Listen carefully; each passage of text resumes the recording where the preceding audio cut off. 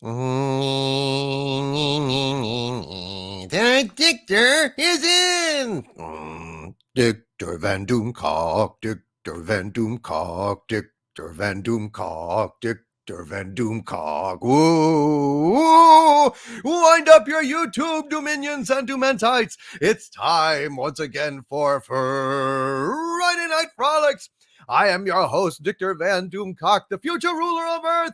And joining me for tonight's frolics is the future destroyer of Earth, my best friend and arch nemesis, the one, the only Harvey Cthuhlu. Greetings, everyone. Greetings, welcome. It's wonderful to see you all here tonight on Friday Night Frolics. Yes, sir, of course it is. And we have got Sabu, the prehistoric doom squirrel with saber teeth and a penchant for nuts. And beyond that, my friends, we have the usual suspects. We have got Eric Herman, Colossus of Bane. We have got Robert Wright, Lady Catherine Fay Queen, the great, the amazing Cardinal Sin, who I hope to be doing something with very soon. We've got John Rendell, Psychosis 29, Benny R. Grau Art. Hello, Benny. Keck 44, outstanding introvert, Daru Samon. We have got Solar Chaos, Stephanie Janisek, Smuggler's Cantina. Hello, Stephanie. It's wonderful to see you. How are you? We've got Von Max, CC Karaoke, Raymond Feliciano, Fet for Hire is here. Hello, Fet for Hire. Mary Stone, Teenage Wasteland, Bun 299, Shield Maiden, Sayla 79. Hello, Shield Maiden, Sayla 79. Good to see you.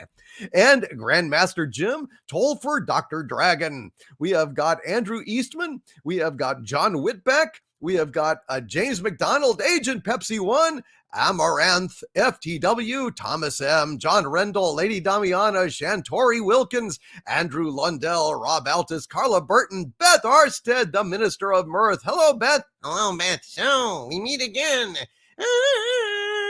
Beth Arstead. And Duke Knight Rider. We have got Alan Trioscillator, Kathleen Morrison, the Guardian of Azarath, Lord Armageddon, Captain Teague, Maestro Chi, Solar Chaos. We have got Kevin Johnson, the Ginger Menace. Hello, hello, hello, hello, hello. And yes, Ginger Menace, I will read Raymond Feliciano's super chats first. Since they pertain to Sandra Feliciano, also one of my wrenches. Trekadam 30, Carla Burton, Rennie A, Hail Rennie A, Nicholas Horton, Brendan, Lego Patent Films, SHS Rebels 08, Nuke Joe 13, B Garcia, SP4H.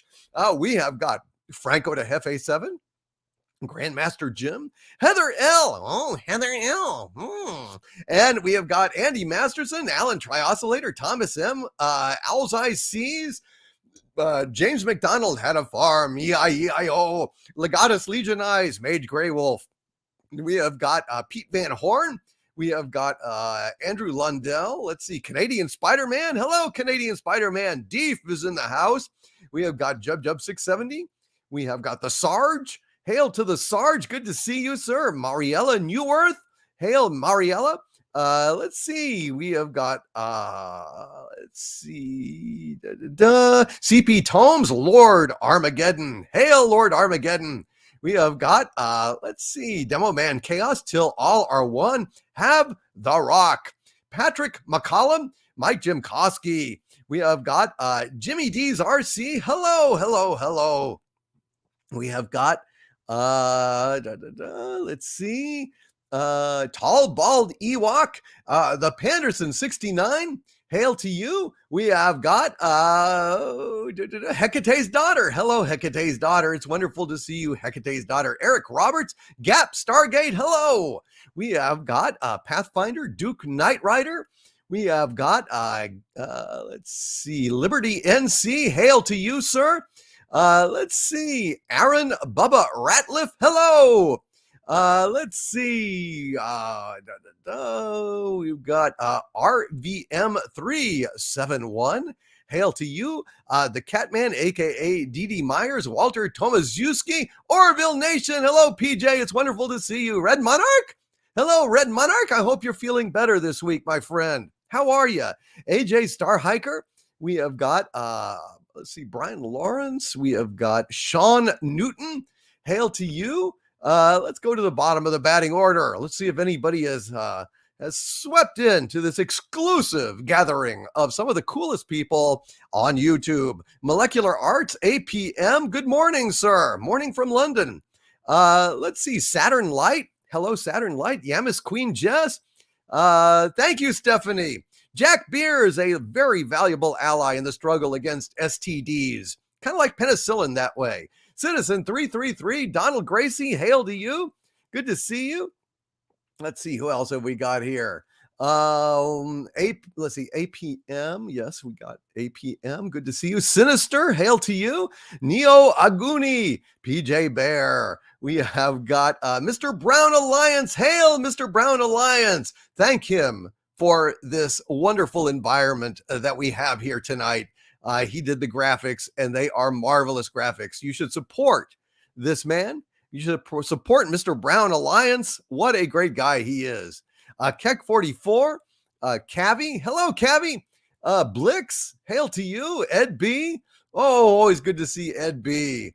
Let's see. Robert Frey. Herc130. Lewis Francis the Third 28. Hail to you. John P says, pull my finger. Oh dear. Oh dear. Oh dear. We have got, let's see, Nomada Star, Brandon the anime guy, Neo Aguni, Muzzle Velocity. Always good to see you, Muzzle Velocity. Dr. Smith X, CP Tomes, David Krantz, Buzzy Jones, Pleasant Valley Pickers CA. Oh, definitely a usual suspect. Marks 47, Arakeen 77. We have got, let's see, Mercenary X21. Oh no, I'm going to read this right now. This is sad. This is sad. My friend Mercenary X21, one of our fellow frolickers here on Friday Night Frolics. Everybody knows Mercenary X21, and he says in a $5 super chat, holy crap, pray for me. I lost my job, looking for a new one, need all the help I can get right now. Last donation from me for a while, bad here in California, need a miracle. My friends, please, folks, if you could, please go ahead and put an M21 in the chat just to give support to our friend Mercenary X21, or you could even do MX21. Please send him some support. This poor guy. I'm so sorry, man. I'm so sorry that you've had this malfunction, this bad luck. But let me tell you, a lot of jobs out there right now. A lot of jobs. They can't even fill them. This is a great, great market to be looking for a new job. And by God, we're sending you lots of love and support, brother. Please hang in there. Brian Christgau, hail to you, sir. Let's see. All right. I think Rekka Wolf. Hello, Rekka Wolf. Hail to you, Rekka Wolf. Italian Stallion. Hail, Italian Stallion. John F. Kennedy is in the house. The Phantom Owl is here. Craig Keeley is here. John Chipola, Joseph Pickin. Hey, Will. Good to see you, Will. Sir Ossus of Liver. Oh dear. Still drinking Romulan ale. Join me and relax and enjoy the show. I'm going to pour myself a stiff one here shortly. Proto Badger, Jorge Lopez. Hail to you all. Wonderful to see you, Brian Kadersha. It's great to have you here. Let's go ahead and sing the Friday Night Frolics theme song, shall we? Take me out to the frolics, take me out to the fun. Let Doomcock rant about Kurtzman Trek. Doctor Who's dead and Star Wars is a wreck, and it's push, push, push Harvey's button. If he don't get out, it's a shame. Screw the bad news. It's Friday night, we'll have fun just the same. Take me out to the frolics, take me out to the fun. Let Doomcock rant about Kurtzman Trek. Doctor Who's dead and Star Wars is a wreck, and it push, push, push Harvey's button. If I don't get out, it's a shame. It sure is. But it's 1, 2, 3 strikes, you're out of the old ball game. We'll have you screwed it up, Harvey. I know. I just wanted to do the baseball song for once. We'll have fun just the same. We'll have fun just the same. We'll have fun just the same. Hail Donna Smith. Hail Dr. Smith X, Charles J. Hemphill, Pathfinder, Star Wars Mansplained. Shoot First Solo, John Fryer. Chloe W., Tolfer, Solar Chaos, Mitch Thibault, hail Mitch Thibault, who remembers when Canada was a great place to live. I'm so sorry, my brother. Mark Scheiber, hail to you, Mark Scheiber. Kevin Johnson, good to see you. All right. Paula Veter, the gamer, baby. Huntress01. Let's play ball. Let's go ahead and have our secondary theme song back in the live stream again. I'm back in the live stream again. Back where I know I have friends, where Nick Horton's up past 4 with my wrenches I adore. I'm back in the live stream again. I'm singing about propane and Karens and pop culture shame, where we stream most of the night and it always feels so right. Back in the live stream again. Whoop-de-tie-you with Harvey and Sabu. Back in the live stream again. Whoop-de-tie-yi, this is the way. Back in the live stream again. Harvey? I'm back in the live stream again. Prevented from bringing the end. Where I get off of this stage and I get to go rampage. Back in the live stream again. I wish I could stomp and destroy every single girlie and boy. I'd stomp 'em in the street with gigantic monster feet. Out of this live stream again. Whoop-de-tie-you with Harvey and Sabu. Back in the live stream again. Whoop-de-tie-yi, this is the way. Back in the live stream again. I'm back in the live stream again. Back in the live stream again. We're back in the live stream again. We are all together, folks, and that's the way it ought to be every Friday night.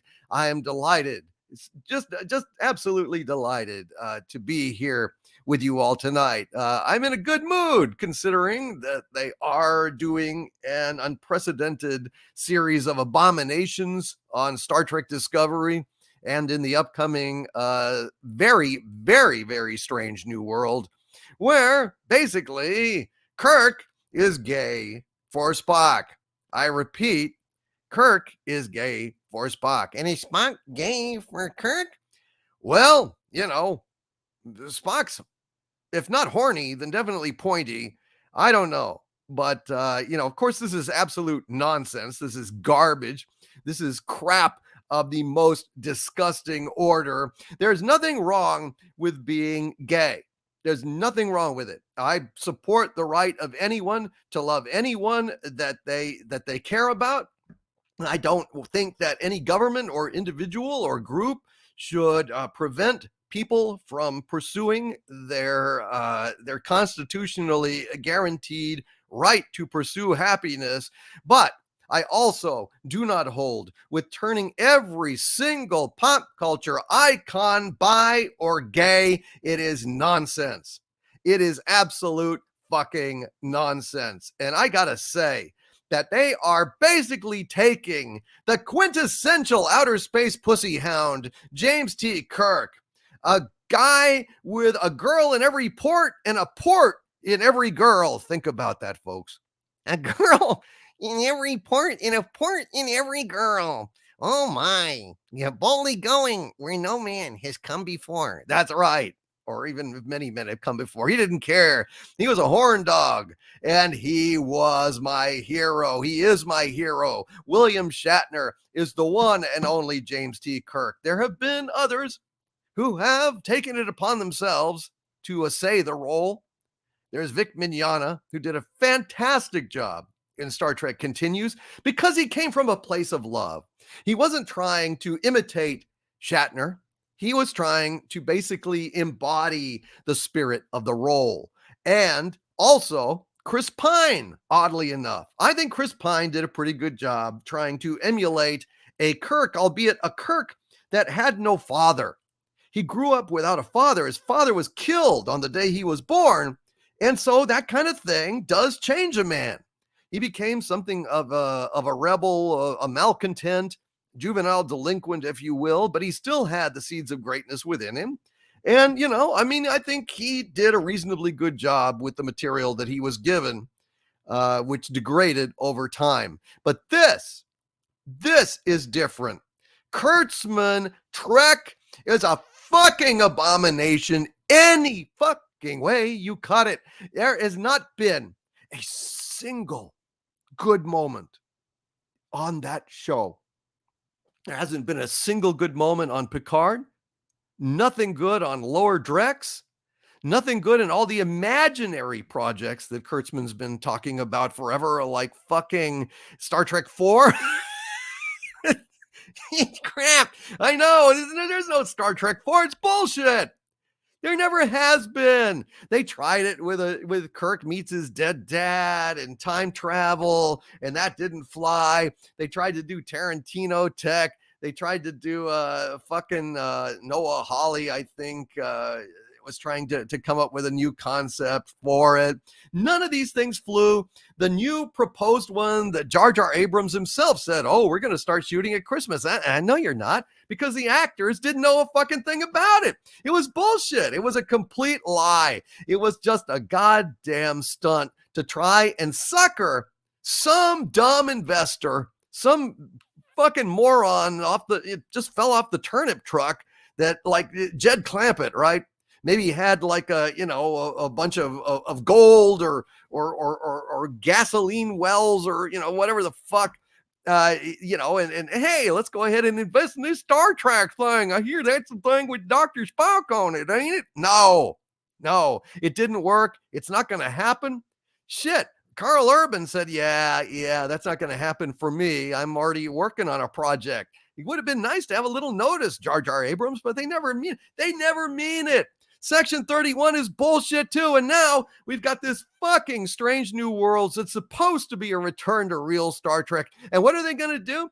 According to rumor, and this is not my rumor, I didn't come up with this. Nobody has told me this, but I've read it over and over again. I've read it in mainstream articles. I've read it in gossip. I've read it in leaks, that they are going to have Kirk be bi and either have a relationship or be hitting on Spock, which is a goddamn disgrace. Not because there's anything wrong with being gay, but because it's wrong to make people gay who are not.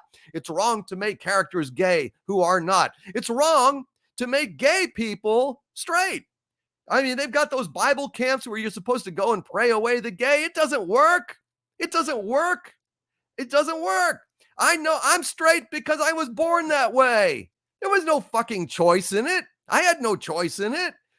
When the minute that I found Playboys in my dad's desk, my little whatchamadiggle got stiff as a board, and I didn't even know what it was for. I didn't know even what sex was. The minute I saw a naked woman, swing, that was me.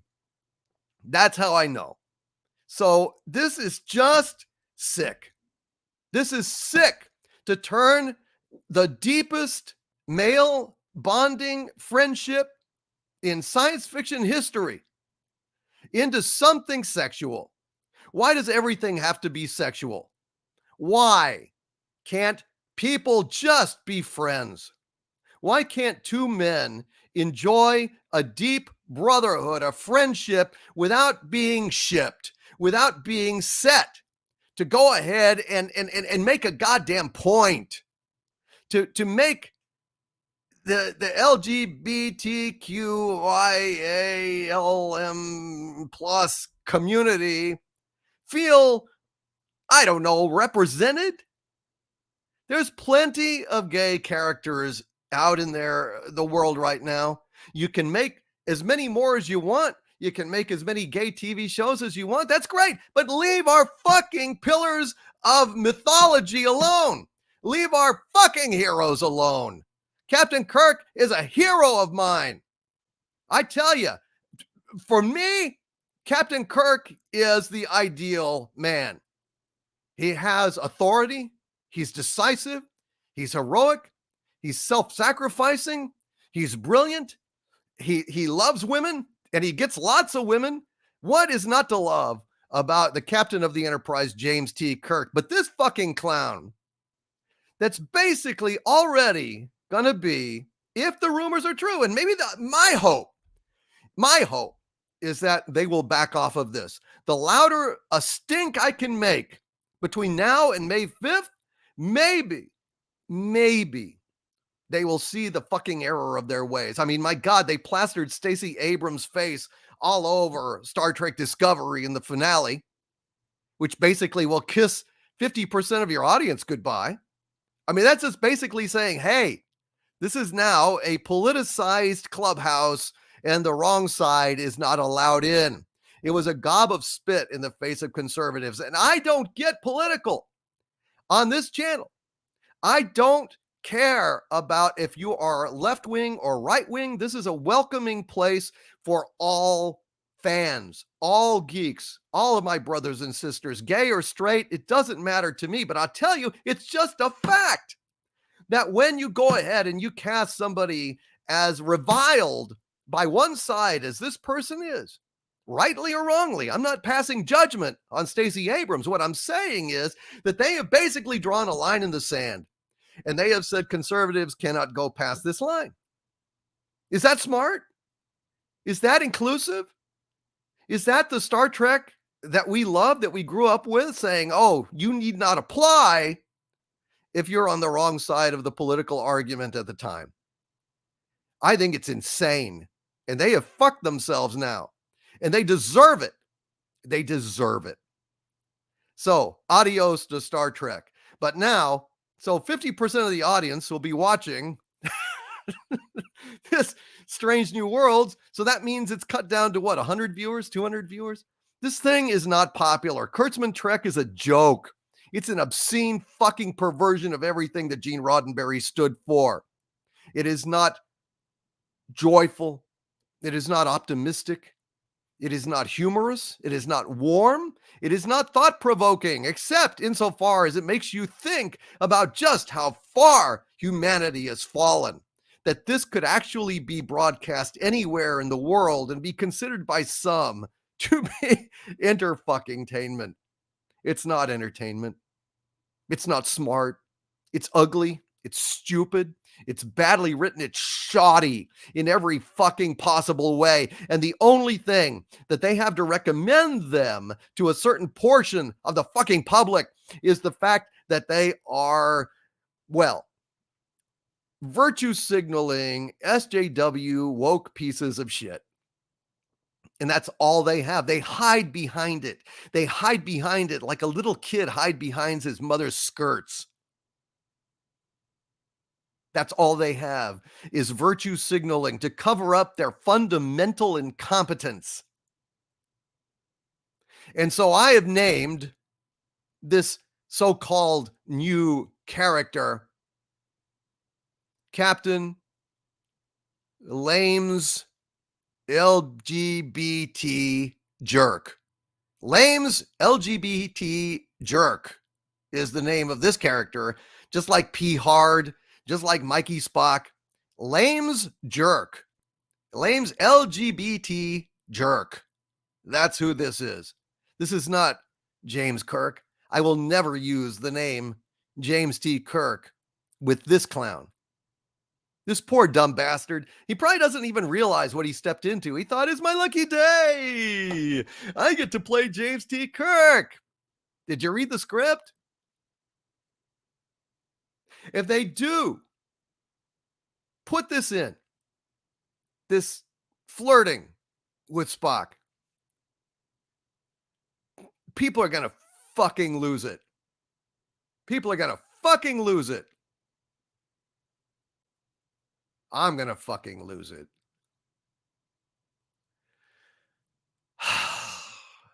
Trek a damn 30 says James T. Cock.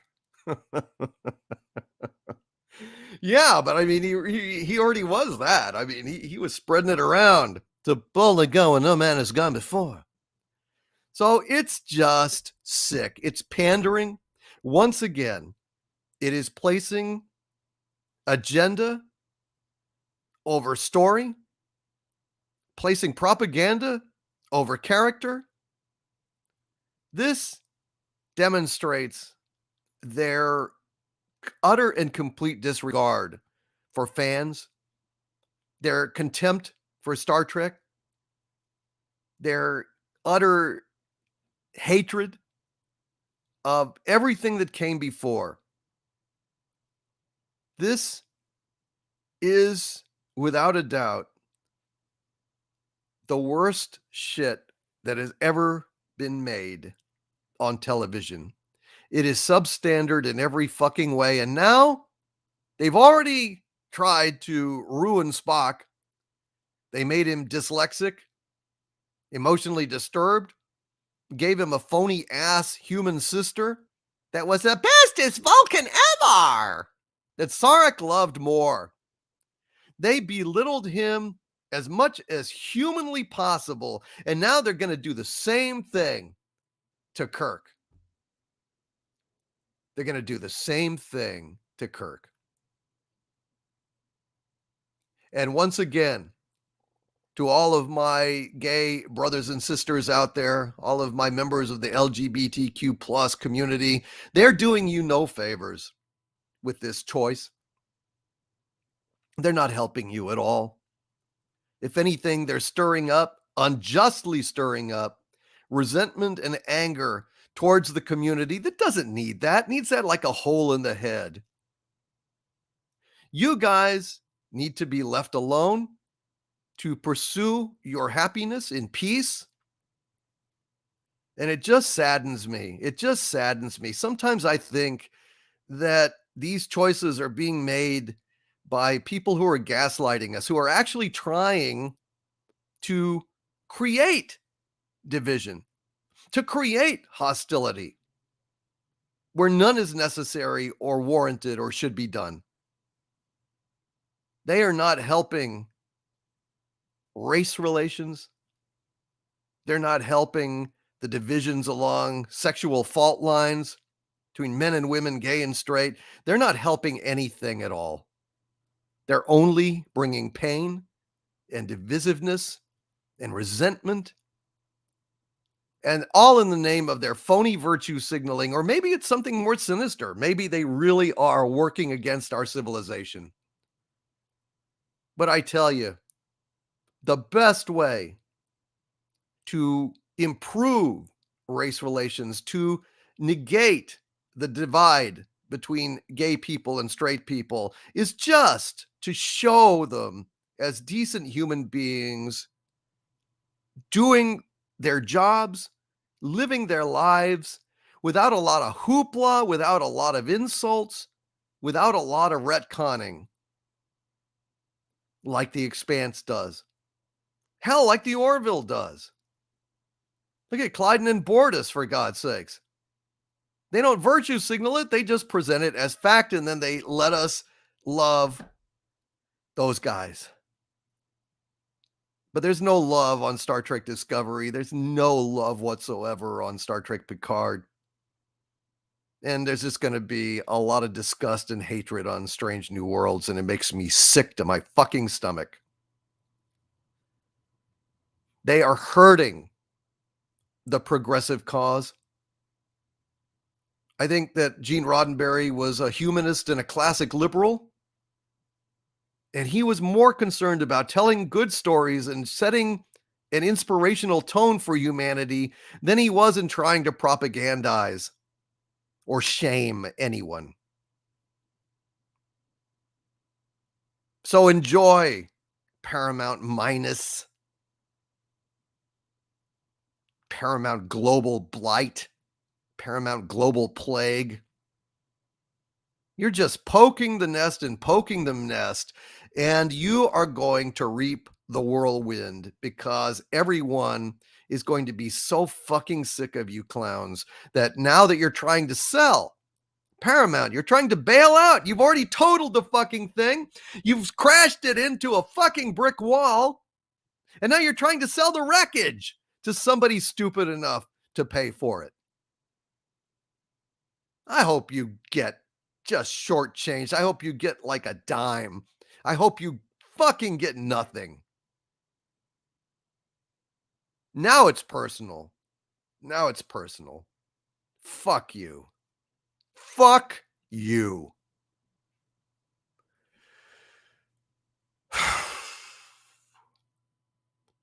And that's what I have to say about Lames LGBT Jerk and Kurtzman Trek as a whole. Oh, God. I swear to God. These fucking people. It just makes me sick. Let's go ahead and have a tent revival, shall we? Can we have a little tent revival here? What do you say, boys and girls? Can we gather under the tent? Before we move to some of these super chats, why don't we move under the tent? And let's have a little bit of that old-timey Star Trek, shall we? Let's have a little bit of that old-timey Star Trek. Well, give me that old-timey Star Trek. Give me that old-timey Star Trek. Give me that old-timey Star Trek. It's good enough for me. Captain Kirk with his shirt ripped clean off. Captain Kirk with his shirt ripped clean off. Kissing girls and fighting Klingoffs. It's good enough for me. Give me that old-timey Star Trek. Give me that old-timey Star Trek. Give me that old-timey Star Trek. It's good enough for me. All the ladies in the short skirts. All the ladies in the short skirts in those high-heeled boots and short skirts. It's good enough for me. Give me that old-timey Star Trek. Give me that old-timey Star Trek. Give me that old-timey Star Trek. It's good enough for me. Give me Spock without no sister. Captain using his two-fister bones. Ain't no bricklayer, mister. It's good enough for me. Give me that old-timey Star Trek. Give me that old-timey Star Trek. Give me that old-timey Star Trek. It's good enough for me. Give me that Starship Enterprise. Give me merch that I want to buy. Give me the Gorny Cesta skies. It's good enough for me. Give me that old-timey Star Trek. Give me that old-timey Star Trek. Give me that old-timey Star Trek. It's good enough for me. With a captain that's a man, optimistic future plans, and women with great cans. It's good enough for me. Give me that old-timey Star Trek. Give me that old-timey Star Trek. Give me that old-timey Star Trek. It's good enough for me. Before Kurtzman went and screwed it, before Goldsman so abused it, before Moonves did contuze it, it was good enough for me. Give me that old-timey Star Trek. Give me that old-timey Star Trek. Give me that old-timey Star Trek. It's good enough for me. Is it dead and gone forever? Is it dead and gone forever? It ain't dead or gone forever. It's on my DVDs. Give me that old-timey Star Trek. Give me that old-timey Star Trek. Give me that old-timey Star Trek. It's good enough for me. It's good enough for me. Is it good enough for you, brothers and sisters? Hail! Hail to you all. Hail to my original Star Trek fans out there. Hail to Gene Roddenberry and Dorothy Fantana and Bob Justman and Gene Kuhn, all those guys that made Star Trek unforgettable. Unforgettable. And let's have the frog song too while we're at it. Oh, hello, my baby. Hello, my honey. Hello, my ragtime gal. Send me a kiss by wire. Baby, my heart's on fire. If you refuse me, honey, you'll lose me and you'll be left alone. Oh, baby, telephone and tell me I'm your own. Good evening, friends. Good evening, friends. That's right, damn it. Thank you, Harvey. You're welcome. Not a bad rant, dude. Not a bad rant. Thank you, Harvey. I appreciate that. I appreciate that. Well, let's go ahead and go to some of the super chats. Thank you all for being here tonight. And I was told that I should search for Raymond Feliciano's super chats here to Sandra Feliciano, who I believe may be in a plane. She may be in a plane right now. I took a trip on a train and I thought about you. And Raymond Feliciano with a $5 super chat. Thank you, Raymond. Says, my liege, she may already have landed by the time you see this, but can you in the chat send good thoughts to Sandra on her secret mission? Hail, Sandra Feliciano. Good luck, dear lady. Good luck. Your absence is keenly felt here, and we love you on Friday Night Frolics, and we're just sorry that you are not around. But secret mission sounds intriguing. So thank you, Raymond Feliciano, for that super chat and for that message to Sandra. Sandra, hopefully we will see you later, but if not, straighten up and fly right. Cool down, daddy, don't you blow your top. All right, let's go to the super chats here. Hail to the Minister of Mirth, Beth Arstead, who is the first here tonight. The first super chat. Hail to you, O Minister of Mirth. And Beth Arstead says, hey, Harvey. Uh-oh. And so it begins. Beth Arstead says, hey, Harvey, what does a tick and the Eiffel Tower have in common? I don't know.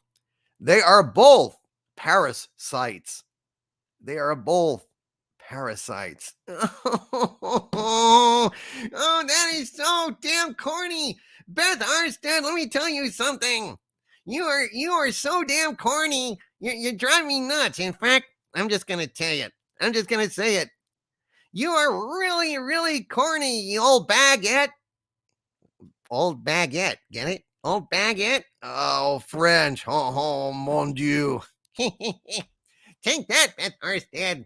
You Minister of Mirth, you. Oh dear, oh dear, oh dear. Well, unfortunately, though, she's not old and she's not a bag or a baguette. She's a lovely young lady. Well, still, it was a funny thing. Yeah, well, it's a funny pun. I mean, you had to work baguette in there somehow, but anyway, there you go. Hail Beth Arstead. I do like that. Beth has the best joke book ever, says Pleasant Valley Picker CA. I beg to differ, mofo. I beg to differ. And Mellis Williams with a $4.99 super chat. Thank you, Mellis. Says at work right now. Just wanted to say hello to everyone before I go back to work. Hello, Mellis Williams. Thank you for popping in here, man. Really appreciate you. Hail to you. And thank you for being here tonight.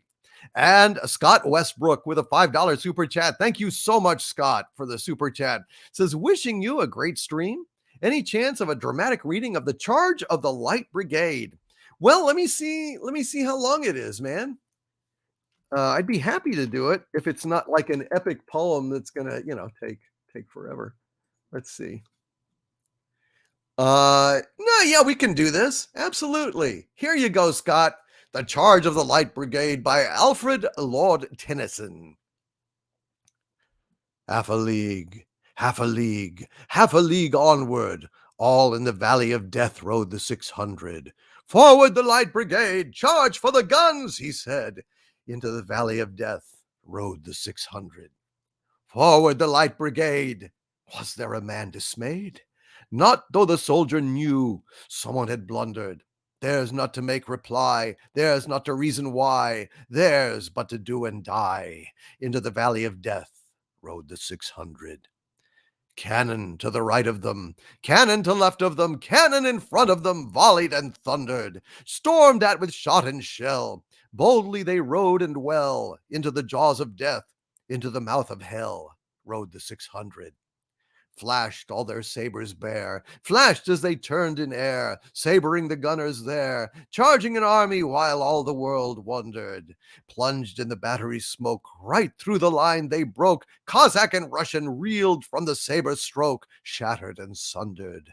Then they rode back, but not the 600. Cannon to right of them, cannon to left of them, cannon behind them volleyed and thundered, stormed at with shot and shell, while horse and hero fell. They that had fought so well came through the jaws of death, back from the mouth of hell, all that was left of them, left of 600. When can their glory fade, or the wild charge they made? All the world wondered. Honor the charge they made. Honor the Light Brigade. Noble 600. And there you have it, my friend. Scott, thank you for that super chat. And there you go, your dramatic reading of the Charge of the Light Brigade. Thank you, my friend. And CC Karaoke, hail CC Karaoke, said, I had been planning with a $5 Canadian super chat. Thank you, CC Karaoke. I had been planning to watch Book of Boba Fett with my dad. Instead, we started watching Justified. We're 7 episodes in and both love it. Hell yes, CC Karaoke. I love Justified. I watched the whole series and really liked Boyd Crowder in that. I'll never forget him saying, fire in the hole, and launching that missile. What's his name? Walton Goggin was fantastic on the Shield. He was fantastic as Boyd Crowder down in the holler on Justified. What a great show, dude. Hail to you and your dad. I'm glad you're enjoying the show. You've got a wild ride coming, man. You got a wild ride coming, and I think you're gonna love it. Thank you, CC Karaoke, very, very much, my friend. And Brian Lawrence with a $10 super chat. Hail to the Brian Lawrences. Thank you for the super chat. He says, wampum and apology for Harvey. I'm sorry. I assumed Harvey would obviously be the monster in last week's Putting on the Ritz from Young Frankenstein. Could you sing it again with Harvey as the doctor? Well, sure. We could do that. Yeah. I kind of like the idea of being the doctor for a change instead of the damn monster. Why should you get all the fun, Doomcock? You're a glory hog and kind of a dick. Well, I don't know. You got to make it personal, but all right. Go ahead. Ladies and gentlemen, Maidon and Mishurin, Damen und Herren, from what was once an inarticulate mass of lifeless tissues, may I now present a bold, sophisticated Doomcock around town. Hit it. If you're blue and you don't know where to go to, why don't you go where Harlem flits? Putting on the Ritz. Spangled gowns upon a bevy of highbrows from down the levee, all misfits. Putting on the Ritz. That's where each and every Lulu Belle goes. Dun, dun, dun, dun, every Thursday evening with her swell bows. Rubbing elbows, come with me and we'll attend their jubilee and see them spend their last 2 bits.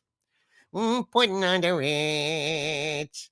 Have you seen the well-to-do up on Lenox Avenue, on that famous thoroughfare, with their noses in the air, high hats and narrow collars, white spats and $15, spending every dime for a wonderful time? If you're blue and you don't know where to go to, why don't you go where Harlem flits?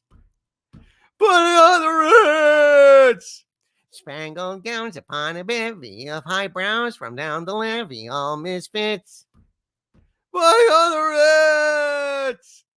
That's where each and every Lulu Belle goes. Dun, dun, dun, dun, every Thursday evening with her swell bows. Rubbing elbows, come with me and we'll attend their jubilee and see them spend their last 2 bits. Put on the Ritz. Da master, Doomcock. Well done. Thank you, Harvey. I appreciate that. I guess. Thank you, Brian Lawrence. Appreciate you, my friend, and thank you. SHS Rebels 08 with a $4.99 super chat. Thank you, SHS Rebels 08 says, Hail Doomcock. Could Sabu please tell us a scary ghost story? Sure, Sabu. What have you got to tell us now? Uh-oh. Already, this isn't starting out very good. Oh, no. It's like... Uh-oh. That's not good.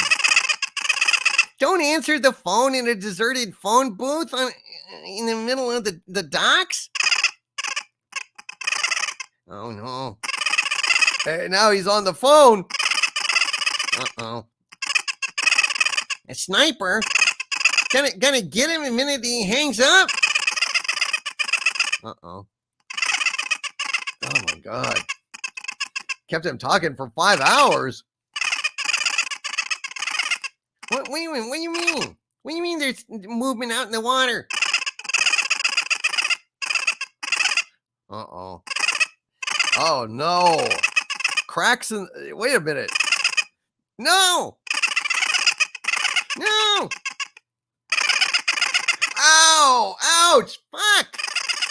A spear gun right up through the floor of the dock in the phone booth? Oh, fucking hell! Right up through his brain. Wait, I thought there was like some kind of terrorist shit. No, it's worse than that. a sea creature coming up onto the dock?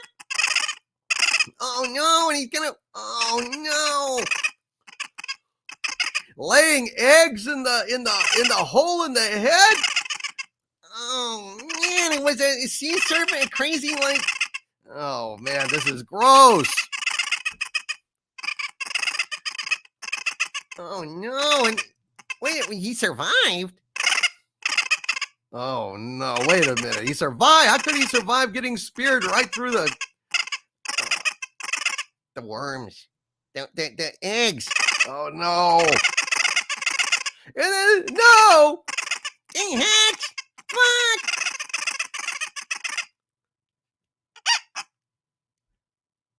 And then there is Wormhead Part 2, the hospitaling.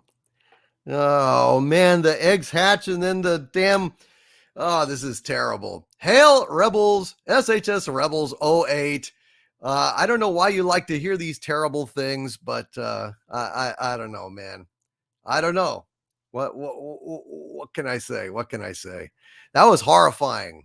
Owl's Eyes Sees with a $10 super chat. Hail Owl's Eyes Sees says, President Abrams Alphabet Kirk. Surely I have died and been sent to owl hell. Well, Owl's Eyes Sees, if you are in owl hell, then apparently all of us are in owl hell.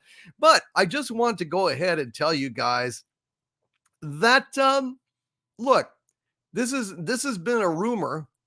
It's been a persistent rumor for quite a while now that that this is going to happen, that they're turning Kirk gay. And I'm hoping that it's just not true, although there have been no denials about it, so I suspect it's probably true, because if it was not true, they might go ahead well and say, you know, this is not true, this is a lie, but they haven't. Two, I am still hopeful that we will never see it. Surely they're not like, you know, La Cage aux Folles gay, right? Like they're not picking out curtains and traipsing down the hall, you know, hand in hand, wearing pink jumpsuits and, I don't know, listening to Justin Bieber or shit like that. Disco ball dangling from the holodeck, shit like that. I'm hoping it's just a few scenes that once they see how much people hate this shit, that they'll just cut it out. You know, just cut it out. Hopefully it's not like a major, like, subplot. It's just like a few virtue signaling scenes that they could easily excise. That's my hope on it. But I just don't know. I just don't know. Well, I'm hoping that it's not true. I'm really hoping that it's not true. Me too. I hope at least if it is true that we will never see it. David Krantz with a $10 super chat. Hail, David Krantz says, Hail, Lord Doomcock. Just to keep things from getting confusing, I use the alias Davy Boy Smith 9 on Discord. You can call me David, Davy, or Dave. Just don't ask me where Goliath is. He's dead to me. Thank you, David. I was wondering about that. Oh, Davy boy, the pipes are calling from glen to glen and down the mountainside. Hail, David Krantz. Thank you, David, and or Davy Boy Smith 9. I appreciate knowing who you are. And Robert Wright with a $9.99 super chat. Thank you very, very much, Robert Wright. Says, Hail Team Bacon. Agent Pepsi 1 will love this one. Could you please read the lyrics to Get Out of My Dreams, Get Into My Car by Billy Ocean as Bill Clinton? Thank you for all the fun on Fridays. You are welcome, Robert Wright. Get out of my dreams, get into my car. I like the sound of that. So I'm going to look up the lyrics. See if I can find them real quick. All right, here we go. This is Get Out of My Dreams, Into My Car, Agent Pepsi 1. If your husband's listening, this is Hillary Clinton, not Bill Clinton. Just want to say that. Hail to your Muslim uncle. Hail to Michigan Man 95 and Ardath Bay salty buttered bags. Hail to all you guys out there. All right, here we go. Hail to Degato out there. Here we go. Hey, you get into my car. Yes, you get into my car. Who's that lady coming down the road? Who's that lady? Mm-mm. Who's that woman walking through my door? What's the score? I'll be the sun shining on you. Hey, Cinderella, step in your shoe. I left you a little something in there. Think you'll like it. You're not supposed to laugh. Don't editorialize. Just do the thing. All right. I'll be your nonstop lover. Get it while you can. Your nonstop miracle. I'm your man. Get out of my dreams. Get into my car. Get out of my dreams. Get into the back seat, baby. Get into my car. Beep, beep. Yeah. Get out of my mind. Get into my life. Oh, I said, hey, you. Get into my car. Oh, baby. Lady driver, let me take the wheel. Smooth operator, touch my bumper. Bumper, I said. Hey, let's make a deal. Make it real like a road runner. Coming after you just like a hero out of the blue. I'll be your nonstop lover. Get it while you can. Nonstop miracle. I'm your man. Unless your husband's listening, in which case I'm your first lady, Hillary Clinton. Get out of my dreams. Get into my car. Get out of my dreams. Get into the back seat, baby. Get into my car. Beep, beep. Yeah. Get out of my mind. Get into my life. Oh, baby, let's go. I'll be the sun shining on you. Hey, Cinderella, step into your shoe. I'll step into you. I'll be your nonstop lover. Get it while you can. Nonstop miracle. I'm your man. And your ex-president, unless of course your husband's listening, in which case I'm your first lady, Hillary Clinton.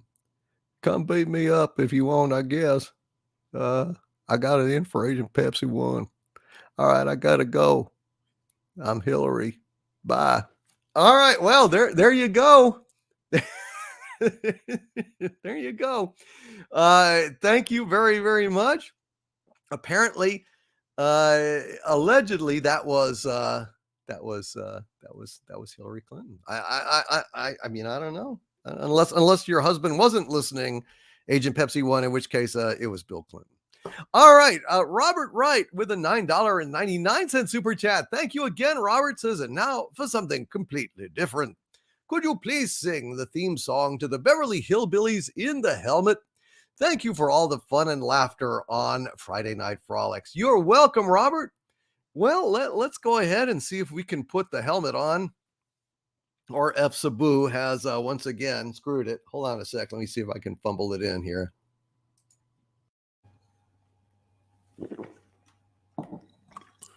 Testing. 1, 2, 3, 4. All righty. Well, so you're wanting to hear the theme to the Beverly Hillbillies with the helmet on. Hail to all of you on Friday Night Frolics. Let's go ahead and have this song. Let me tell you a little story about a man named Jed. A poor mountaineer barely kept his family fed. Then one day he was shooting at some food, and up to the ground came a bubbling crude. Oil, that is. Black gold. Texas tea. Well, the next thing you know, old Jed's a millionaire. The kin folks said, Jed, move away from there. Said, California is the place you ought to be. So they loaded up the truck and they moved to Beverly Hills, that is. Swimming pools, movie stars. The Beverly Hillbillies. The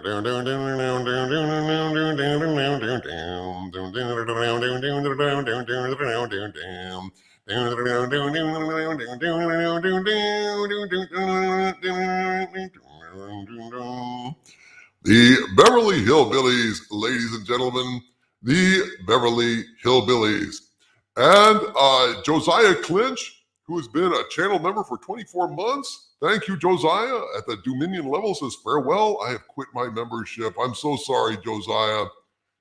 We will miss you, but we will love you no matter what. Thank you for being here. Oh, ruler of South Dakota, we love you, buddy, and we will miss you, buddy. Thank you for being here. And Brendan, who's been a channel member for 21 months at the Dominion level, says, hail Doomcock. And I say, hail Brendan. Thank you for being here, Brendan. Thank you for being a member for 21 months, which is fantastic. Hope you stick around for 21 more. We've got some great stuff coming on the channel lately. We got some new stuff. We're going to open up another section of the base here. And you're going to meet another of our denizens down below, and we're going to be having the Skull of Calderon make another appearance here very, very soon. Thank you, sir, for all of your support, Brendan. We really appreciate it. And Saul Shymek, who's been a channel member for 8 months at the Dumentite level. Thank you very much, Saul. Saul says, tonight's reading suggestion, Delta Green, Alien Intelligence by Bob Kruger. The Lovecraft mythos for the 21st century's 8 short stories. Enjoy. Hail Saul Shymek. And thank you, Saul, very, very much. And good luck with that. Appreciate your tip, man. Delta Green Alien Intelligence, folks. Delta Green Alien Intelligence. And Leech ICM with a $5 super chat. Thank you, Leech ICM, says, I hear C3MFO does dirty deeds and done dirt cheap. Oh, yes, I certainly do, sir. I hate all you meatbags, and so if I can get paid to grease you motherfuckers, I'd be very, very happy to do so. I hope Republic Credit will do. I'd like to introduce C3MFO to Kurtzman. Oh, certainly, sir. I've been wanting to meet Mr. Kurtzman for a long time. I shall go and say hi to him. Hail Elite ICM, C3MFO, oh dear. And Dango55 with a $4.99 super chat. Thank you, Dango55 says, can Harvey read the lyrics to Chuck Berry's Memphis, I think he'll like the ending. Harvey, Well, sure, man. I can give it a shot if you can find the lyrics for me. Yes, let's see. Let's see if we can find it here. Trying to find it. Yes. Here we go. Yeah, here we are. All right, here we go. Harvey, have at it. Long distance information. Give me Memphis, Tennessee. Help me find a party that tried to get in touch with me. She did not leave a number, but I know who placed the call because my uncle took a message and he wrote it on the wall. Help me information. Get in touch with my Marie. She's the only one who'd call me here from Memphis, Tennessee. Her home is on the south side, high upon a ridge, just a half a mile from the Mississippi Bridge. Last time I saw Marie, she was waving me goodbye, with hurry home drops on her cheek that trickled from her eye. We were pulled apart because her mom did not agree. He tore apart our happy home in Memphis, Tennessee. Help me information. More than that, I cannot add, only that I miss her and all the fun we had. Marie is only 6 years old. Information, please. You got to put me through to her in Memphis, Tennessee. An excellent suggestion. Thank you very, very much to you, Dango55.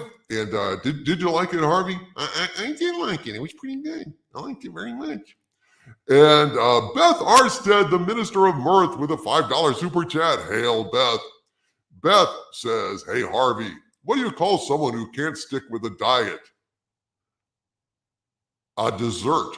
Oh, crap. Hey, get out of my helmet, by the way. How do you hack into my helmet? I just like to do it, man. What can I say?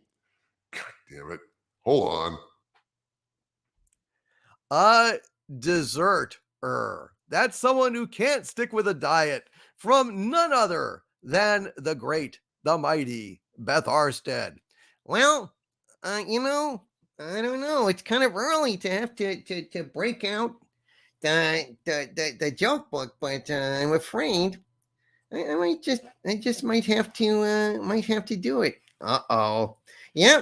Well, you got a food joke for me, huh? Well, I got one for you, Beth. All right. So, a man walks into a Bangkok bar and sees a sign reading Chinese sandwich, $1.50, chicken sandwich, $2.50, hand job, $10. The man beckons to one of the barmaids. I was wondering, he says, are you the one who gives the hand jobs? Yes, she purrs, that's me. Then go wash your hands, says the man. I want a cheese sandwich. Hey-oh! Well, there that's pretty good. A hungry termite walks into a bar and says, is the bartender here? Is the bartender here? Get it? Is the bartender here? Harriet Cthuhlu, ladies and gentlemen, Harriet Cthuhlu. He's here all week. Be sure and tip your waitress. Thank you, Harvey. You're welcome. You're welcome. I got him all day long, Beth. I got him all day long. Oh dear, oh dear, oh dear. SHS Rebels 08 with a $4.99 super chat. Thank you, SHS Rebels 08, who says, Doomcock, could you please sing Johnny? I hardly knew ye. Absolutely, SHS Rebels 08. Haven't sung that one in a while. Let me search for that. Let's go ahead and sing this here. All right. All right. Let's go ahead and sing this song. Hold on just a sec here.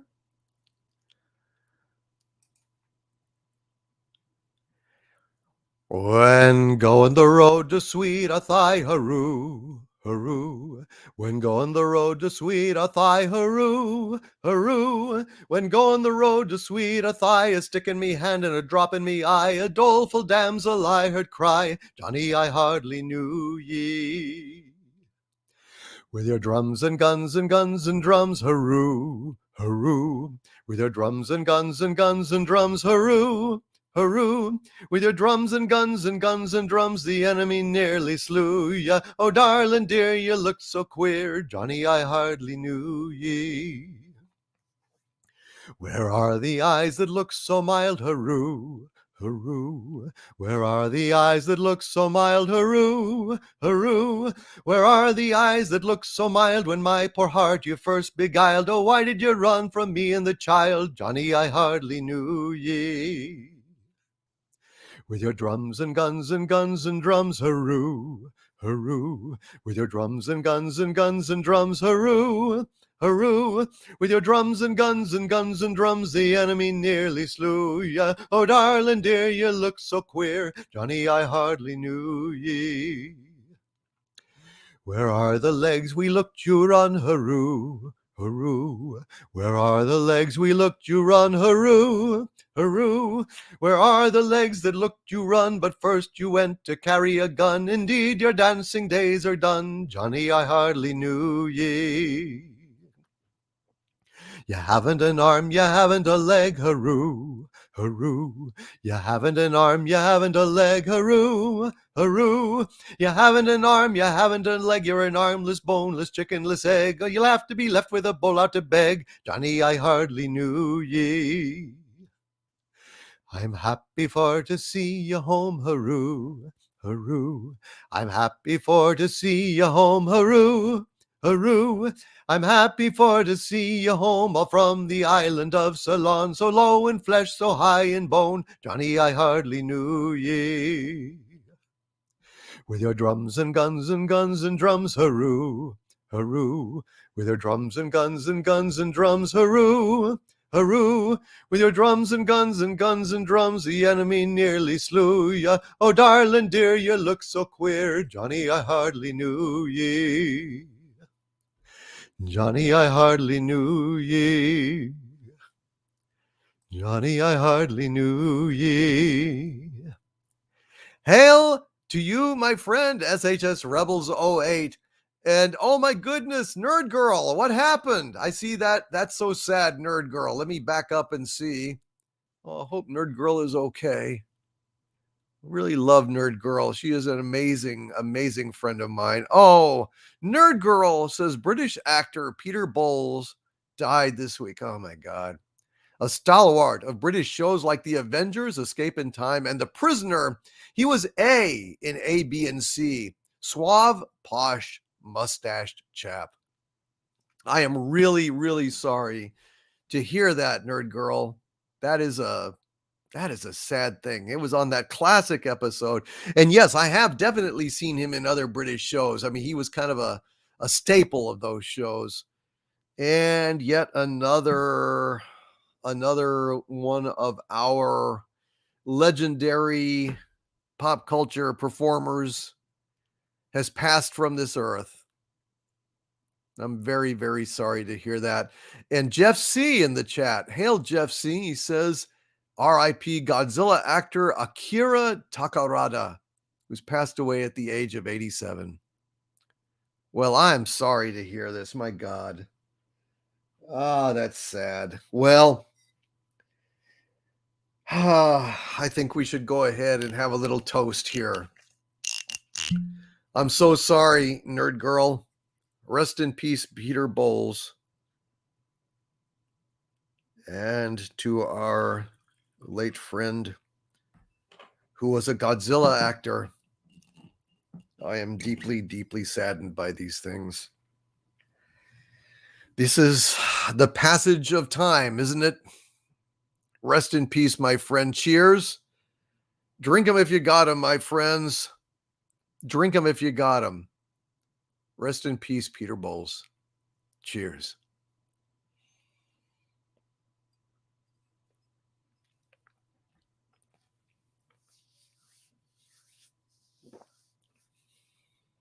toss them back for those great folks. I'm just really sorry. Darus Saman says still a pretty ripe old age though, 87. I mean, it's true. But nevertheless. And Scott Hall says Raymond Feliciano. We lost Scott Hall, Akira Takahara, Peter Bowles. Well, that calls for another drink. Rest in peace, gentlemen. Thank you for contributing to our, well, I was going to say our dreams, our lives. He was a great, these were great people. God bless you. Rest in peace. Cheers.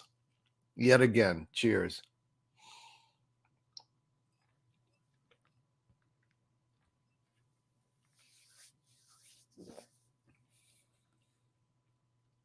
But on the positive side, the Guardian of Azarath says a woman here in the UK turned 106 today, which is fantastic.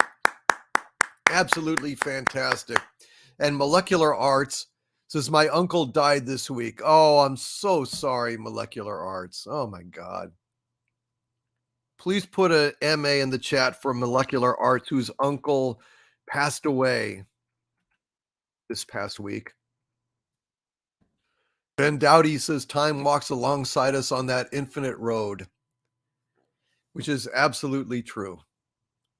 Absolutely true.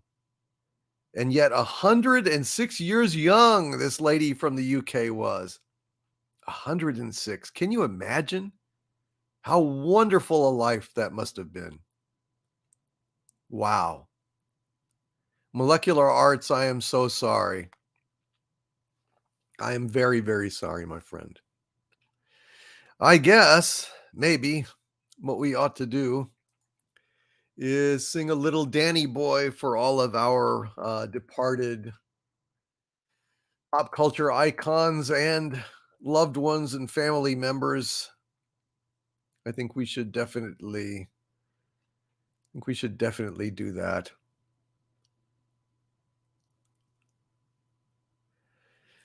So here it goes to them and to your uncle Molecular Arts as well. Oh, Danny boy, the pipes are calling from glen to glen and down the mountainside.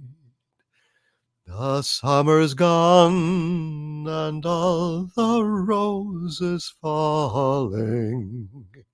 'Tis you, must go and I must buy.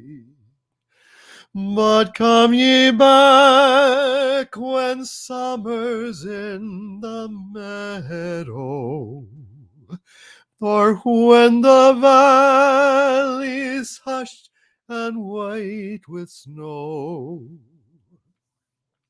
'Tis I'll be here in sunshine or in a shadow. Oh, Danny boy, I love you so.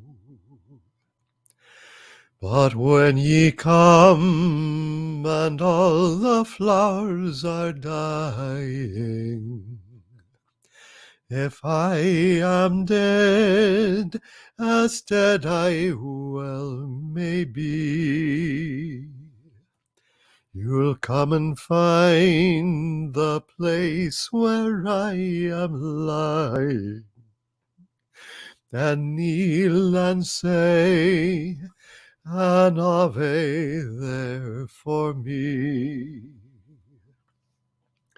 And I shall hear, though soft, you tread above me, and all my grave will warmer, sweeter be.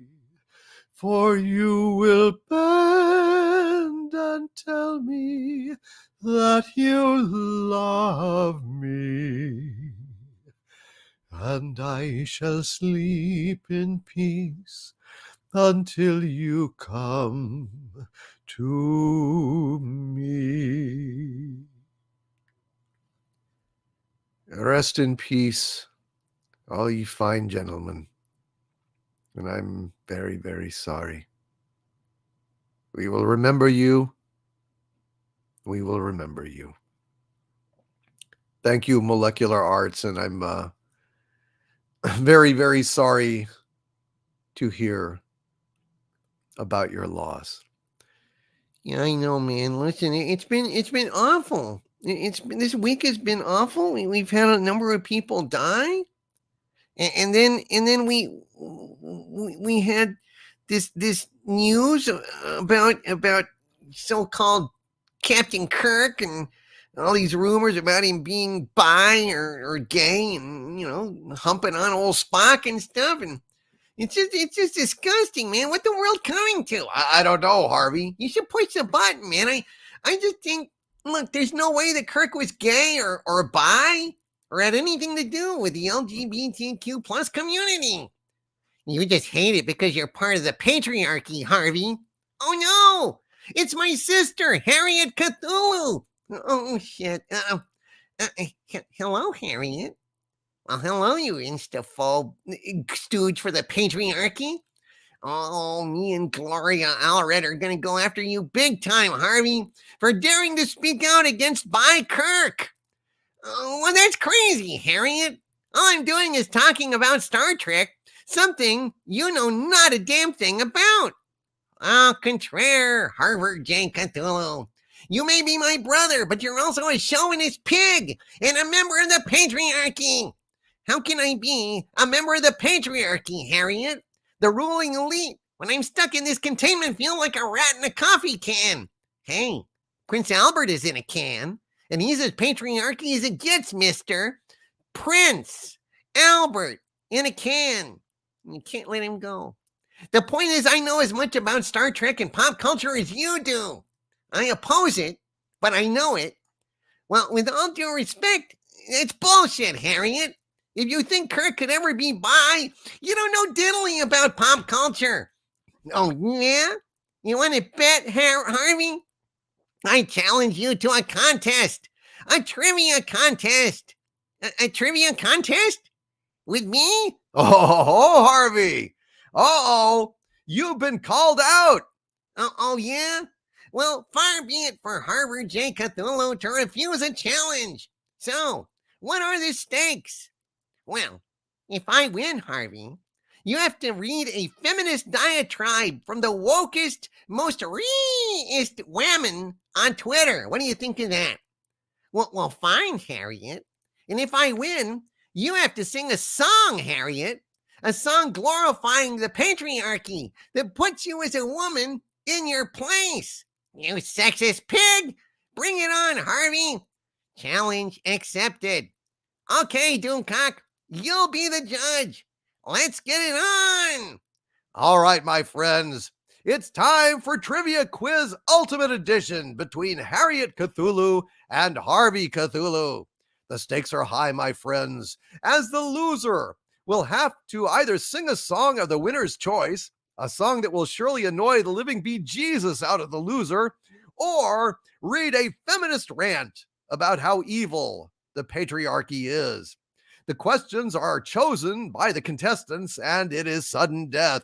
One wrong question, and the singing and or reading begins. At the risk of appearing to be sexist, it's ladies first on Friday Night Frolics. Harriet, ask your question. Okay, you phallic fucker. Harvey, what is the serial number of the USS Constellation on the Star Trek? Ha! You can't get me with that one, Harriet. The serial number is NCC 1017. Correct. Harvey, ask your question. Okay, Harriet. Who was the original screenwriter for Empire Strikes Back? Other than Lawrence Kasdan, who stepped in to do a rewrite than when the original writer passed away. Well, Harvey, fortunately, I studied Empire Strikes Back while writing my dissertation on sexist tropes in infantile patriarchal entertainment.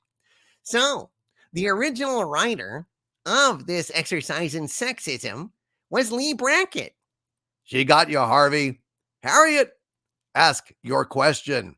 Hey, Harvey, who starred in the excellent sci-fi movie Silent Running, a movie that featured echo warriors trying to save the forests from the predations of penile perps, and it had a theme song by Joan Baez. I mean, what could be better than a theme song from Joan Baez, eh? Oh, Harriet, please. Why don't you make this hard on me? The answer is Bruce Dern. Correct. Damn you, Harvey J. Cthulhu. You'll be reading feminist propaganda before all this is through. You'll have to beat me first, Harriet. You'll have to beat me first. You're going to have to come down here. You understand? You're going to have to come down here. Riddle me this, Miss Pop Culture. True or false? In Dune, the sandworms were called Old Man of the Desert. Ha! That's false, Harvey. They're called Shai Hulud. Doomcock, your verdict? Wrong, Harriet. Wrong.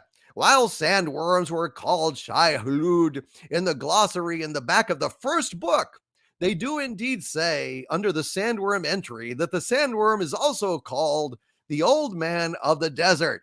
No! Yes, Harriet, yes! You lost! And now you are in my power! Son of a phallic-centric gun! Damn you, Harvey J. Cthulhu! Damn you! So, how about a nice song, Harriet? You want to sing me a nice song? A nice song about a girl loving and being subordinate to a member of the patriarchy? No, you can't make me. Do you want to getting out that feminists don't keep their word? That they welsh on bets? No, it would set the movement back. Then pucker up, sweetheart. It's song time. Here's the song I want you to sing. Look, here's the sheet music. Oh my God, no! It's humiliating. Want me to spread it all over the interwebs that feminists can't be trusted? That they're chicken shit? No. All right, damn you. I'll sing it. Harriet, be sure and do your best Marilyn Monroe and stand over the grate blowing your skirt up. It's song time. Oh, Billie Jean King, forgive me. Your song, Harriet. I used to fall in love with all those boys who qualify cutie. But now I find I'm more inclined to keep my mind on my duties. Or since I've come to care for such a sweet millionaire.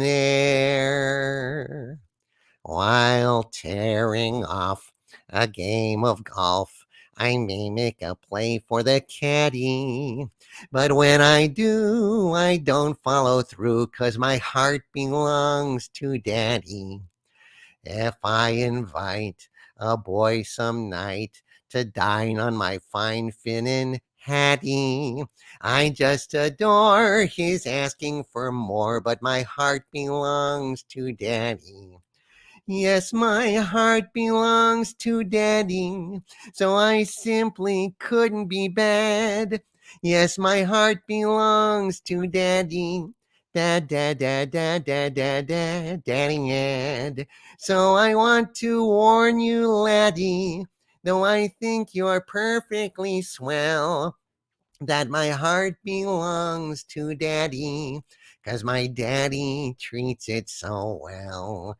But there's more, Harriet. Yes, damn you, there's more. If I invite a boy some night to cook up a fine enchilada.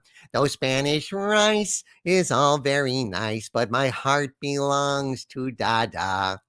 If some man seeks to buy me treats and thinks that I'll give him ooh la la, he'll think again and go home alone when I say I belong to Papa.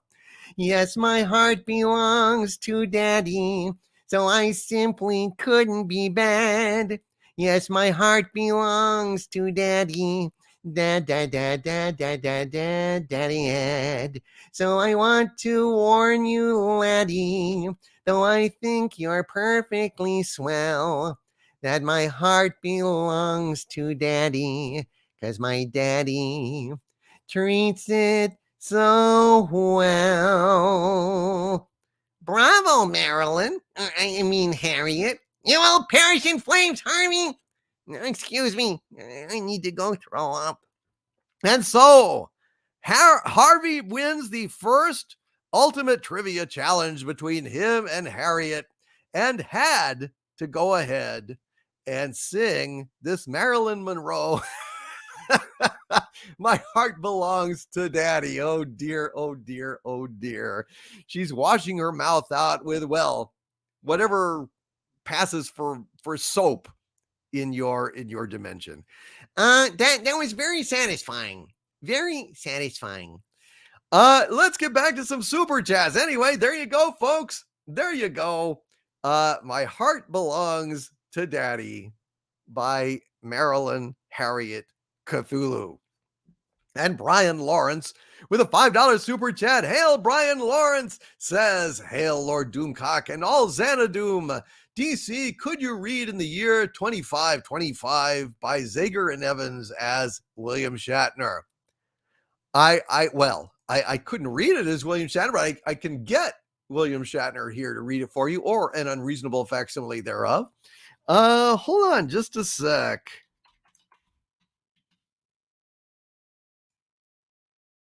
Captain, go ahead and take it away.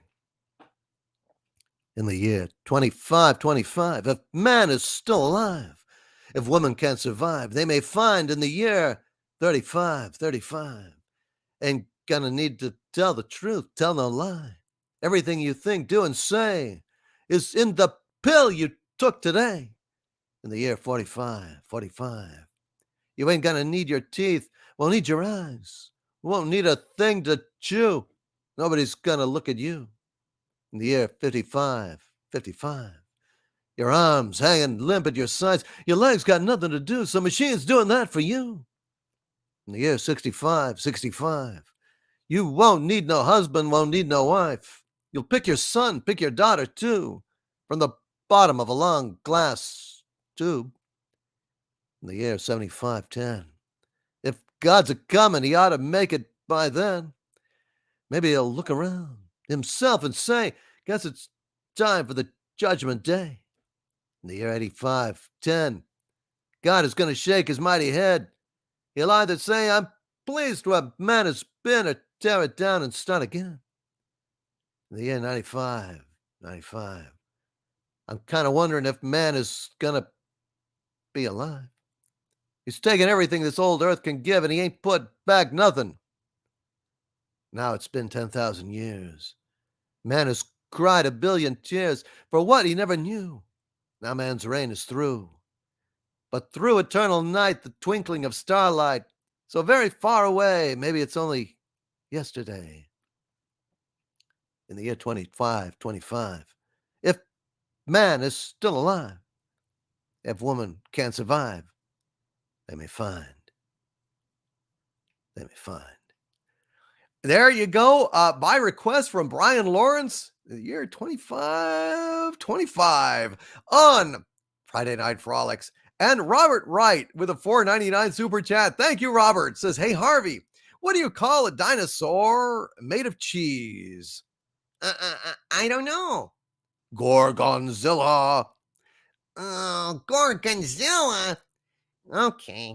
So it looks like tonight we're getting a whole lot of food jokes here. A lot of food jokes. So I'm going to go ahead and open up the old joke book. No.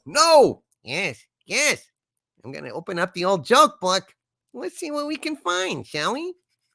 Okay. So, a little old lady orders a burger in a cafe. She then watches as the cook grabs a hunk of chopped meat, stuffs it in his bare armpit, pumps his arm a few times, then tosses it on the grill. The old lady says, "That's the most disgusting thing I've ever seen." The waitress replies, "Yeah, you should see him making the donuts."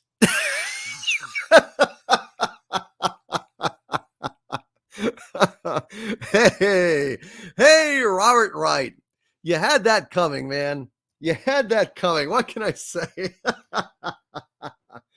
Oh, dear. Oh, dear. Shecky Cthulhu, ladies and gentlemen. Shecky MF Cthulhu. And thank you, Robert Wright, for that. Amaranth FTW with a 99-cent super sticker of a face looking all wide-eyed and excited with hearts in the eyes. Thank you very much, Amaranth FTW. And Robert Wright with a $4.99 super chat. Thank you, Robert. Says, "Hey, Harvey, what did one cheese yell at the other?" Oh, God, another food joke? Leave provolone. Okay. Uh-oh. No, now he's pissed. Yeah. Okay. All right. Well, if this is what you wanted, okay by me.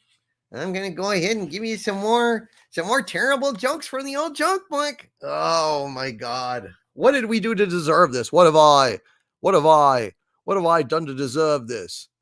Oh, you know, asshole. So, a lord dines with an elderly duchess one evening. Next day, a friend asks him if he enjoyed himself.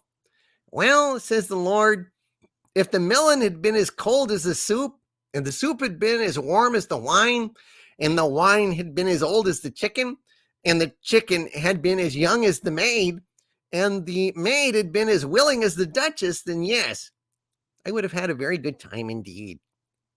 Oh, I don't know. I don't know about that one. Okay. A man goes into a restaurant and says, "How do you prepare the chicken?" The man says, "Well, we don't. We just tell it straight that it's going to die." A man orders a pizza, and the clerk asks if he should cut it into 6 pieces or 12. "Make it 6, says the man. "I could never eat 12. Shecky Cthulhu, ladies and gentlemen.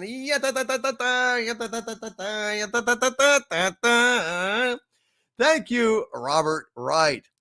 And we have got Robert Wright. No, Till Aller One with a $5 super chat. Thank you, Till Aller One. Says, Harvey, the female janitor trainee at my job asked if I wanted to smoke a bowl with her. I told her I don't deal with high maintenance women.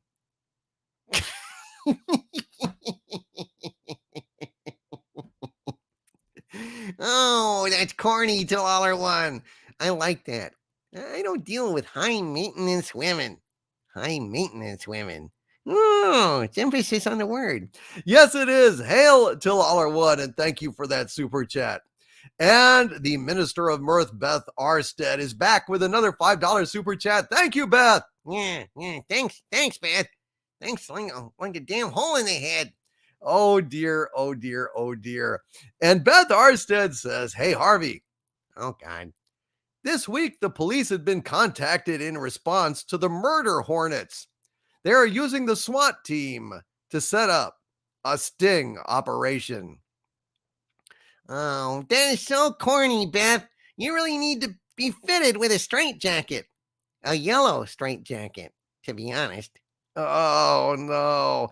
Hey, what do you want from me? They can't all be treasures. I'm just winging it. Oh, no.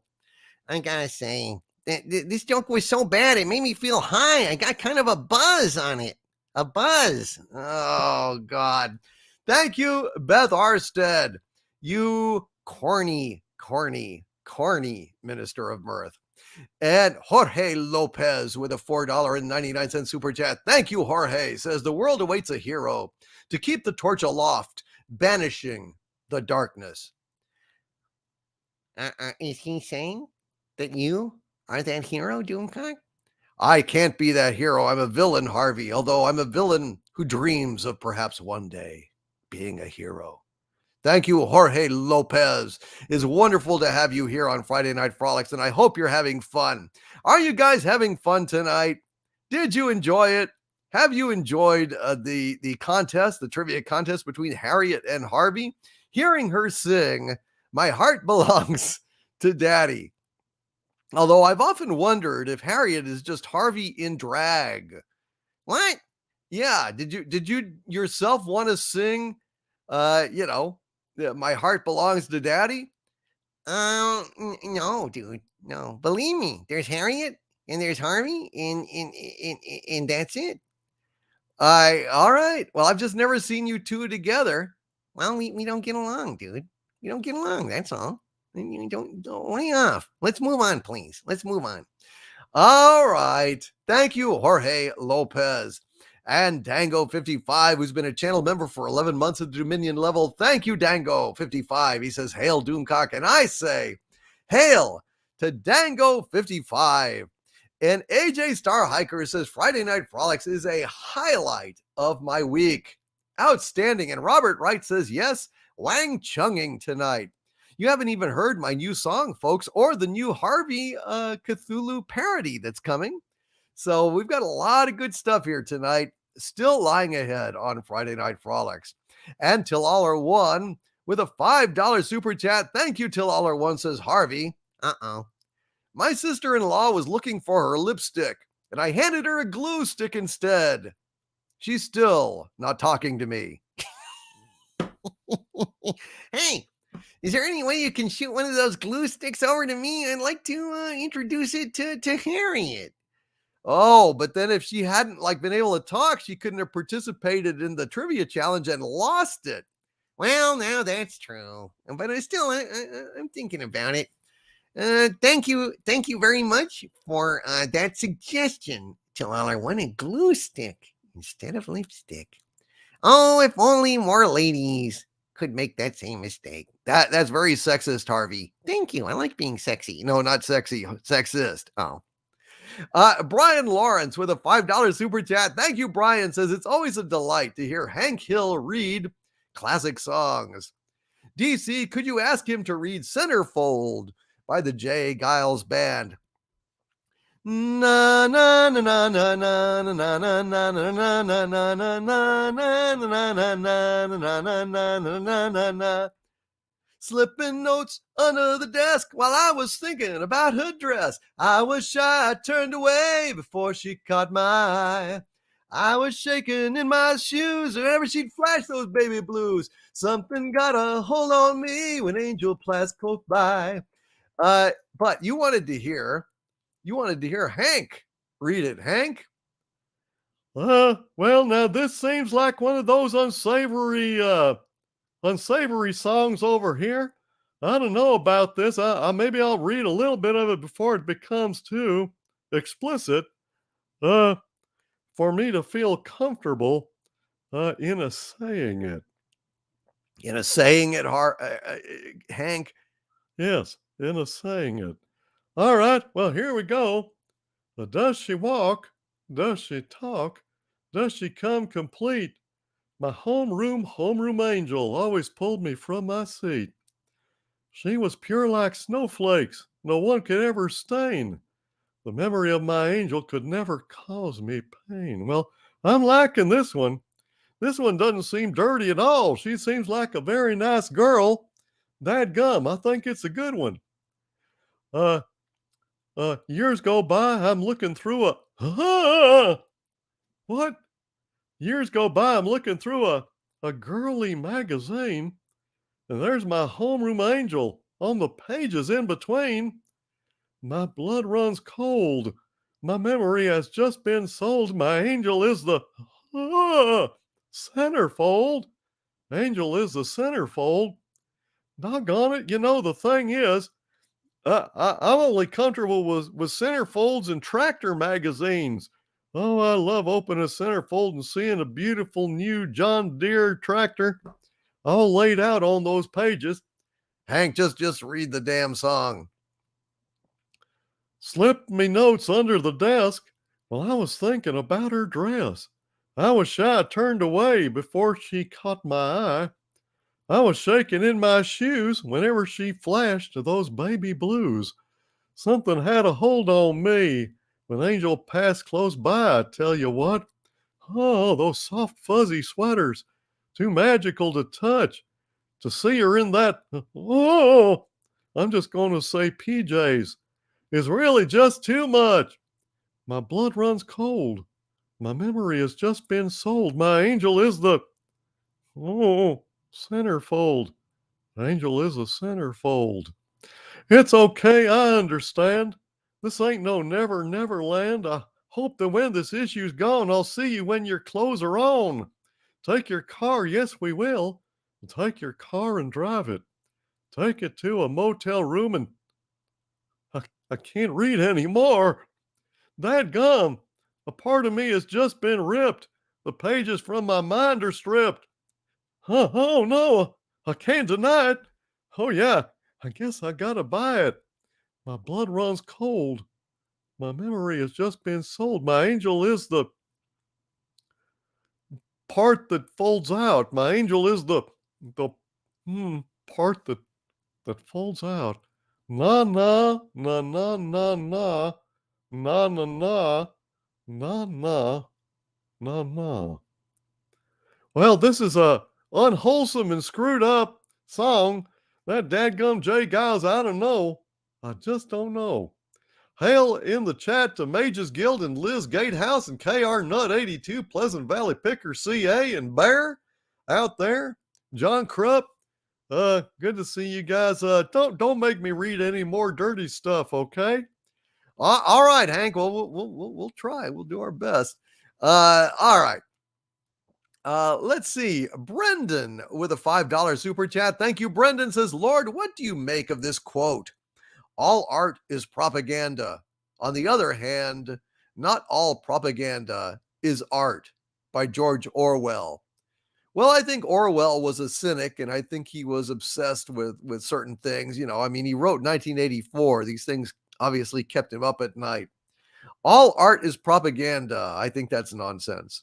So, Brendan, I think Orwell was, I don't know. Not everything that I utter is fucking profound, and I don't think that was particularly profound either. Hail, Brendan. I do love George Orwell, and I think 1984 is a masterpiece and a cautionary tale that never goes out of touch. But, yeah, I don't really hold with that. Thank you, Brendan. And Robert Wright with a $4.99 super chat. Thank you, Robert. Says, hey, Harvey, I'm reading a book about gravity. It's impossible to put down. What is it? Did Beth Arstead just run around and bite every single person in this chat on the leg? Give them the cornball disease? I just don't understand it, man. I don't understand it. I don't understand it either. It's very, very, very, very strange. Beth, did you go around and bite everyone on the leg in this chat? Why are we getting so many cornball jokes? I just think that, she's infected everybody. I think she's infected everybody. That's what I think. Well, I don't know, man. I just don't know. Orville Nation with a $3 super sticker of a fist bumping pair. Thank you for the super sticker. I'm fist bumping with you, PJ. We missed you, man. Looking forward to having you back on the show at some point soon, if you can make it. Hail to Orville Nation. My God, I can't wait for the Orville. When are we going to get our Orville back? What, in May? Is it going to take all the time in May? April, May? June? When are we getting it? I miss the Orville. We need it, man. We need it bad, especially with Lames LGBT Jerk coming along. Thank you, Orville Nation. Kathleen Morrison with a $5 super sticker of Bushiba giving a thumbs up. Thank you, Kathleen Morrison. I'm giving you a thumbs up right back, dear lady. How are you? How are you, Kathleen? I'll take you home again, Kathleen. Thank you, Kathleen Morrison. Good job. I appreciate that. I appreciate the vote of confidence. And Nicholas Horton with a 3-pound super sticker of Bushiba waving and gladly and saying, how's it going? You tell me, Nicholas, you having fun? Is it going good tonight? Hope so. Hope you're going to like the new song. The new song is very cool. And the parody is pretty damn good too, if I may say so. Harvey wrote it, and it's quite good. Yeah, when Doomcock's learning a new song, I like to go ahead and take the old pen to paper and come up with a corny, a little song parody to go along with it. And it's always self-serving. Yes, of course it is.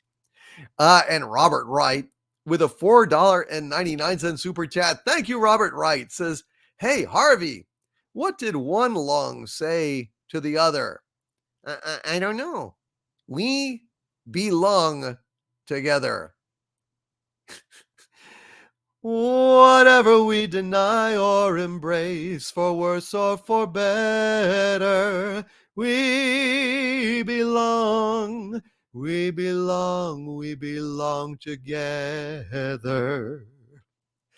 belong together.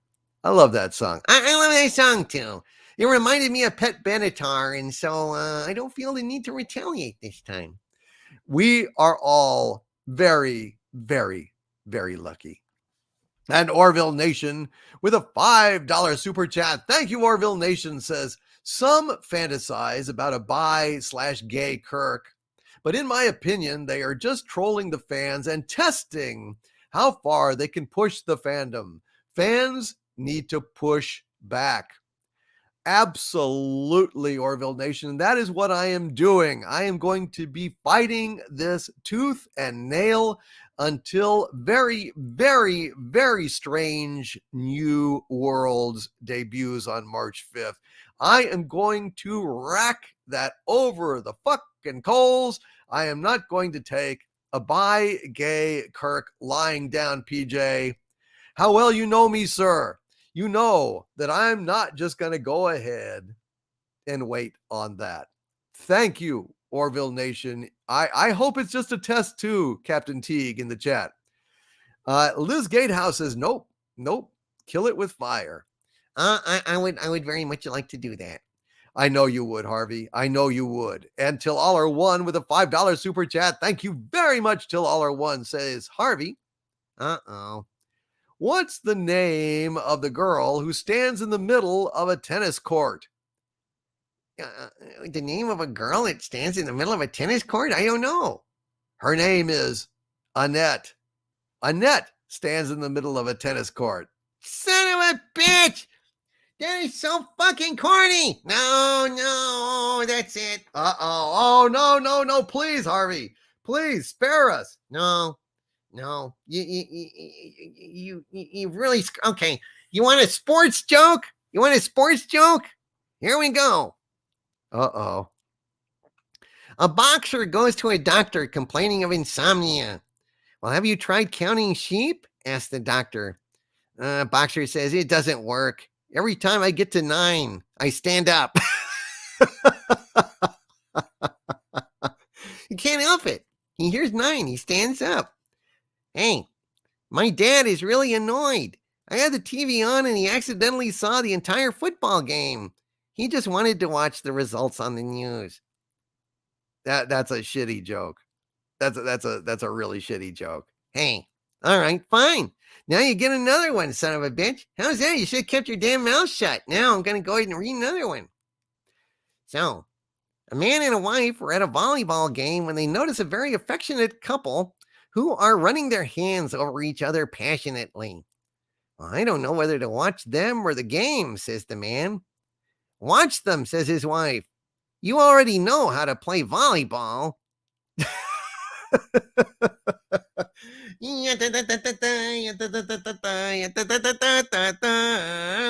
Thank you, Till All Are One. Thank you, Harvard J. Cthulhu. And thank you to the great Cardinal Sin with a $50 super chat of superlative generosity. Thank you, Cardinal Sin. Thank you very much, my friend. And he says, let's get ready to frolic. Hail, Doomcock. Praise Harvey. I fear Sabu. Hail to all the mods, the chat, and all of Xanadu. May the future ruler of Earth rule soon and forever. Amen, Cardinal Sin. Amen.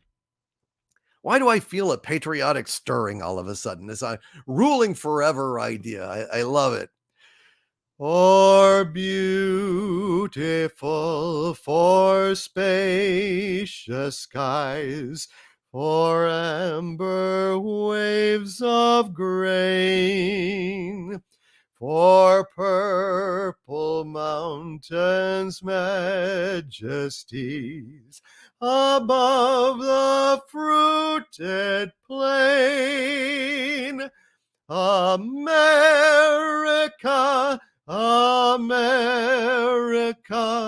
God shed his grace on thee, and crown thy good with brotherhood from sea to shining sea. From sea to shining sea, ladies and gentlemen. From sea to shining sea. Thank you, Cardinal Sin, for that incredibly generous $50 super chat. Very, very, very grateful, my friend. Thank you. And Patrick McCollum, who's been a channel member for 14 months at the Dominion level. Thank you, Patrick, says, Hail Doomcock. MGM belongs to Amazon now. Well, used to be, I wouldn't mind that so much, but, you know, now that Amazon is doing what they're doing to Lord of the Rings, I dread anything coming into their grasp. So I don't know about that.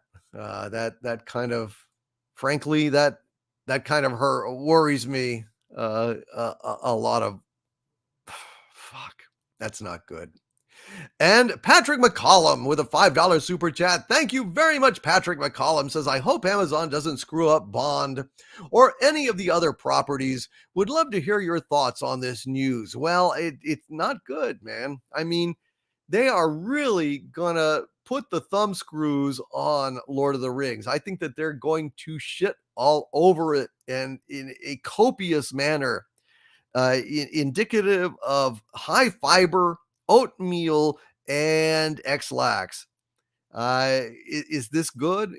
Will anything ever good come out of Amazon again? I don't know. I'm skeptical and I'm worried.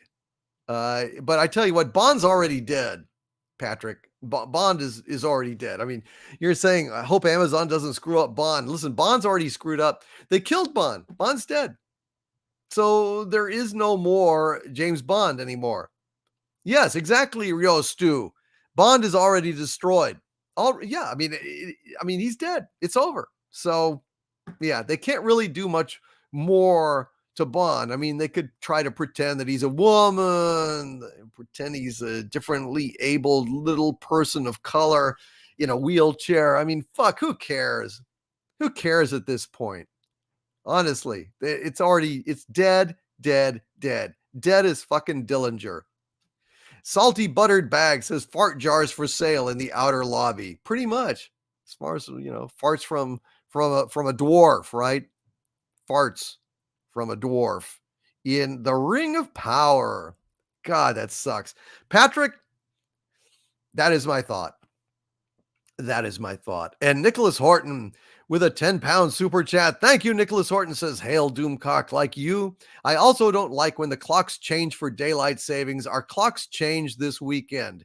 You have my sympathy because the time change has really, really fucked me for all of this week. I hate that shit so much. I heard that the Senate finally did something worthwhile. Got off their asses, put their stupid partisan bickering aside, and passed a bill that would make daylight savings time permanent. So we wouldn't have to go ahead and go back and forth and back and forth and back and forth. We can just stick with a time. Now, it would be better to forget the daylight saving part and just go back to regular time and leave it like that, because it's generally not good for people's circadian rhythms to, have sunlight up until 9 o'clock in the evening. But whatever. Salty Buttered Bag says House won't take it up. Why not? Why wouldn't they? It's not a partisan thing. It's a common sense thing, for God's sake. God, I'm sick of this stupid paralysis in Washington.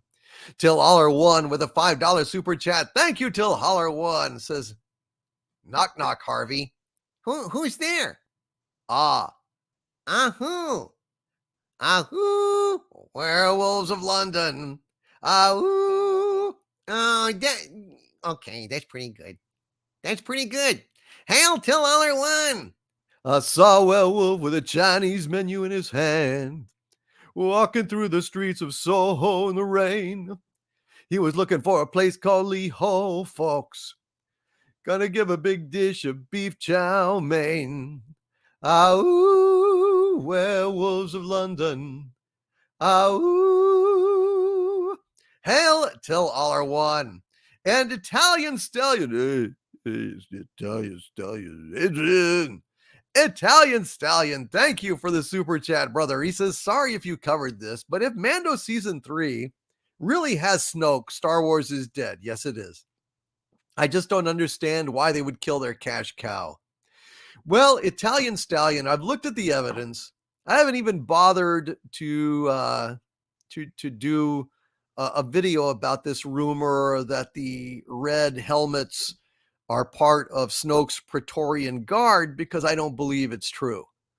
Those are either, I think, I mean, it's possible, but if you look at the Praetorian Guard helmets, they don't have any detail on it. They don't even have any eye holes. They're just kind of these smooth, stupid lumps of red plastic. I think that these helmets either are Mandalorian or they come off of Palpatine's guards, which would make a lot more sense. So I'm not terribly worried about it, Italian Stallion. Hopefully, it's not going to be a problem. But of course, I don't put anything past Disney anymore. I really don't. Thank you, Italian Stallion. And Agent Pepsi One with a $5 super chat. Thank you very, very much, Agent Pepsi One. It says, I am beside myself with anger, hearing that in Star Trek Worlds will feature that woke, ultra-divisive politician from Georgia as president of Earth. Well, I don't know that will actually be in Star Trek Strange New Worlds. That was the end of STD, but that's like way, way, way in the future, right? So unless they drag her ass back to Pike and Kirk's time, then I don't think we will see any of Stacey Abrams in Star Trek Strange New Worlds, unless it's on a TV monitor or something. But I don't think she's gonna be there. Thank God. Hopefully not, because it's just stupid casting politicians who are divisive in pop culture. It's just dumb. I really hope that they're not going to do that. I don't think they're going to do that. I do think, however, we may have to deal with gay, bi, LGBT Captain Jerk, but we'll see. We'll see on that.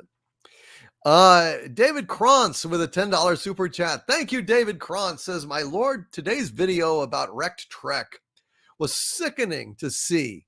Kurtzman continues to salt the Trek landscape. He is not only did he kill the franchise, he may have killed an entire company. Well, that I hope.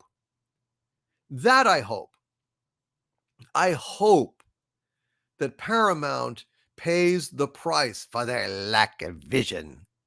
I really, really hope that they pay and pay and pay for their lack of vision, because I'm absolutely sick of their shit. They deserve to pay for everything they've done.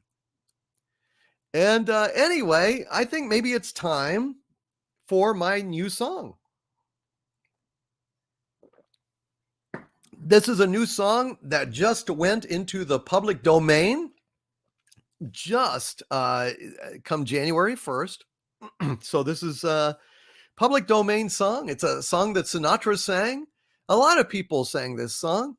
It's a sweet little song. I really like this song. So I'm going to give it a shot here. It's the first time I've ever done it. I was meaning to do it last time, and we just it was a full show, man. We just ran out of time. So here we go. Here's a new little song. It's a romantic song. It's called Give Me a Little Kiss, Will Ya, Huh? Give me a little kiss, will ya, huh? What are you gonna miss, will ya, huh? Gosh, oh gee, why do you refuse? I can't see just what you've gotta lose. Give me a little squeeze, will ya, huh? Why do you wanna make me blue? I wouldn't say a word if I were asking for the world, but what's a little kiss between a fellow and his girl? Give me a little kiss, will ya, huh? And I'll give it right back to you. Give me a little kiss, will ya, huh? Must I go on like this, will ya, huh?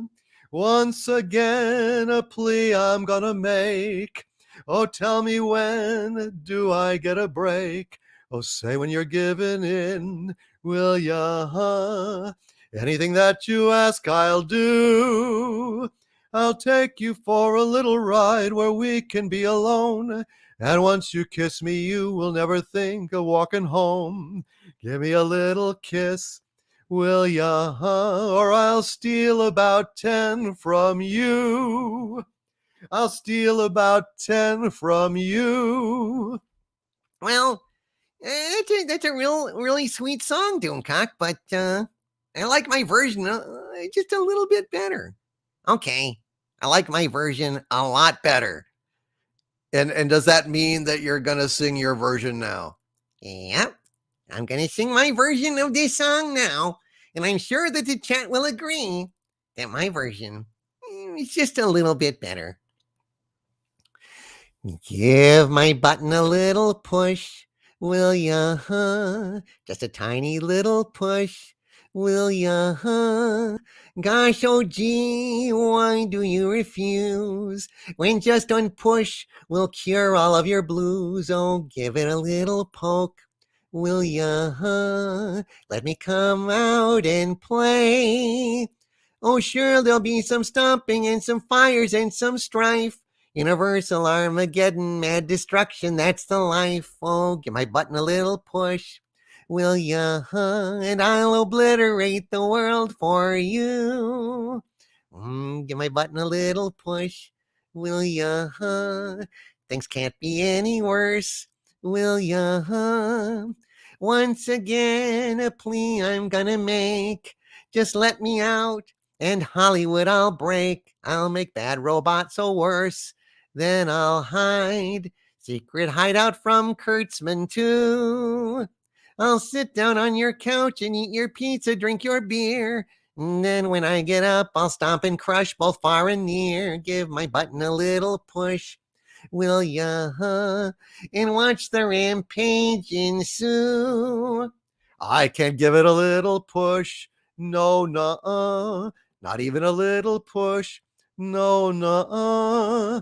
If you get out, this universe you'll take. Bend, fold, spindle, and further mutilate. Maybe things are bad right now, it's true. It sucks, but what you gonna do? Doctor Who and Star Wars and Star Trek are really lame, but watching them is not as bad as bursting into flame. Give your button a little push. No, nuh-uh. All our troubles are better than you.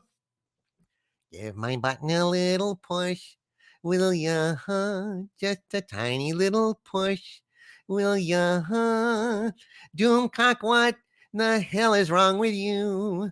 The leading cause of death is life, you fool. I'll give it a little poke, will ya, huh? And let me come out and play.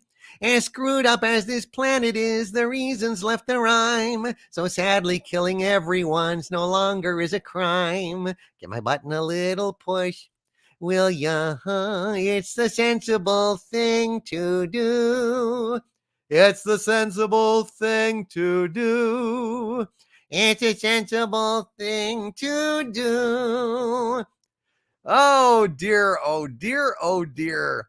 Hail to Harvey Cthuhlu. Hail to give my button a little push, will ya, huh? Personally, I like give me a little kiss, will ya, huh?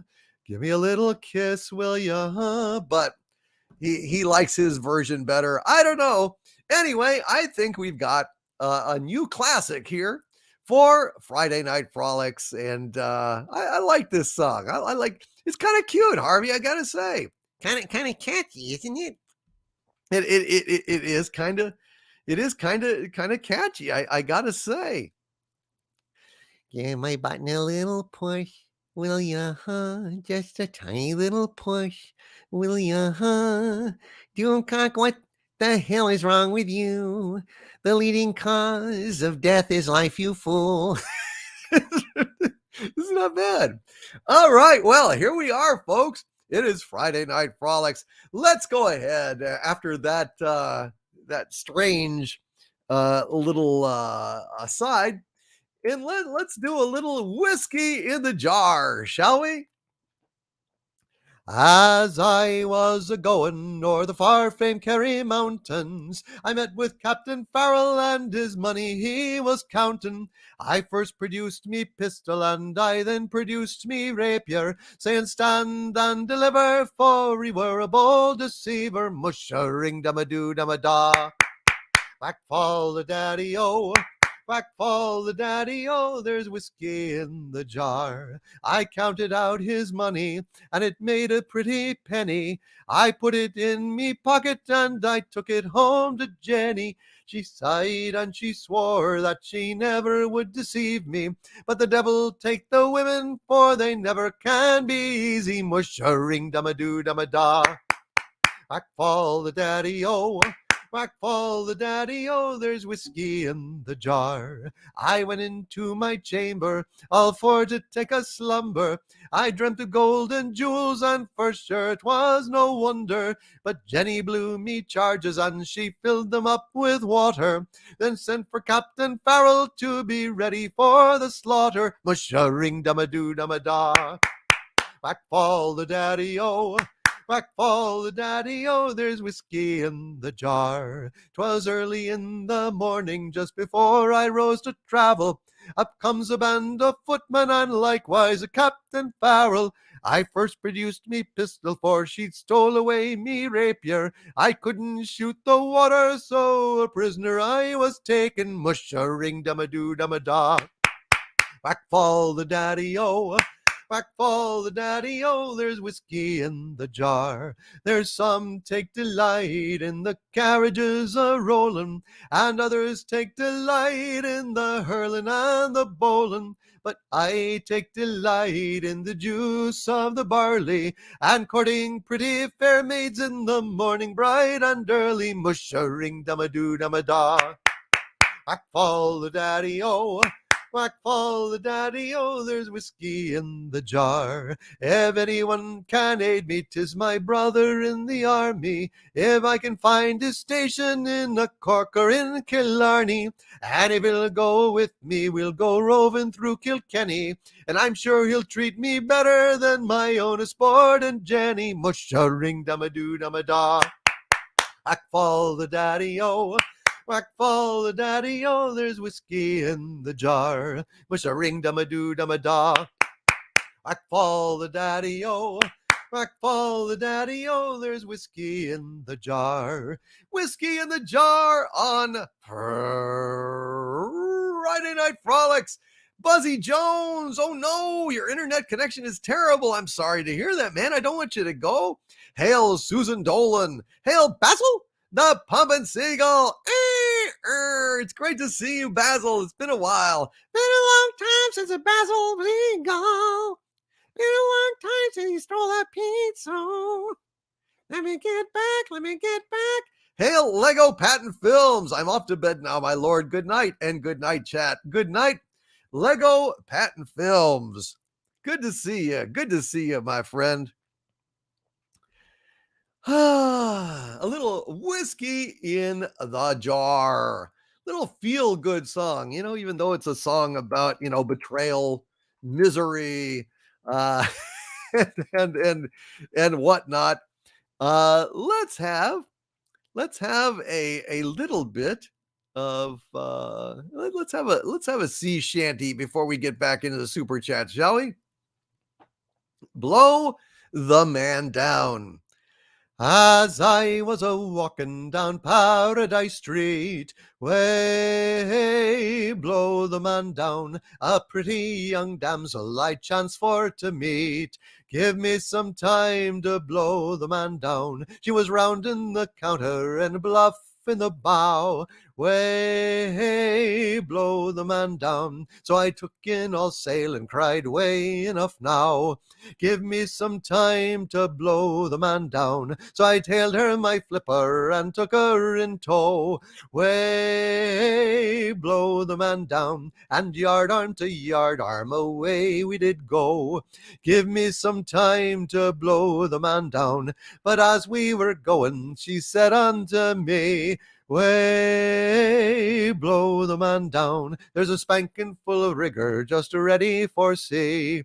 Give me some time to blow the man down. But as soon as that packet was clear of the bar, way blow the man down. The mate knocked me down with the end of a spar. Give me some time to blow the man down. It's starboard and larboard on deck you will sprawl. Way blow the man down, for kicking Jack Williams commands the black ball. Give me some time to blow the man down, so I give you fair warning before we belay. Way blow the man down, don't ever take heed of what pretty girls say. Give me some time to blow the man down, so I give you fair warning before we belay. Way blow the man down, don't ever take heed of what pretty girls say. Give me some time to blow the man down. Blow the man down on Friday Night Frolics, my friends. Blow the man down. And Tycho TMA1, who's been a channel member for 8 months at the Dumentite level, and he's a good friend. Hail Tycho TMA1, says, my lord, my great aunt passed away recently. We had to go from Florida to Wisconsin for a few days for her funeral and burial. Care to sing for her? Well, of course, my friend. I'm so sorry for your loss. It's been a sad week for losses, and I'm just very, very sorry. Very sorry. Let's go ahead and sing another Irish song in tribute to St. Patrick's Day, by the way. That was just yesterday, and unfortunately I was in a bad place and I wasn't able to get online. It's been a hard week. I was feeling very low, very dispirited, kind of depressed, and that's a reason I have not tried to track down Casey Osowski, because if anything has happened to him, that would have been kind of the straw that broke the camel's back for me. And I just couldn't face it. I mean, at least not knowing he could be fine. And yeah, I just couldn't handle it, because I love Casey Osowski. And every time I thought about trying to track him down and figure out what's going on with him, I worried that maybe it's bad, and I just could not handle it. But I'm in better spirits now. So my plan is this weekend to try and track him down and find out what's going on with him. But in the meantime, this is for your great aunt, Tycho TMA1, and for all the wonderful, wonderful people, friends and family and pop culture icons that have slid out of our lives this week. And hail to Stellar Heather. It's great to see you, Heather. Of all the money that e'er I had, I spent it in good company. And all the harm that e'er I've done, alas, it was to none but me. And all I've done for want of wit, to memory now I can't recall. So fill to me the parting glass. Good night and joy be to you all. Of all the comrades that e'er I had, they're sorry for my going away. And all the sweethearts that e'er I had, they'd wish me one more day to stay. But since it fell into my lot that I should rise and you should not, I'll gently rise and softly call, good night and joy be to you all. So fill to me the parting glass, and drink a health whate'er befall. And gently rise and softly call, good night and joy be to you all. And gently rise and softly call, good night and joy be to you all. Good night and joy be to you all. And I guess I can share this with you guys now, because it worked out okay. But on Sunday, I was a complete and total wreck before Pop Culture Breakdown. As you know, Kelvington wasn't there. Well, I had just found out Sunday afternoon that Kelvington had had a series of heart attacks and was in the hospital. So he's a really dear, dear friend of mine. I love him. And I had to do the show.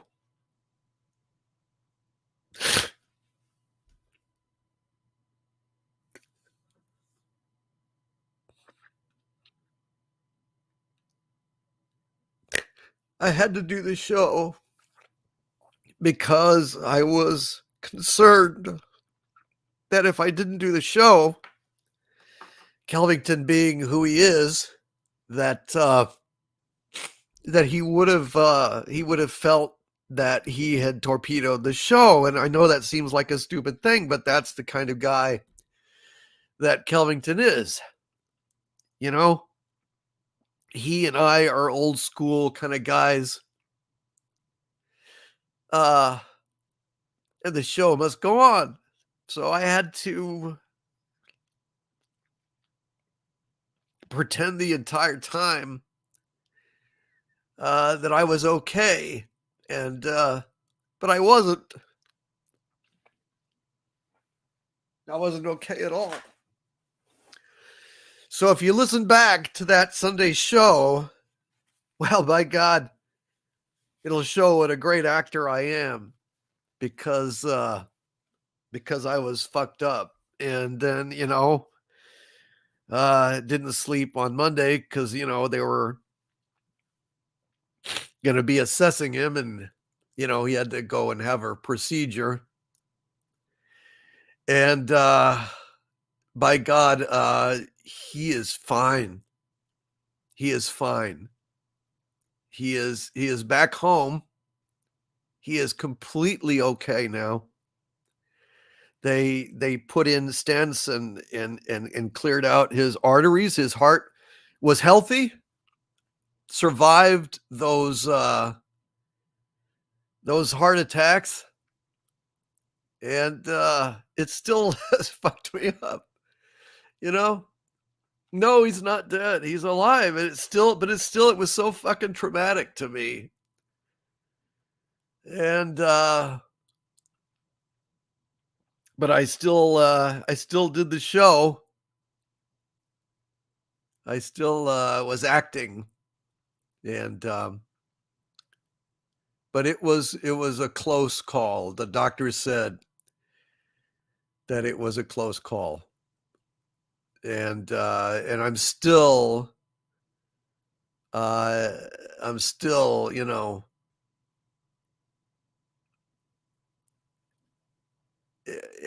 but you know, but it. I mean, it's okay now. But I mean, this close call, and then, you know, Casey Osowski and everything going on in Ukraine and stuff. It just really all got to me. It got to me pretty hard this week, and I just couldn't take any more bad news and darkness. But we're okay. He's okay.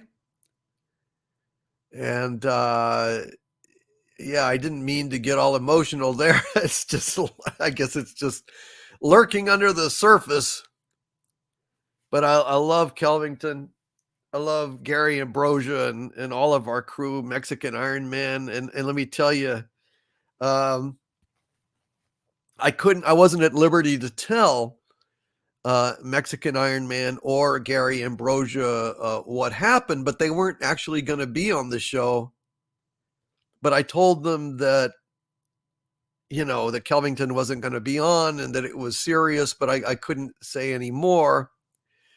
And by God, Gary Ambrosia and Mexican Iron Man, despite Mexican Iron Man being up to his neck, his nose, plowed under with tax stuff, Mexican Iron Man came on.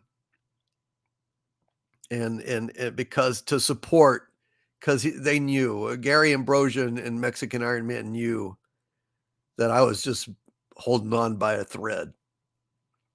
Just holding on by a thread, man. So I just want to say thanks to Mexican Iron Man and thanks to Gary Ambrosia. It meant a lot to me. And I'm much better now. You know, I mean, you know, it just took a while. It's like a close call, you know, it kind of puts you into shock. And I think it just really, you know, with all the other bad news, years of COVID wrecking our civilization, and this war in Ukraine, and it just I think it just kind of, that was the thing that pushed me to the edge. Because man, I just would have missed Kelvington a lot. Shit, I didn't plan to do this. I don't know where the fuck this came from. I'm sorry. I just thought it would be good to let people know kind of what good guys Gary and Mike were, and I just wanted to thank them, you know, publicly. And I don't know if they're listening or not. Probably not, but they'll know. People will tell them anyway. And I don't want to do this on Pop Culture Breakdown, because then, you know, Jesus. just, I don't know. Sorry. I just thought I was just going to tell people that everything was fine. And,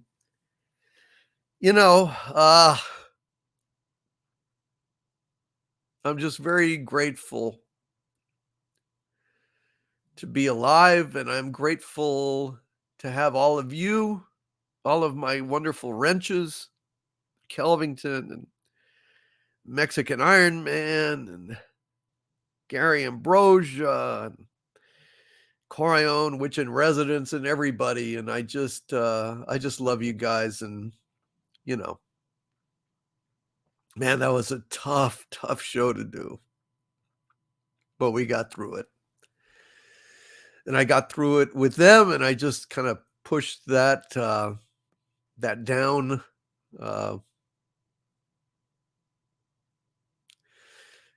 Anyway, Kelvington is fine. He will be back Sunday. He was amazed that the doctor said, you can do whatever you want.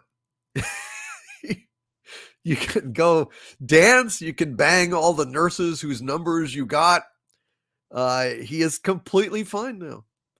There was no lasting damage to his heart. They cleared out his arteries, which were 80% blocked. They put stents in, and he's okay. So I want to thank all of the crew on Friday night on Pop Culture Breakdown. And just so you guys know, that was the acting job of my life. And I didn't want to do the show. I mean, I just didn't want to do it. I just wanted to go away and just step away. I didn't want to do it. I didn't know how to do it. But they lifted me up, and I acted my fucking ass off, my armored ass off. And anyway, I just want to send a shout out to everybody in Kelvington. And I'm glad he's okay.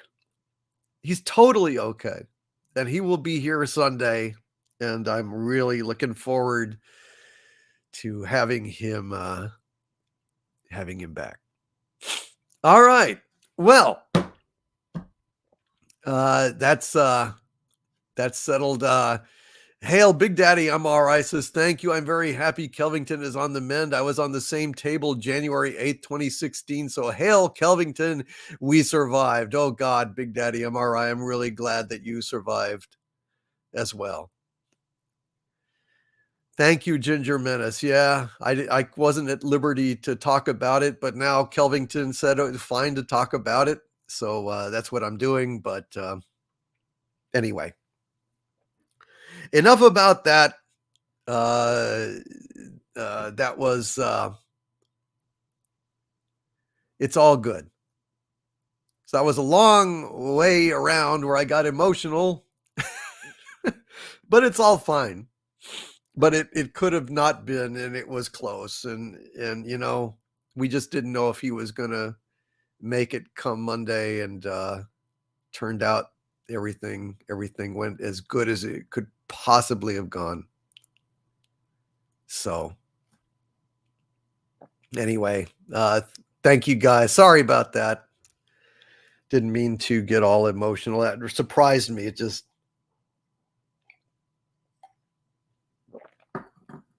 I think I've had that, all week still, kind of bundled up inside me. And anyway, all right, enough. Let's move on, shall we? Let's go ahead and let's sing a song. You can sing a song after getting a little choked up and snotty? Acting, Harvey. Acting. Okay. Let's see. What do we got here?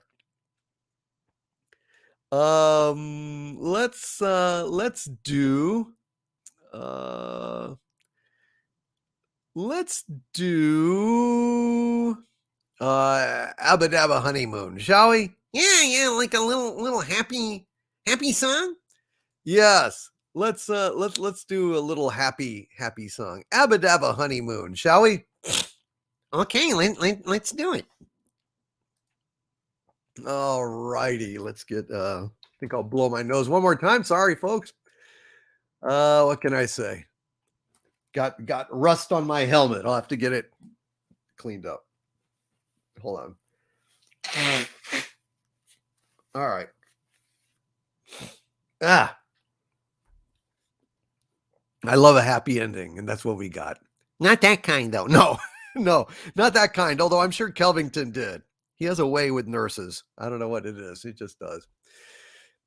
Way down in the Congo land lived a happy chimpanzee. She loved a monkey with a long tail. Lordy, how she loved him. Each night he would find her there swinging in the coconut tree. And the monkey gay at the break of day loved to hear his chimpy say, "Abba dabba dabba dabba dabba dabba dab," said the chimpy to the monk. "Abba dabba dabba dabba dabba dabba dab," said the monkey to the chimp. All night long they chatter away, all day long they were happy and gay, singing and swinging in their honky-tonky way. Abba dabba dabba dabba dabba dabba dab means monk, I love but you. Abba dabba dab in monkey talk means chimp, I love you too. Then the big baboon one night in June, he married them and fairly soon they went upon their abba dabba honeymoon. Way down in the Congo land lived a happy chimpanzee. She loved a monkey with a long tail. Lordy, how she loved him. Each night he would find her there swinging in the coconut tree. And the monkey gay at the break of day loved to hear his chimpy say, "Abba dabba dabba dabba dabba dabba dab," said the chimpy to the monk. "Abba dabba dabba dabba dabba dabba dab," said the monkey to the chimp. All night long they chatter away, all day long they were happy and gay, singing and swinging in their honky-tonky way. Abba dabba dabba dabba dabba dabba zab, said chimp, I love but you. Abba dabba dab in monkey talk means chimp, I love you too. Then the big baboon one night in June, he married them and fairly soon they went upon their abba dabba honeymoon. They went upon their abba dabba honeymoon. They went upon their abba dabba honeymoon. They went upon their abba dabba honeymoon. Rob Alta says, my people's song. That's right. That's right, man. It's all you. It's all you. And let's go ahead and do... let's do another song about Star Trek. A song about Star Trek. Harvey, will you help me out? You want me to be Ava Gabor again, don't you son of a bitch? Yes. Star Trekkin' ain't no life for me. Star Trek has been destroyed, you see. Spore driving so far and wide. Kurtzman sucks and Mikey Spock is snide. Cling, orcs, they really suck so hard. Where the hell is Kirk and my Picard? I watch this shit and say, P.U. Screw Discovery and give me the Trek that's true. They're bores. They're whores. Bullshit. I quit. Goodbye, CBS. Adieu, Moonvestless. To hell with STD. To hell with STD. Damn right. Damn right. Fuck STD. What a load of shit. And David Krantz with a $10 super chat. Hail to thee, David Krantz, who says, my lord, today's video about wrecked Trek was sickening. To see Kurtzman continues to assault the Trek landscape. Not only did he kill a franchise, he may have killed an entire company. You already read that one. It deserved repeating. Thank you, David Krantz and AJ Star Hiker with a do of a corn in the chat. Thank you very much, AJ Star Hiker. God bless you, my friend. God bless you. And Donald Gracie with a $5 super chat. Thank you, Donald. Says Star Trek Picard theory. The Watcher is Gary 7. Oh, why not? They're going to fuck everything else up. Why the fuck not? Why not bring Gary 7 in there? Why not bring Gary Mitchell back from the dead? Glowing eyes and all. God, I hate these fucking scumbags more than words can say.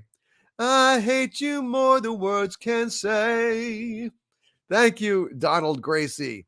And Jack Beers with a $5 super chat. Hail, Jack Beers. Says they beamed Rios, 7, and Raffi into downtown LA? What the fuck? It's the second largest city in the U.S.?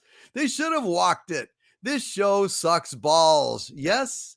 Yes, it does, Jack Beers. How well you know it, sir. You are a valuable and trusted ally in the fight to save Star Trek. You are always on this shit on Twitter. I respect the hell out of you, Jack.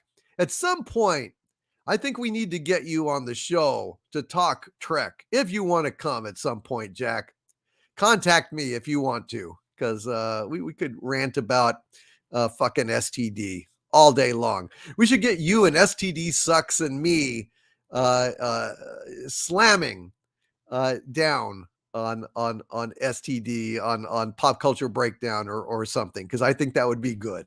I think that would be very good. And Raymond Feliciano is telling us that Sandra is at her hotel. The Regal has landed. I repeat, the Regal has landed.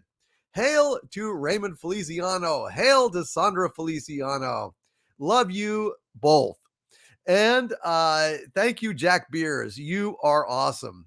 Craig Keeley with a $10 super chat. Hail, Craig Keeley says, hail, Lord DC. Hail, chat. Harvey, I have a joke for you. It's Star Trek Discovery. That's the funniest joke I've ever heard. Especially with Stacey Abrams as president of Earth. Way to piss off any fans you had left, Paramount. Bravo. Yep. Well, I know most people don't watch Star Trek Discovery because it's garbage and everyone knows it. But those few Republicans, those few conservatives that were watching this shit at this point, for God knows why, maybe they like to flagellate themselves. I don't know.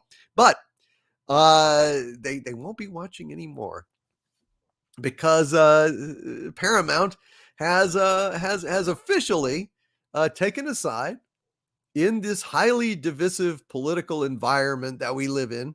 I try to include everyone, absolutely everyone. I do not want anyone to feel excluded because of their political views. I despise politics at this point. I don't want anything more to do with this sick, counterproductive tribalism that is destroying this country. I want to build bridges. I don't want to tear them down. But they've gone ahead and pissed in the faces of our conservative brothers and sisters out there. So yeah, fuck them. Just one more nail in the coffin of Paramount and Star Trek. Bravo, you dumb shits. Fet for Hire, who's been a channel member at the arch-villain level for 17 months now. God bless you, Fet for Hire. Plus, you are just an incredible artist. Love you, brother. Love you. Fed for Hire says, can we get a hey-o for the bad guy? Rest in peace, Scott Hall. Hey-o. Hail, Scott Hall. May you rest in peace, sir. May you rest in peace. God bless you. Drink them if you got them, folks. Drink them if you got them.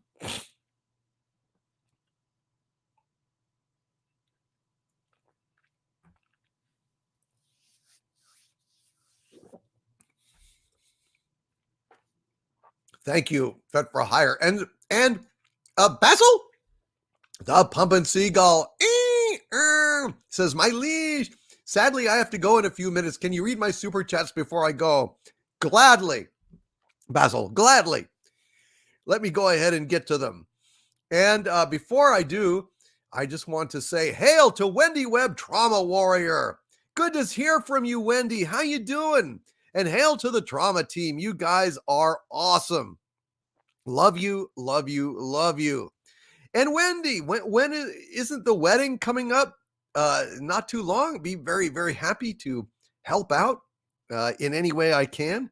You and Jimmy are awesome. Love you both. And if there's anything I can do to make your wedding or rehearsal or anything better, please let me know.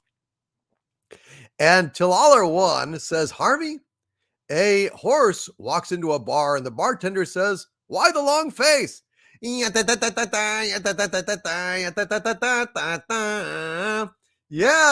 yes.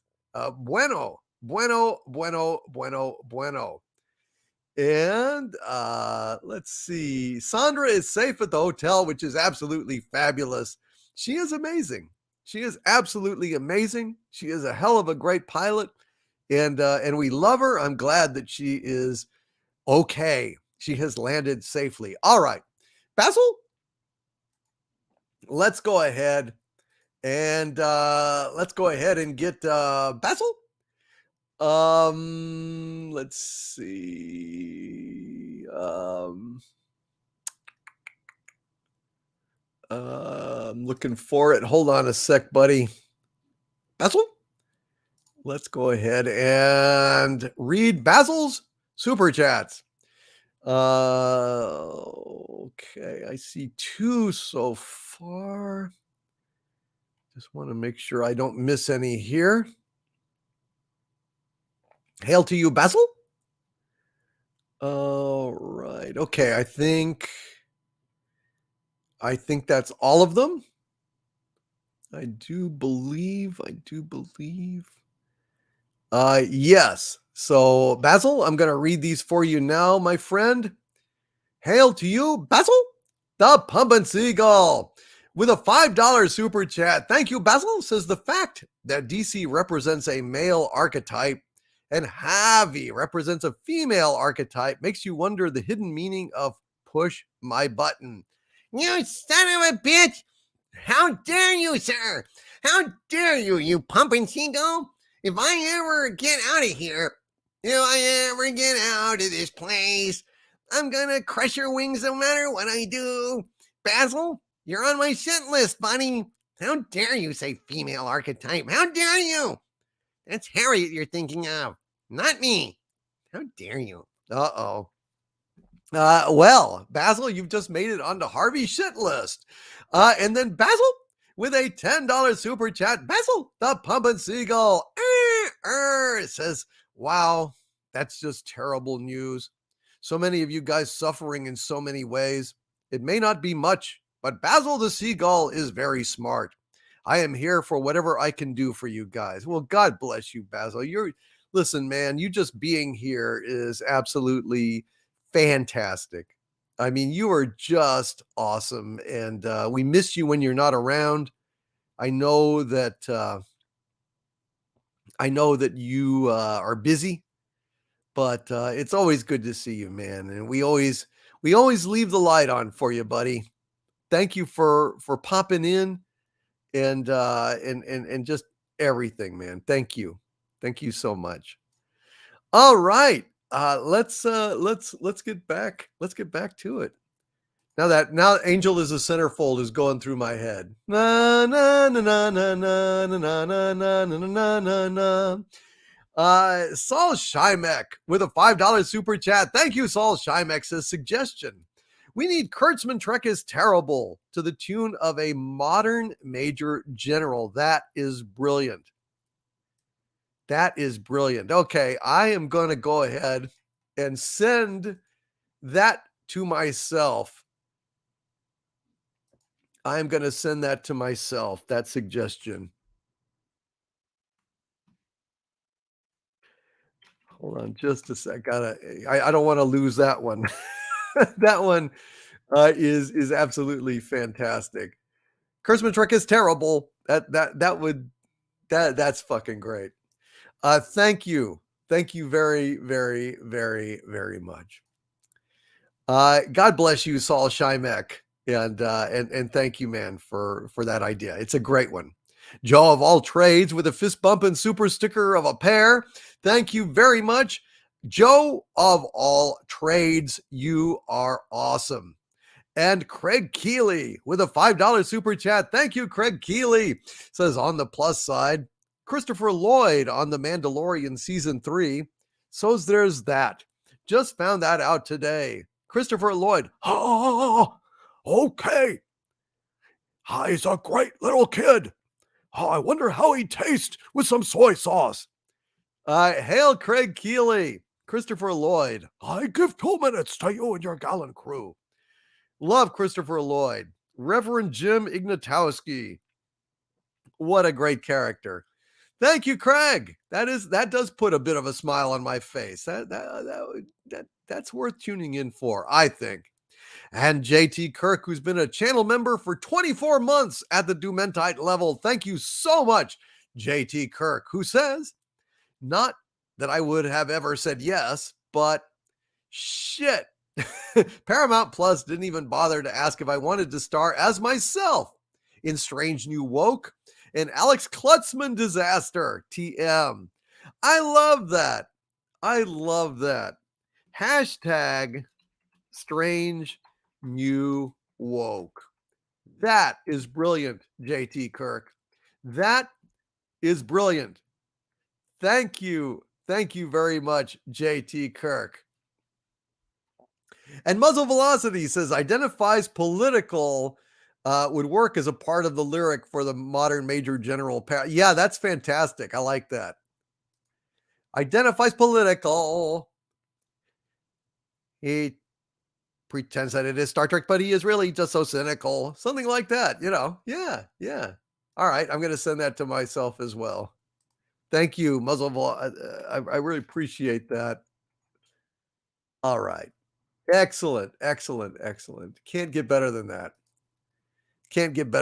Hail JT Kirk. God bless you, JT Kirk. And Dennis McCulloch with a $5 super chat. Thank you, Dennis McCulloch. Says, hail, my lord. After hearing about STD, I am feeling a little feisty. Could you recite Patton's speech to the Third Army, preferably with the helmet? Sure.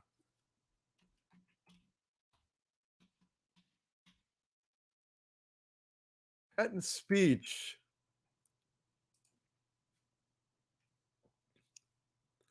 To the Third Army.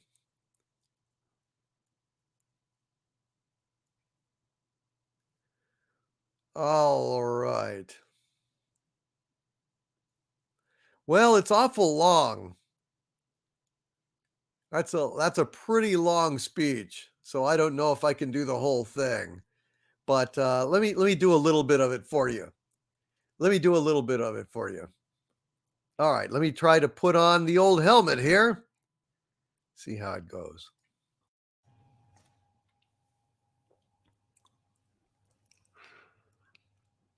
Man, all this stuff you hear about America not wanting to fight, wanting to stay out of the war, is a lot of horse dung. Americans love to fight. All real Americans love the sting and clash of battle. When you were kids, you all admired the champion marble shooter, the fastest runner, the big league ball players, and the toughest boxers. Americans love a winner and will not tolerate a loser. Americans play to win all the time. That's why Americans have never lost and will never lose a war. The very thought of losing is hateful to Americans.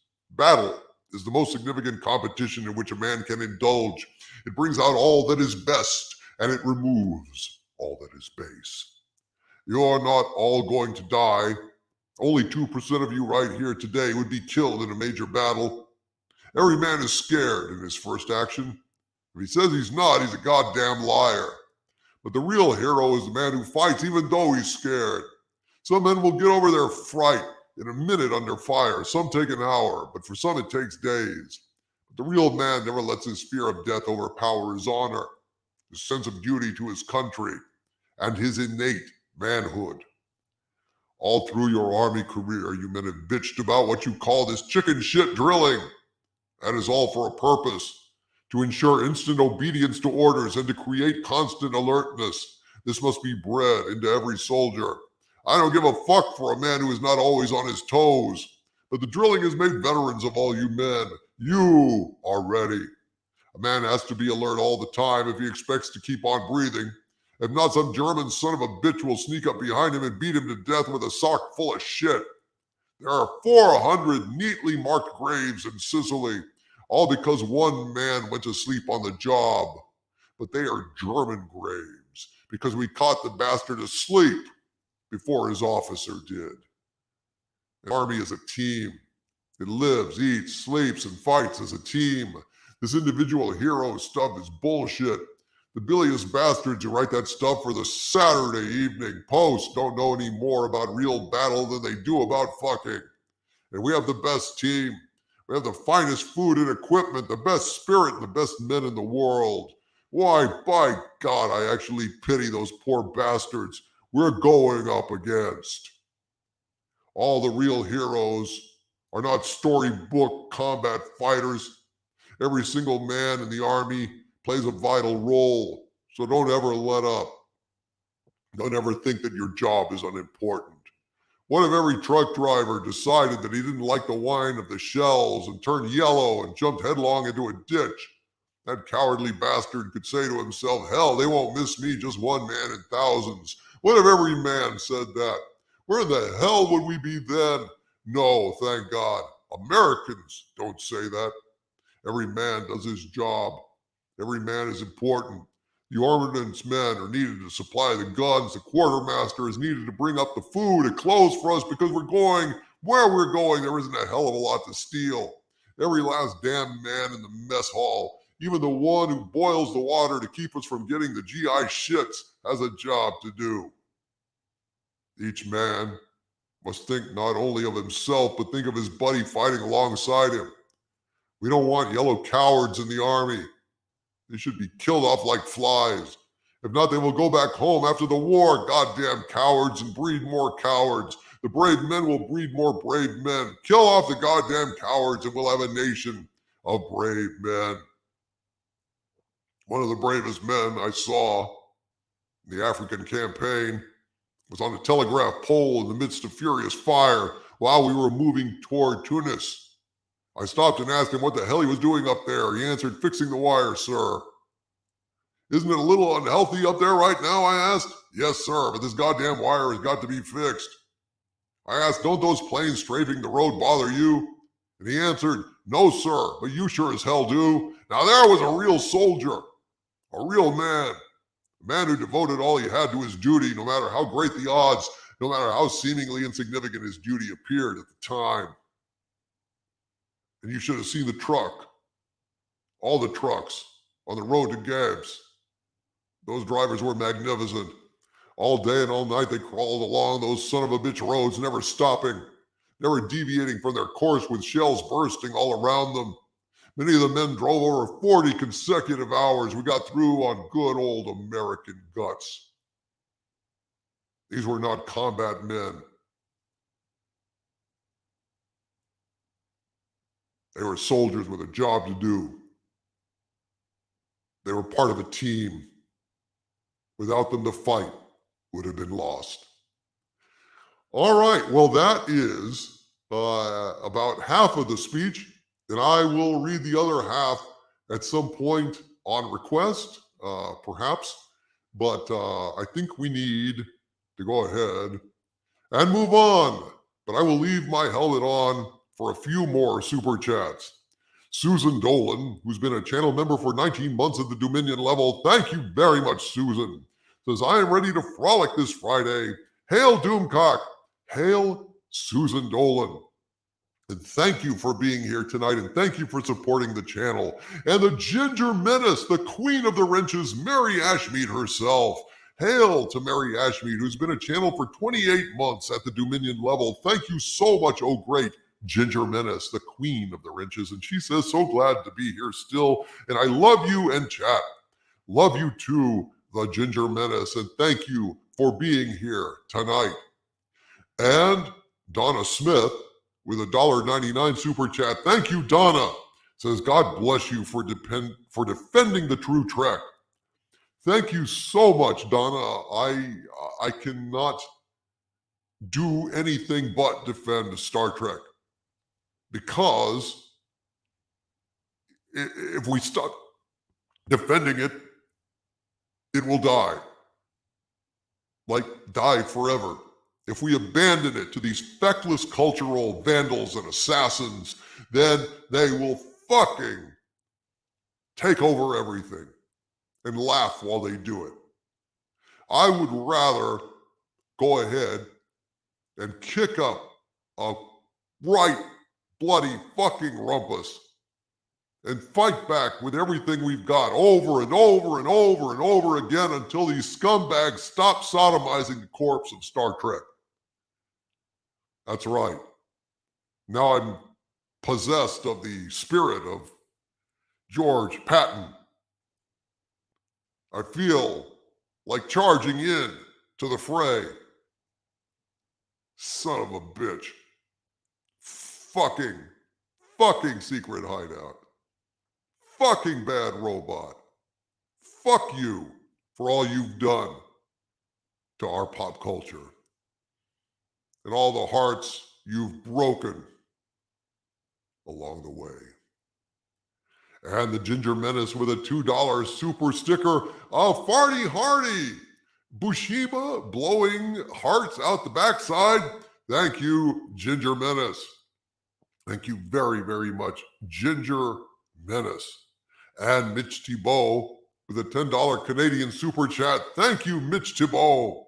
Says the point of wokeness is to kill off all of our culture and entertainment. Insofar as these activists are concerned, this is everything going to plan. Please, an Alzheimer's riddled Q, come to our aid. It's fucking ridiculous, Mitch. Absolutely fucking ridiculous that these idiots, these fucking idiots, are thinking. They know so little about what they're doing that they think that Q changes over time, forgetting that the Q continuum is outside of time and space. It's a goddamn disgrace. Thank you, Mitch Thibault. Hail to you, Mitch.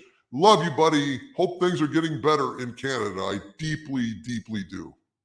We need to chat. I'll drop you a line soon.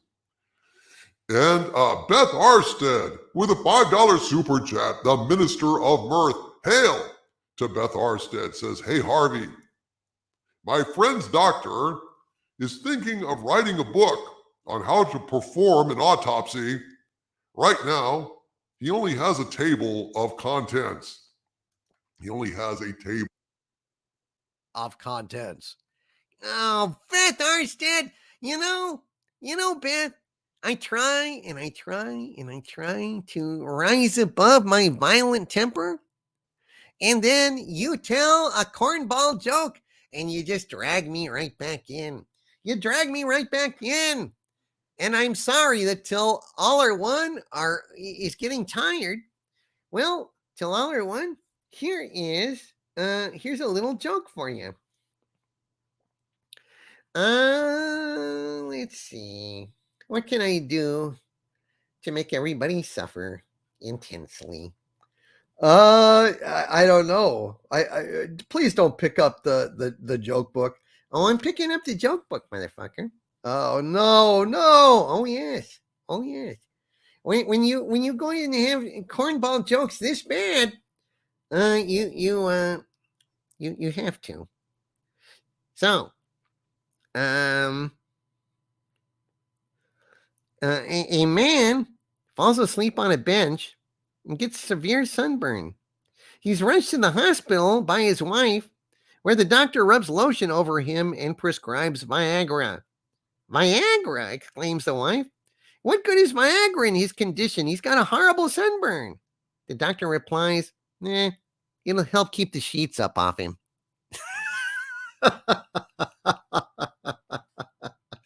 Oh dear. And here's an oldie but goodie.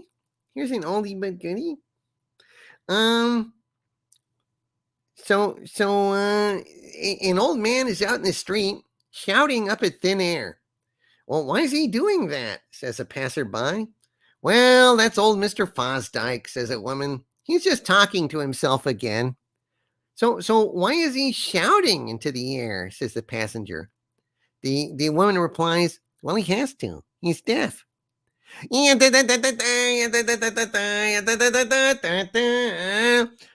Cthulhu, ladies and gentlemen. Harvey Cthulhu. Thank you, Mitch Thibault. Thank you to Beth Arstead, the Minister of Mirth, and Andy Masterson, who has been a channel member and arch villain for quite a while, has upgraded, and he is now upgraded to arch villain level. Thank you very, very much, Andy Masterson. You are awesome. Hail and God bless Andy Masterson. And John Ghost with a $10 super sticker, excuse me. Hail John Ghost for this $10 super sticker of, well, I don't know what that is. Look, up in the sky. It's a bird, it's a plane. It's Super Pair. Speed of lightning, roar of thunder, fighting all who rob or plunder. Super Pair, Super Pair, Super Pair.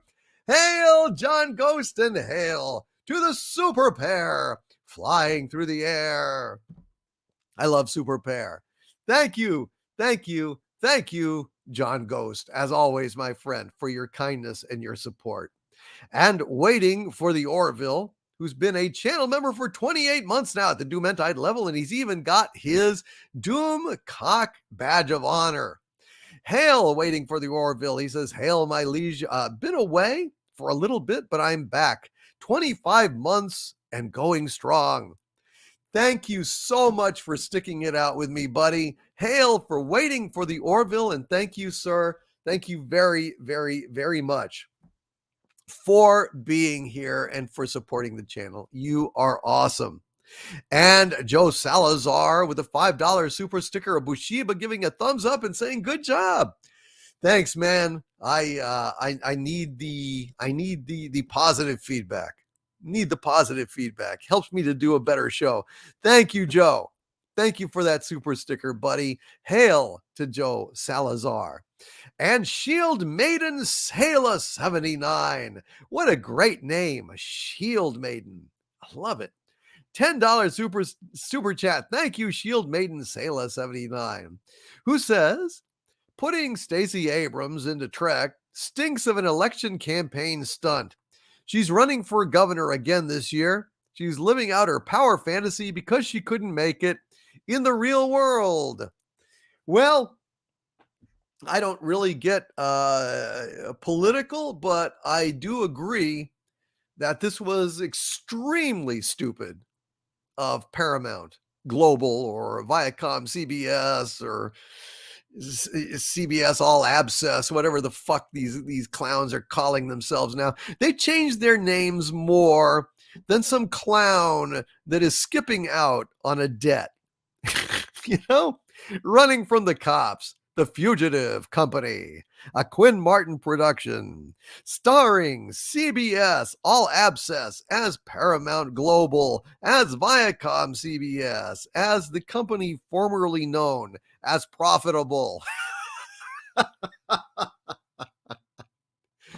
Oh, those stupid fucks. They deserve exactly what they're getting.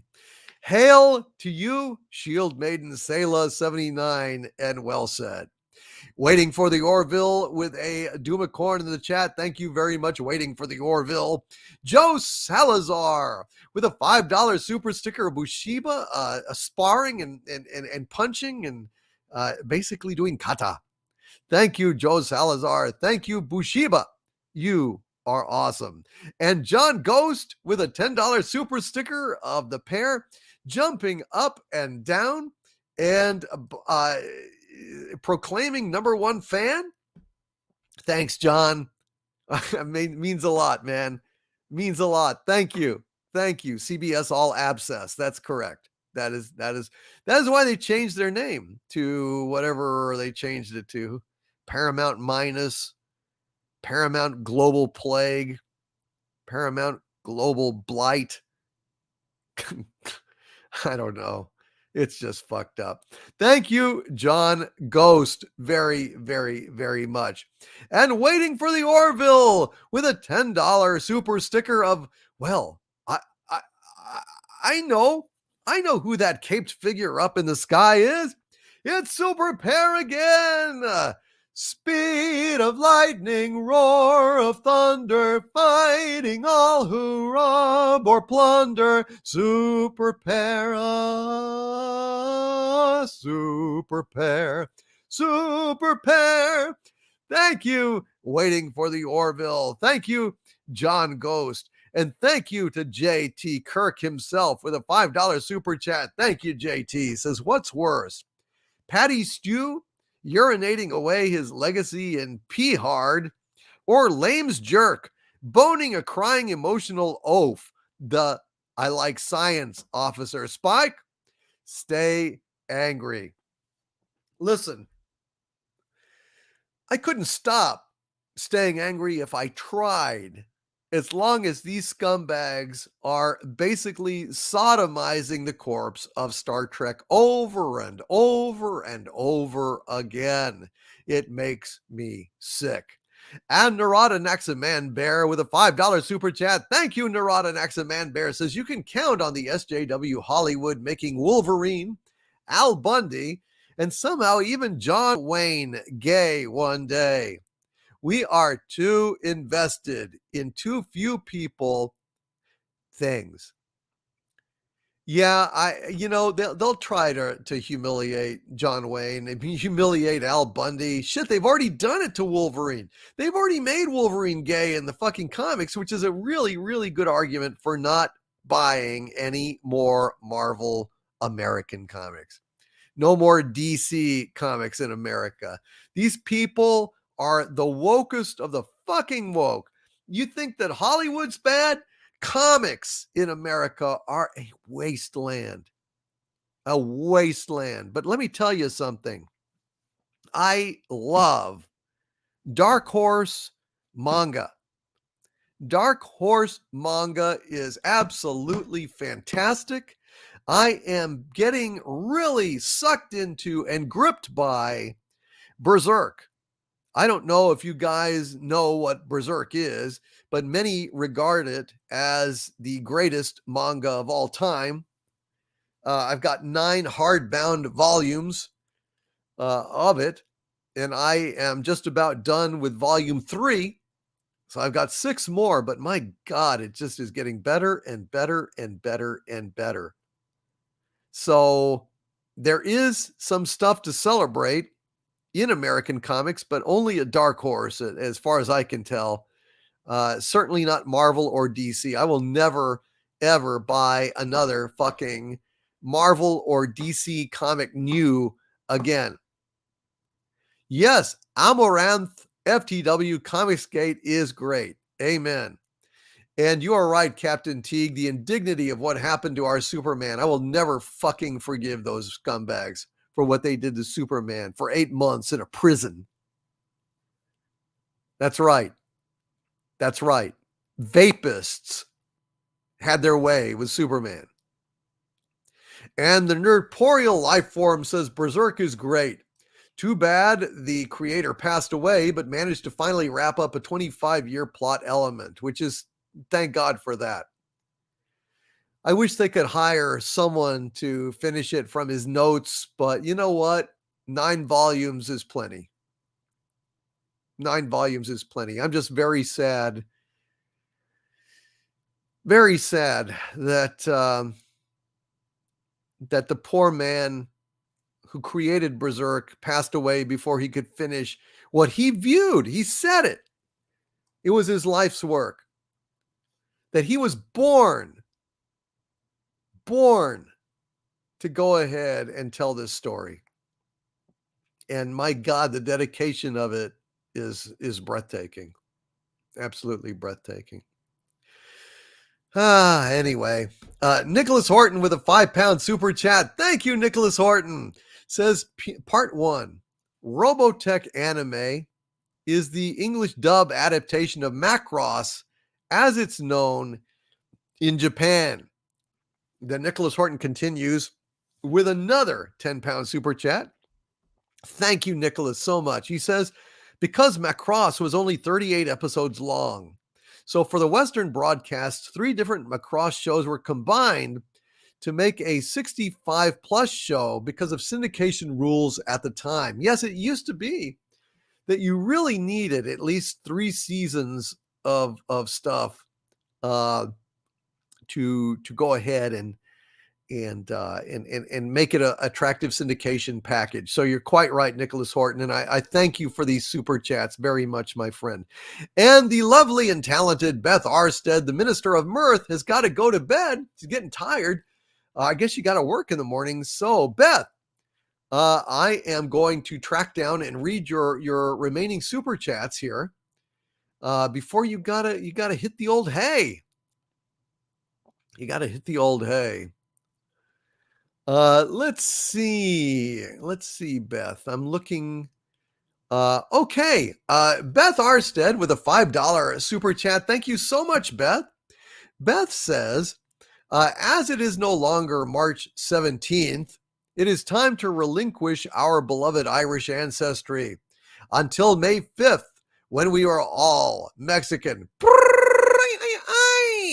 La cucaracha, la cucaracha. What is it? Ya no puede caminar porque le falta marihuana que fumar. And Beth Arstead with a $5 super chat. Thank you so much, Beth. Says, hey, Harvey. Uh-oh. What is a lawyer's favorite drink? Asks Beth Arstead. And the answer? Pina colada. Oh, pina colada. If you like pina coladas, getting caught in the rain. Oh, Beth Arstead, you cornball. And Beth Arstead also says with a $5 super chat, hey, Harvey, you can't rely on a second polygraph test. Rely on a second polygraph test. Okay, Beth. You know, you could have slipped out of here quietly without retaliation. You could have left them like little time bombs to bust my chops. But unfortunately, you made one mistake, Beth Arstead. You let me live. Uh-oh. So, I'm gonna go ahead and Beth, I'm gonna retaliate. Oh no. The book is getting cracked open. Uh-oh. Hey, Beth. How many existentialists does it take to change a light bulb? Uh-oh. I don't know, Harvey. 2. 1 to screw it in, the other to observe how the light bulb symbolizes a single incandescent beacon of subjective reality in another world of endless absurdity. It's only funny if you get it. Well, that's true of any joke. Fuck. All right, well, I'm going to do another one just because. Hey, Beth, how many folk singers does it take to screw in a light bulb? I don't know. 2. 1 to change the bulb, and 1 to write a song about how good the old one was.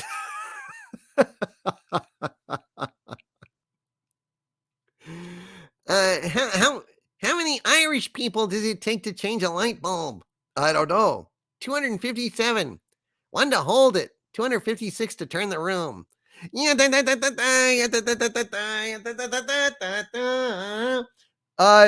Arstead, Harvey Cthulhu, ladies and gentlemen. Thank you, Beth. I hope that you enjoyed those terrible, terrible, terrible jokes. I hope she didn't enjoy them. Cornball. Uh-oh. All right. Well, anyway, thank you, Beth. And I hope you have a wonderful weekend, and I hope you don't work too hard. Shooter 8323, who's been a channel member for 4 months at the Dominion level. Thank you, Shooter 8323, says, hey, DC, Fridays is the fun night. Rant on breakdown. I went ahead. Well, yeah, but I don't know. Shooter 8323, I had to say something about lame LGBT jerk. So that's what I did. That's what I did. Thank you, Shooter 8323, and Impetuously Insane, who's been a channel member for 26 months at the Dominion level. Thank you, Impetuously Insane, says, I swear we're becoming the Fallout universe. FML. Yes, Impetuously Insane.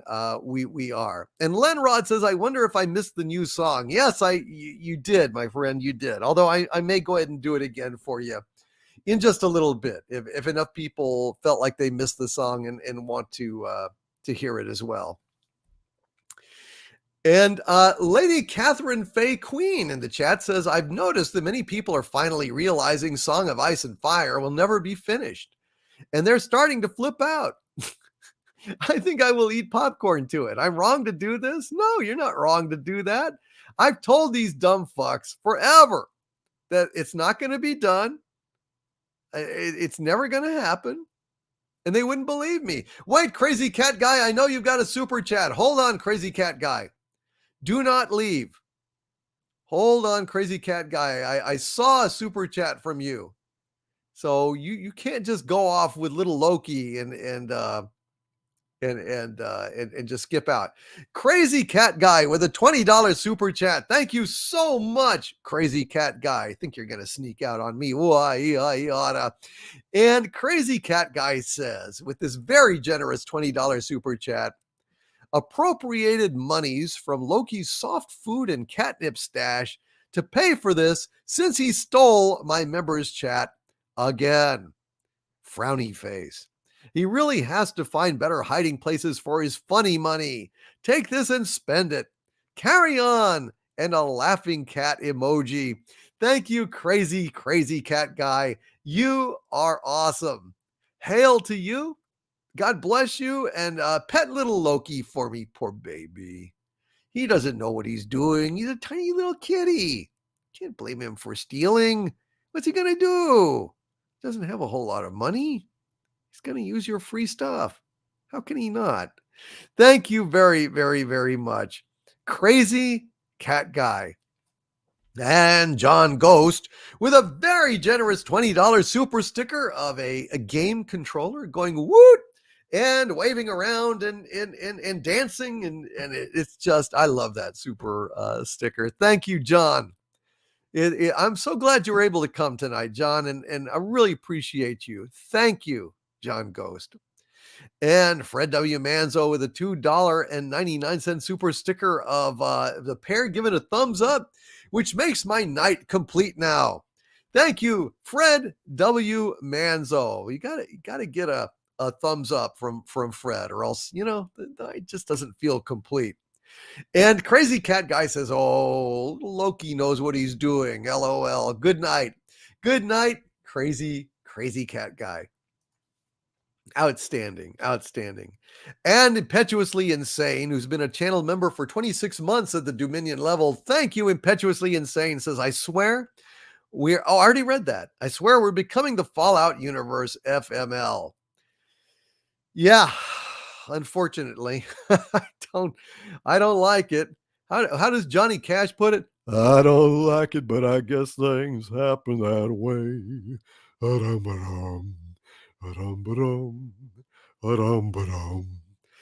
Thank you, Impetuously Insane. And DJ Neves the Fourth with a $5 super chat. Thank you, DJ Neves the Fourth, says, have you watched those 5 episodes of the Angry Video Game Nerd I told you about, even in a live reaction? I am so sorry, DJ Neves the Fourth. I haven't had a chance to do that. I've been, busy and feeling down, although I should have watched it when I was feeling down because, it would probably sounds pretty funny, would have lifted my spirits. But DJ Neves the Fourth, you have reminded me to go ahead and watch it. And I will do that. Wrenches, would you please send me a reminder to watch Angry Video Game Nerd, 5 episodes of it? I would really appreciate it if you guys could remind me. I need help. I need staff.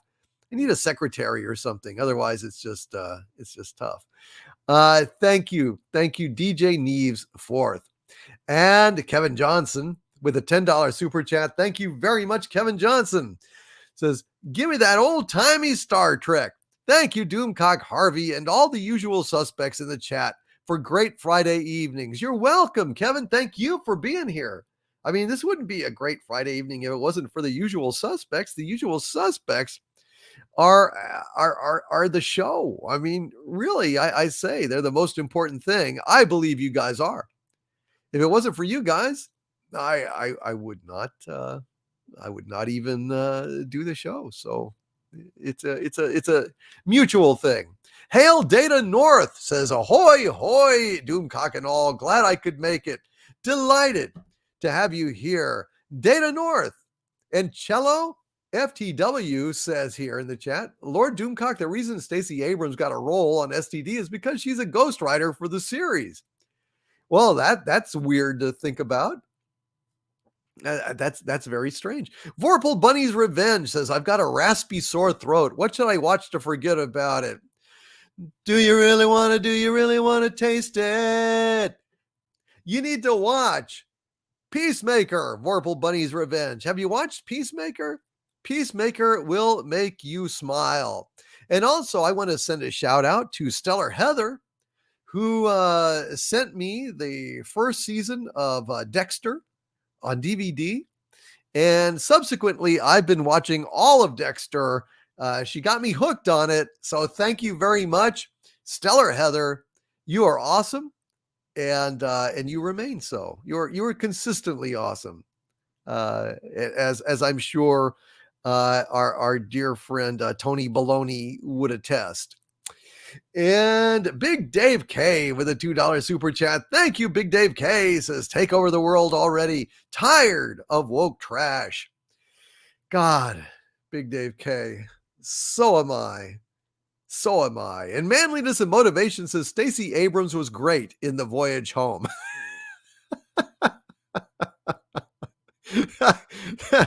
A subtle joke, but a good one. Thank you, Manliness and Motivation. And Mary Stone says, you are so sweet, Lord Doomcock.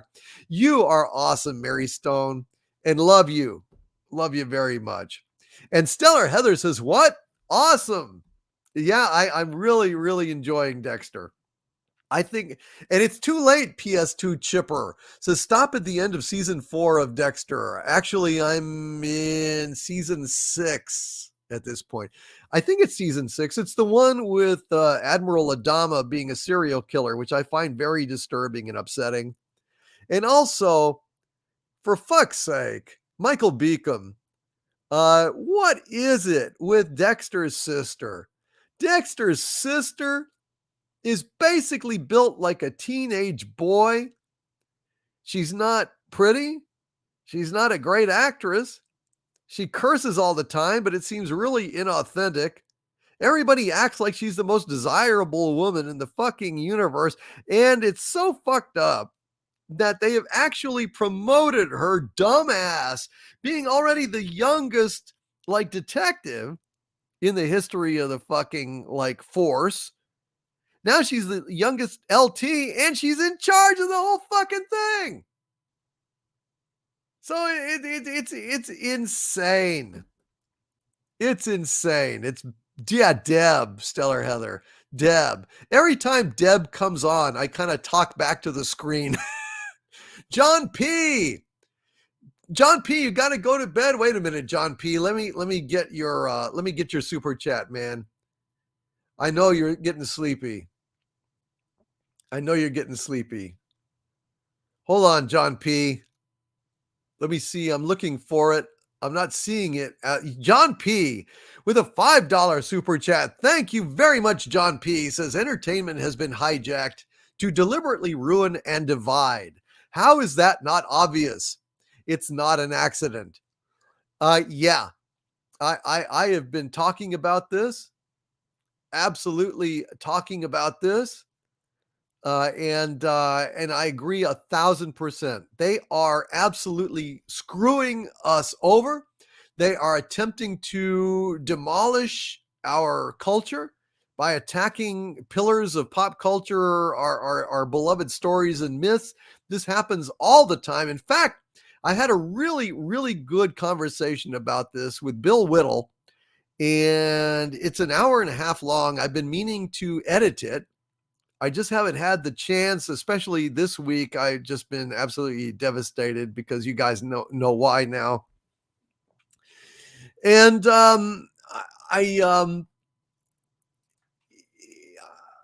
it's a really great conversation, and I'm going to post it sometime very, very soon. So I'm looking forward to that. And Mary Stone says, when you start your takeover, Lord Doomcock, can I, Dalek 451, Nerd Girl, etc., borrow Harvey to, take care of a chin ball problem? Absolutely. Absolutely, Mary Stone. You can borrow him. Absolutely. Thank you, Big Dave K. Jack White with 2 $5 super chats. Thank you so much, Jack White.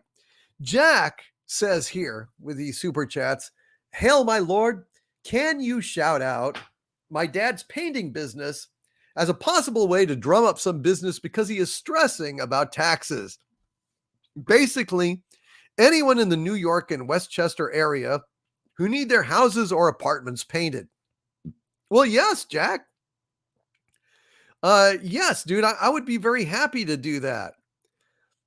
Can you please put the name of the business, or I mean, how do people know how to contact you, Jack? I don't want you to dox yourself or anything, but does he have a business, or I mean, I don't want to dox anybody. I don't know quite how to do it, but if you can help me to figure it out, then I would be delighted to help out, man. No doubt about it. But yeah, I just want to say it was a delight talking to Bill, and I'm looking forward to hanging out with him again. He is a wonderful guy. I felt like just in that hour and a half, we became good friends. I've just been having kind of a hard time finding time to go through and edit an hour and a half of material, but it's coming, and I'm looking forward to sharing it with you all as soon as I can just get it edited. But I love Bill Whittle. The guy is great, and anyway, that's coming. John Ghost with a $10 super sticker that actually now I kind of recognize it. It's got a cape and it's green. It's in the sky flying at great speed. It's got to be Super Pair again. Speed of lightning, roar of thunder, fighting all who rob or plunder. Super Pair, Super Pair, Super Pair. Thank you, John Ghost, and hail to the great, the mighty Super Pair. And Michelle O'Rourke is in the chat, and she says, or actually her husband says, hail, my wife and I are watching the stream as a family. My wife is laying next to me with our daughter, Rose. Aw, she is breastfeeding right now, and so she wanted me to tell you she loves you. Aw, thank you. Thank you, sir. I love Michelle and love you and love my little niece, Rose O'Rourke. Little Rosie O'Rourke. And it's just wonderful. Thank you guys for sending that message. That is very, very, very sweet. And I really, really am grateful. And Rennie A says John Krupp needs to go to bed. Has more than one super chat left. Let me go ahead and read it right now. I'm going to track down John Krupp's super chats here. Hold on just a sec. John Krupp with a very, very generous $20 super chat. Thank you so much, John. John has got to go to bed, but you really, very kind of you. Thank you, John. He says, hail Doomcock. Here in North Dakota, the MagicCon convention is having the cast, oh God, of STD as the featured guests. Just when I was excited about going back to a convention, this dreck is what I have to look forward to. How sad is that?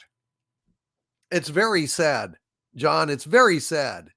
But, dude, if there's any way that you could ask them why their show stinks so bad, ask them if they know who Doomcock is, and then say, "Hail Doomcock." If you could have that video, you could get that video to me, I would put it on my channel. Absolutely. That would be so damn cool, John, if you can make it happen, sir. If you can make it happen. You could take, lemons and make a little lemonade with that. Although I am deeply, deeply sorry. Very, very sorry that your trip is going to be ruined that way. But hey, you could make something out of it.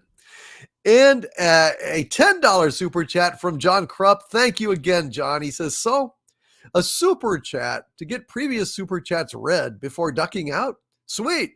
So my battery is low and it's getting dark. Well, we can't let you go without reading your super chats, John. And John also sent me a super sticker with a number 1, giving me a number 1 here. Thank you, John Krupp. Thank you very, very much for all of your very generous super chats, John. And thank you for, not running out on me, Thank you for letting me know that you had to go so I could go ahead and read these super chats. And John Krupp with another $5 super chat. Thank you, John, says, push the button. Free Harvey. That's right, dude. And why not free Harvey? Why not free Harvey? Because Harvey would cause all sorts of destruction and misery. Oh, well, there is that. But, you say those destruction and misery like they're bad things, and they're really not. There's a lot of wonderful things about being destroyed. And I wish you people would let me out of my little fishbowl. And don't give me that shit. Nobody's falling for that shit anymore, Harvey. Well, some people are. And Mages Guild has also got to go to bed. So I'm going to read Mages Guild's super chats as well. Let me see if I can find them. Mages Guild with a $6.66, two $6.66 super chats in a row. Thank you, Mages Guild. Mages Guild, perfect evil super chats, by the way, $6.66 chats. That's what we like here at the center of the earth. Mages Guild says, I think that Picard season 2 will retcon season 1. Pretty sure that the shite with Q is going to undo everything from season 1, and Q is holding reality together. He says, in other words, the Q are stopping the machines from coming through, and this is the one chance to undo that shite. In other words, your theory is probably right. It's just too late for me. There is no possible way to make this shit sandwich palatable. I don't care how much mayo and butter you put on the shit sandwich. It's still shit. Not really fit for human consumption, in my opinion. Thank you very much, Mages Guild. And thank you to my wonderful, amazing wrenches, trained by the queen of the wrenches, Mary Ashmead herself, for doing such a fucking fantastic job. You guys are awesome. Thank you, Mages Guild, and hail to you, brother. All right. Susan Dolan with a $5 super chat. Thank you so much, Susan Dolan, says, remember, who controls the past controls the future. who controls the present controls the past. And that's why they destroy the past to control the future. Beautifully said, Susan. Beautifully said. And Linexon says, hail everyone, got to go. Have a good night. Thank you for popping in, Linexon. Hope to see you again, my friend, and have a great weekend. Thanks for being here. And Andy Masterson says, we all know it's a holodeck program, LOL. This we do know, because he sent me a Mikey Spock janitor outfit, complete with mop and spray bottle, and she's on the holodeck with Discovery on the screen. It's a way she can feel like the bestest ever when she really, really, really sucks. And let's see. Where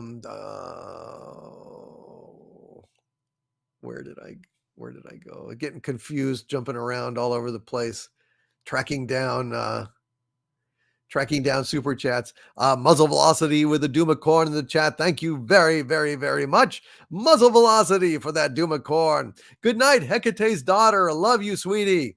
And thank you for being here tonight. And Chaos Oi with the $2 super chat. Thank you, Chaos Oi, says everyone. Let's toast Lord Doomcock.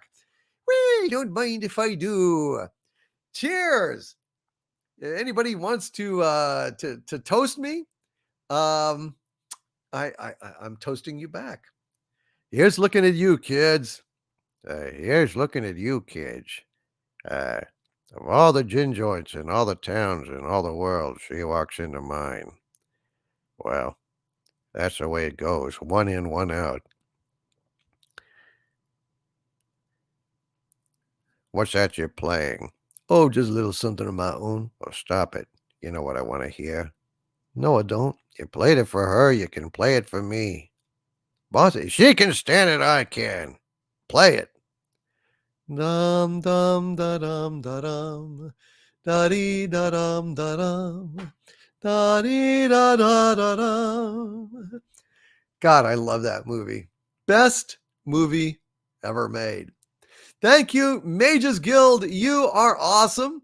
And thank you for the two $6.66 super chats. A perfect evil. God bless you, Mages Guild. And David Krantz with a $20 super chat of great generosity. Thank you again, David. David Krantz says, my lord, do you know what's scarier than one of Sabu's stories? The first CG design of Sonic the Hedgehog. I didn't know Sonic would go through Silent Hill Zone. Thank God he was redesigned for the film, and it beat Birds of Prey. Yes, that was absolutely fantastic. That they actually listened. It was a triumph for fans. It was a triumph for Hollywood. It was just overall a great, great moment in pop culture when we started to turn back the tide just a little bit. And if Bob Chapek and Susan Arnold will stick to their guns and resist this movement to bully Disney to going even farther left than they have been before, and they will move more to the center and take politics out of their movies, that will be a huge triumph for fans as well. And Michelle O'Rourke in the chat says, we're having a bit of an adventure the last few days, my liege. Our daughter has started crawling in the last week. I am thinking about asking her mother to stay with my wife during the day now that our daughter is crawling, my liege. That is fantastic. She's moving. She's moving. It's absolutely wonderful. Little Rose is growing up. Little Rose is growing up. That is so sweet. That's just awesome. Congratulations, Michelle O'Rourke and Mr. O'Rourke as well. And Destiny Captain says, hope you are well. I'm doing much better, Destiny Captain. Thank you. Thank you. Thank you very, very, very much. And Sean Carter says, if holodecks were real, they'd be a cum-stained mess. Yes. Yes, they would. Maybe they could beam the sad liquid emissions out into space. I don't know. Maybe. Hail Phantom Outsider. Hail Anti-Derivative Jill, Pleasant Valley Picker CA, Michael Beacom, and Deef as well. All right, let's see. David, thank you. Let's see, where are we? Nicholas Horton with a £5 super chat. Thank you very much, Nicholas Horton. Says, wait a minute. I didn't see this because it wasn't a super chat. This was from Loki. Crazy cat. Oh no, Loki stole his member chat again. Remember that members of the channel get a free super chat every month. And Crazy Cat Guy's cat Loki stole his just now. He's been a channel member for 25 months at the Dumentite level, and Crazy Cat Guy says, "Is Loki here?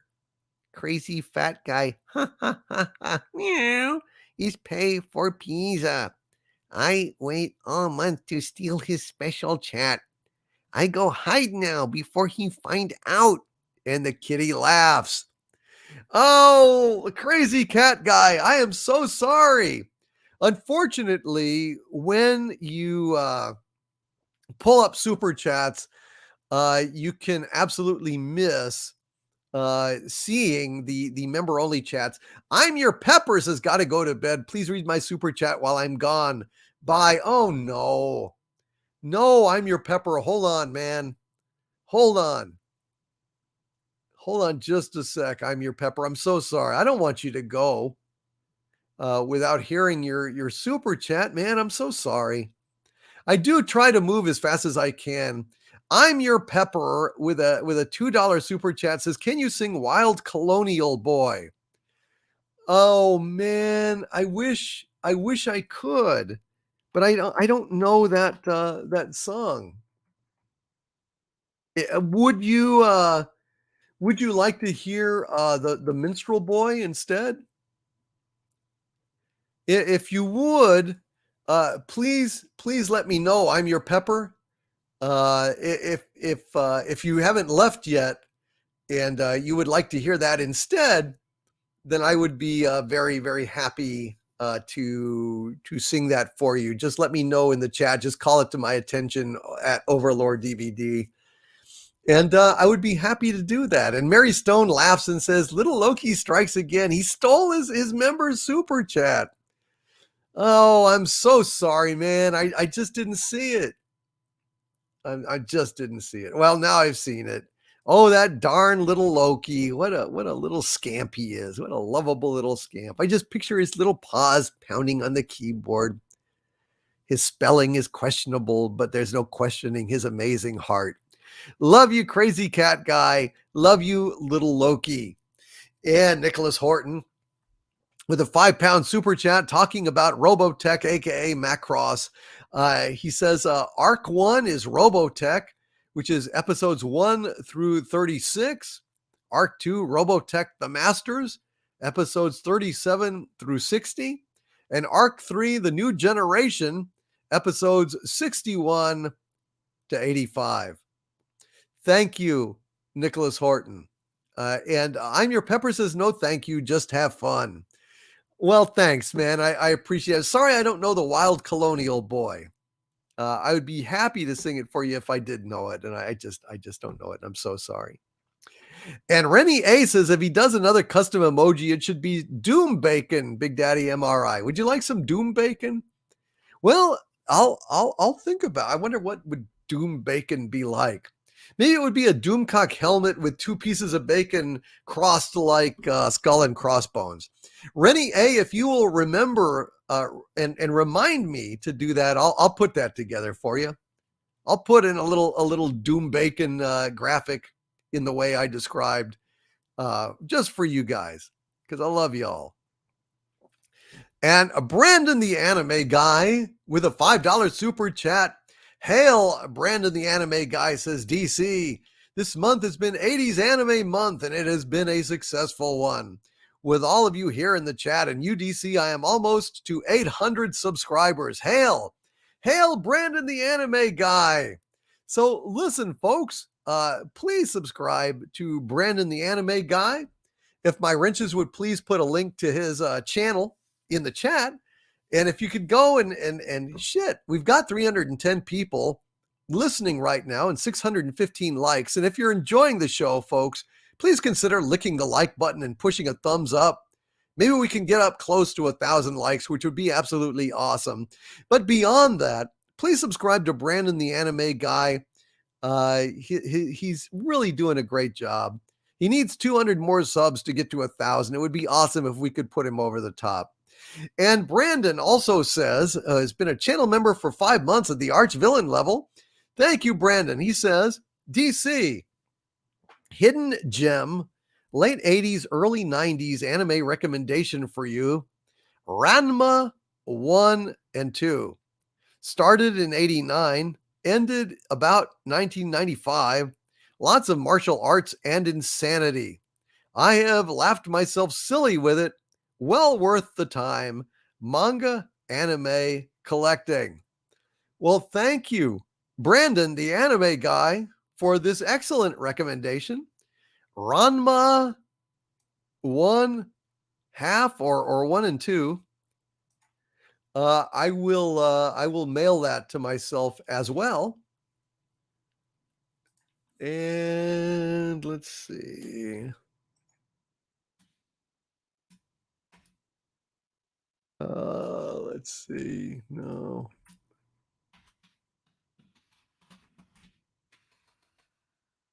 Sorry.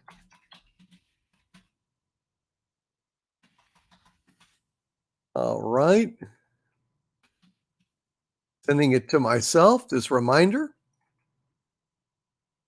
And excellent. Excellent. Thank you. All right. Let's see.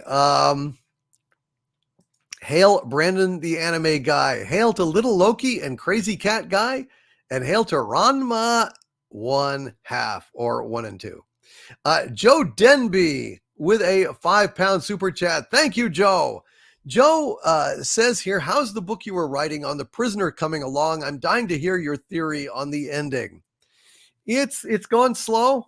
I've got so many other things. It would go a lot faster if I could just take like a month to do nothing but write it. But unfortunately, YouTube doesn't work that way.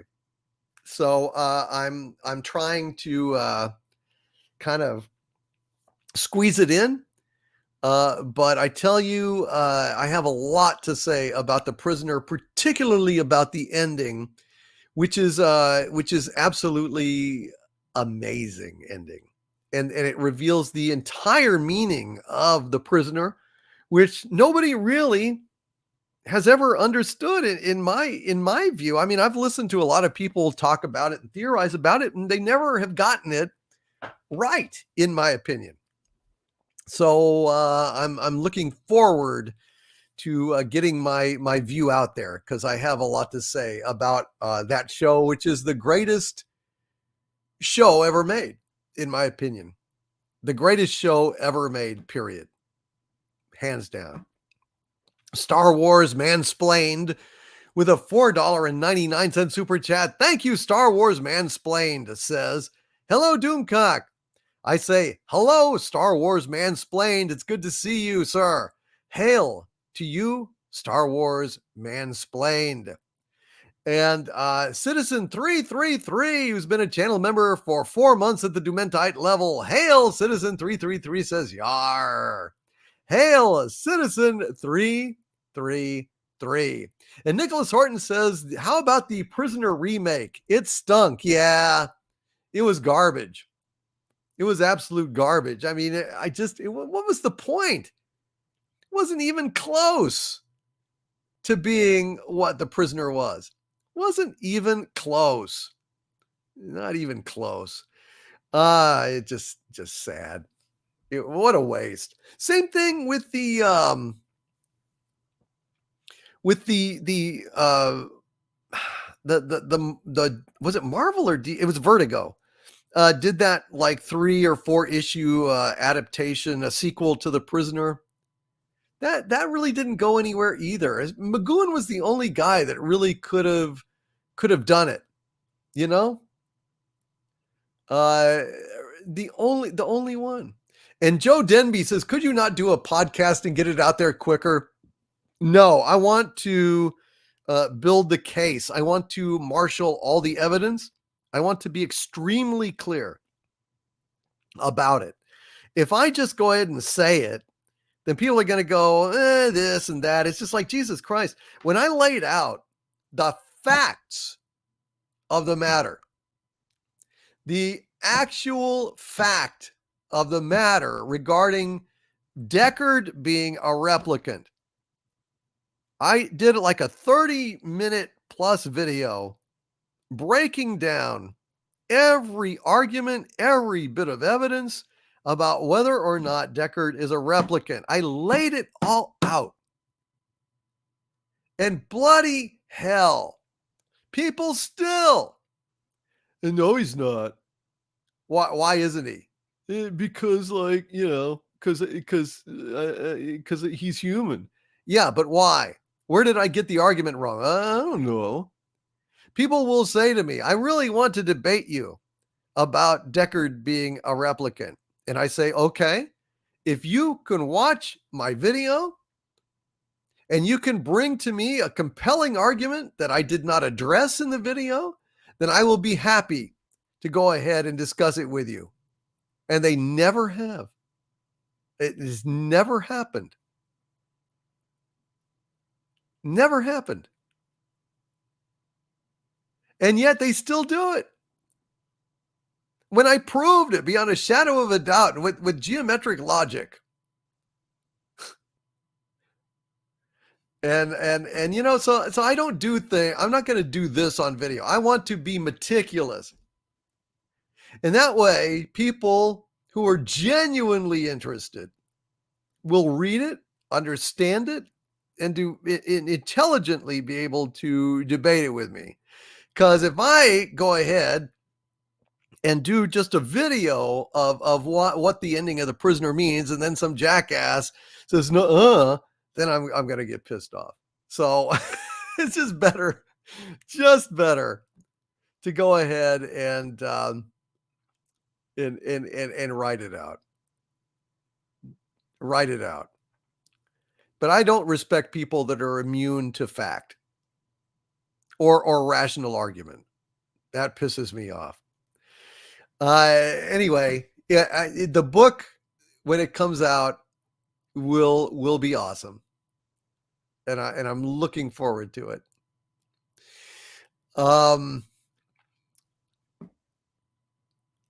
And Captain Teague says he seems human, at least in the sequel. I don't look at the fucking sequel. The sequel is nothing.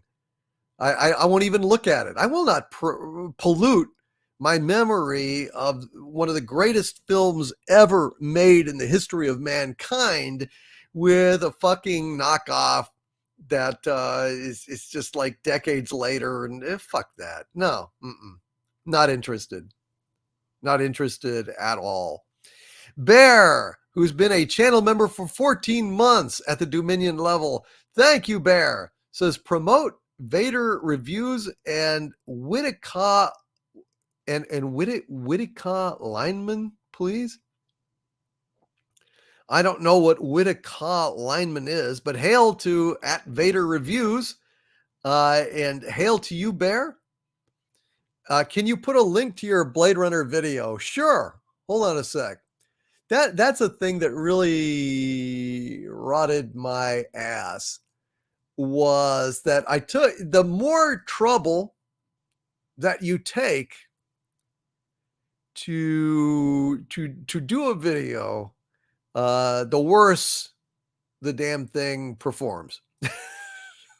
I mean, it's just embarrassing.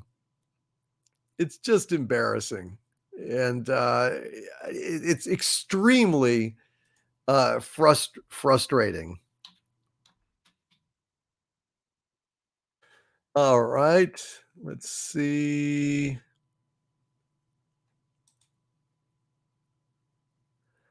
I will try and let's see if I can. Okay.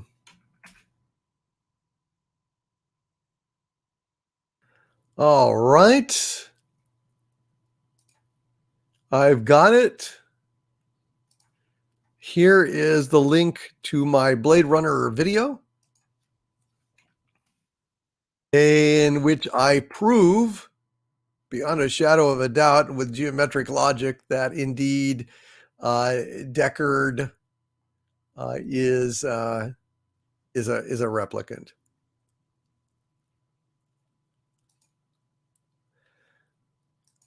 So there you go.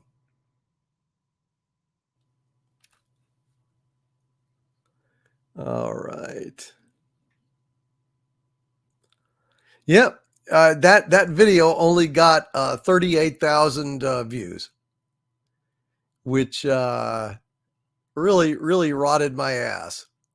But there you go. That is indeed the link there, and maybe in your copious spare time, y'all can check it out. And douchebag Kylo says Deckard isn't a replicant; he's a replican. I love it. I love it. Captain Teague says Ridley Scott's Deckard is definitely a replicant per Final Cut. Hell, Captain Teague, Ridley Scott's Deckard is definitely a replicant for one of the earlier drafts of the script, even before the final draft of the script. So even back then, and the whole unicorn dream that didn't get included in the movie. Oh, I'm not going to get started talking about this again. Anyway, there you go. Thank you very much, Bear. And yeah, only 38,000 views, which is way below what my channel usually does. And it just rots my ass because I really worked hard on that. Dead Heart with a $2 super chat. Thank you, Dead Heart. Says, have you heard of Sam and Max Freelance Police? Yeah, wasn't that a Lucasfilm thing way back in the day, Dead Heart? I don't remember. But anyway, hail Dead Heart, and thank you. And Captain Teague says your video does prove it. Thank you, Captain. I appreciate that. Thank you. You know, I mean, I don't mind being wrong, but don't like just say, oh, he's human. If you haven't even looked at the video and you don't have a counter argument, if somebody can prove to me that Deckard is human, I don't care. I mean, it's still the greatest movie ever made, or one of the greatest movies ever made, regardless of whether he's human or he's not human. But I need proof. So there you go. Radioactive. Hail to you, my friend. Hail to Ken Jack Ben, Sean Cantrell, Ansel Ford, Civility. Great to see you guys. Dixon Cider with a $5 super chat. Hail, Dixon Cider says, hail. I sent you an email earlier in this stream. I hope it doesn't cause hatred towards me. I hope you understand. Well, shoot, Dixon Cider. I can't imagine it would make me hate you. We've been friends for a long time. I love you, man. And but I'll look at it. I'll look at it this weekend. But I can't imagine it would make me hate you. Gosh. Hail Dixon Cider, and God bless you, my friend. And Tracy Wilborn with a $5 super chat. Thank you very much, Tracy. He says, hail Doomcock. Please sing Blue Skies for me. I would be very happy to sing Blue Skies for you, my friend. Let's make it happen. All right. Never saw the sun shining so bright, never saw things going so right, noticing the days hurrying by, when you're in love, my, how they fly. Blue skies smiling at me, nothing but blue skies do I see. Bluebirds singing a song, nothing but blue skies from now on. I never saw the sun shining so bright, never saw things going so right. Noticing the days hurrying by. When you're in love, my, how they fly. Ooh, days, all of them gone. Nothing but blue skies from now on. Bluebirds singing a song. Nothing but blue skies from now on. Nothing but blue skies from now on. Nothing but blue skies from now on. And let's see.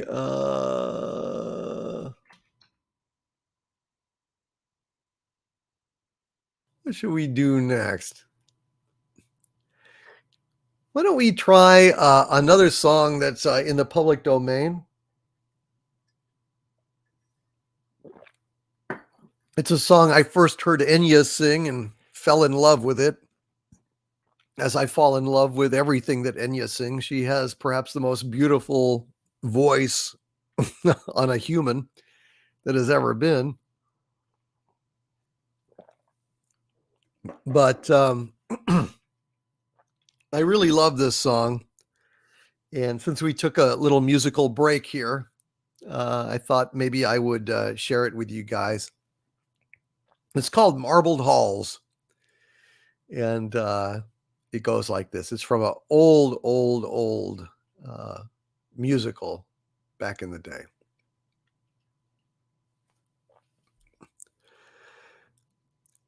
I dreamt thou dwelt in marble halls, with vassals and serfs at your side. And of all those assembled within those walls, that you were their hope and their pride. You had riches all too great to count, and a high ancestral name. But I also dreamt, which pleased me most, that you loved me still the same, that you loved me still the same, that you loved me still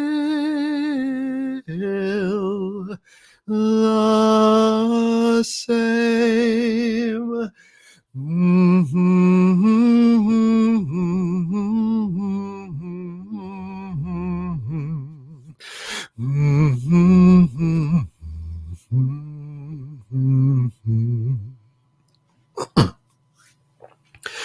I dreamt that suitors sought your hand, that knights upon bended knee,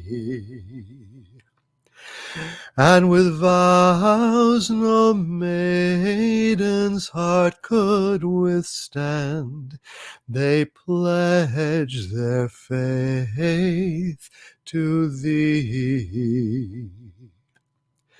And I dreamt that one of that noble host came forward your hand to claim. But I also dreamt, which charmed me most, that you loved me still the same, that you loved me still the same, that you loved me still the same.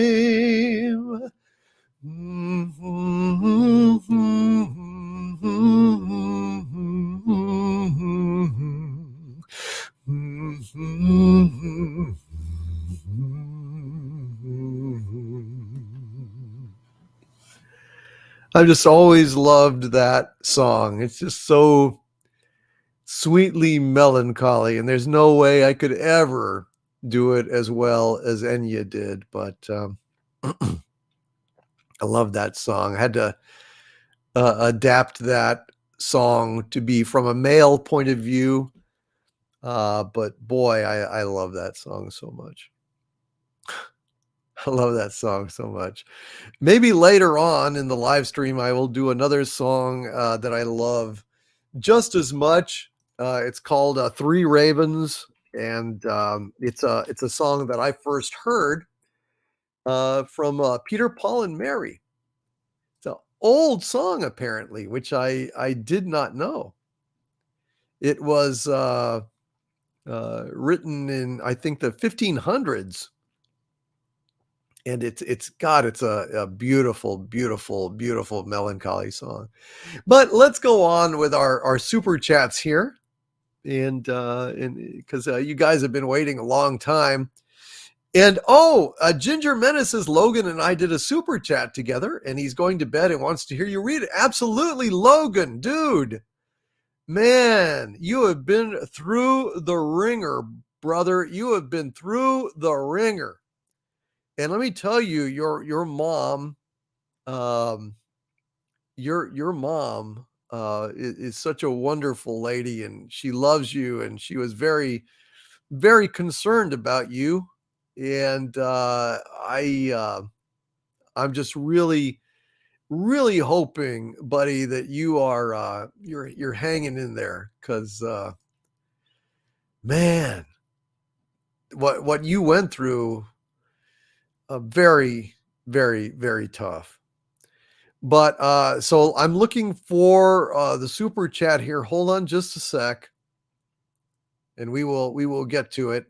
The Ginger Menace with a $10 super chat. Thank you so much. Oh, great and mighty Ginger Menace, the queen of the wrenches, Mary Ashmead says. Hail, Lord Doomcock. Love you. Logan just wanted me to tell you guys, thank you for all the prayers and well wishes. He's getting better. Outstanding. You can't keep a strong man down.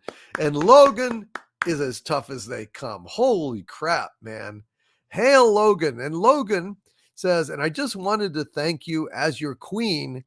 Thank you, everyone. And sent a heart. Thank you, Mary Ashmead. Hail to you, Logan.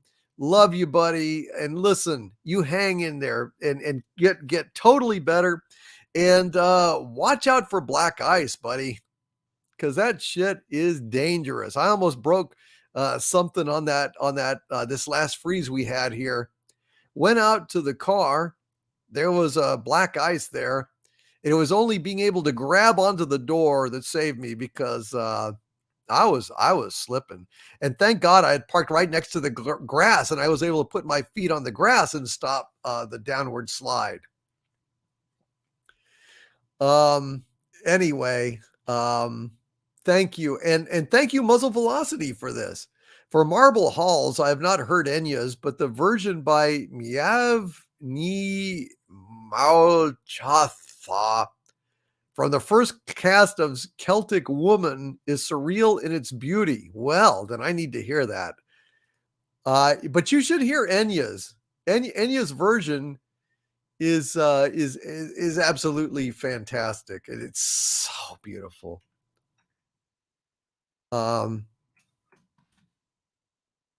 Marble Halls. Celtic woman. Okay. Got it. I will check that out for sure. Have you guys ever heard a song by Dead South, the Dead South, that is called In Hell I'll Be in Good Company?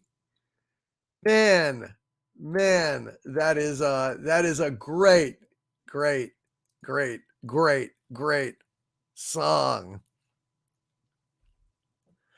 Oh man, it's good. I don't know if I could do just a tiny bit of it. Dead love couldn't go no further.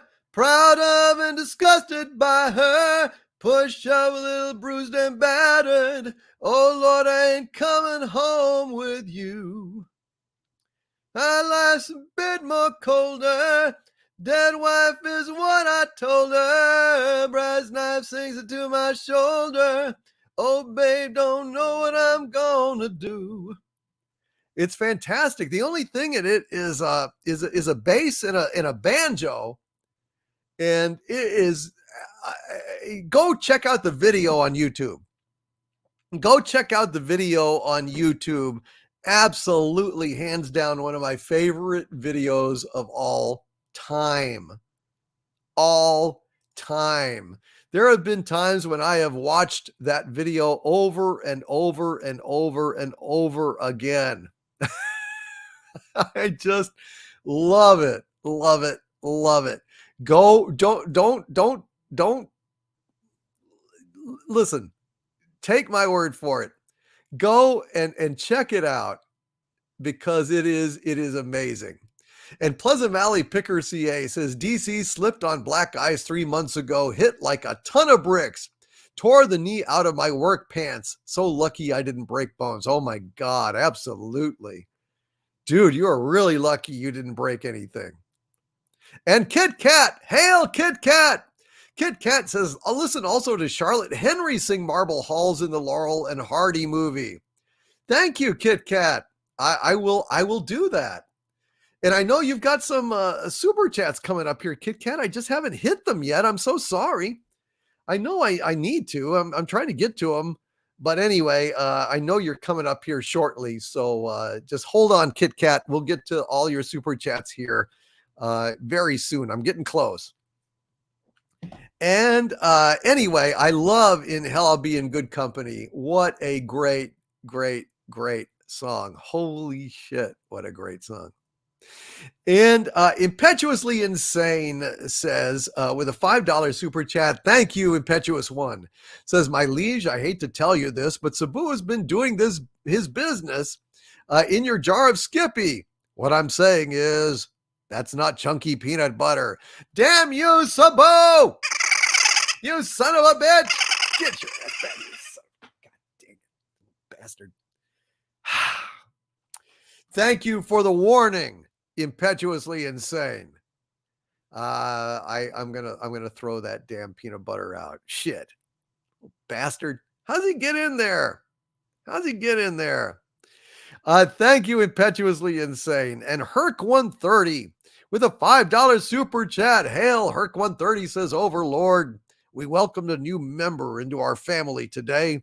A char-broil 4-burner grill, 25,000 BTUs of beautiful propane. Now I need accessories. Well, I tell you what, Herc130, congratulations on the char-broil 4-burner grill.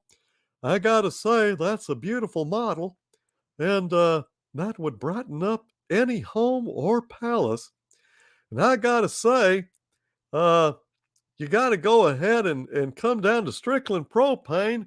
A man of such taste and quality, such as yourself, Herc130, would certainly appreciate the amazing assortment of propane and propane accessories that we have at Strickland Propane. So come on down, my friend. Come on down and enjoy.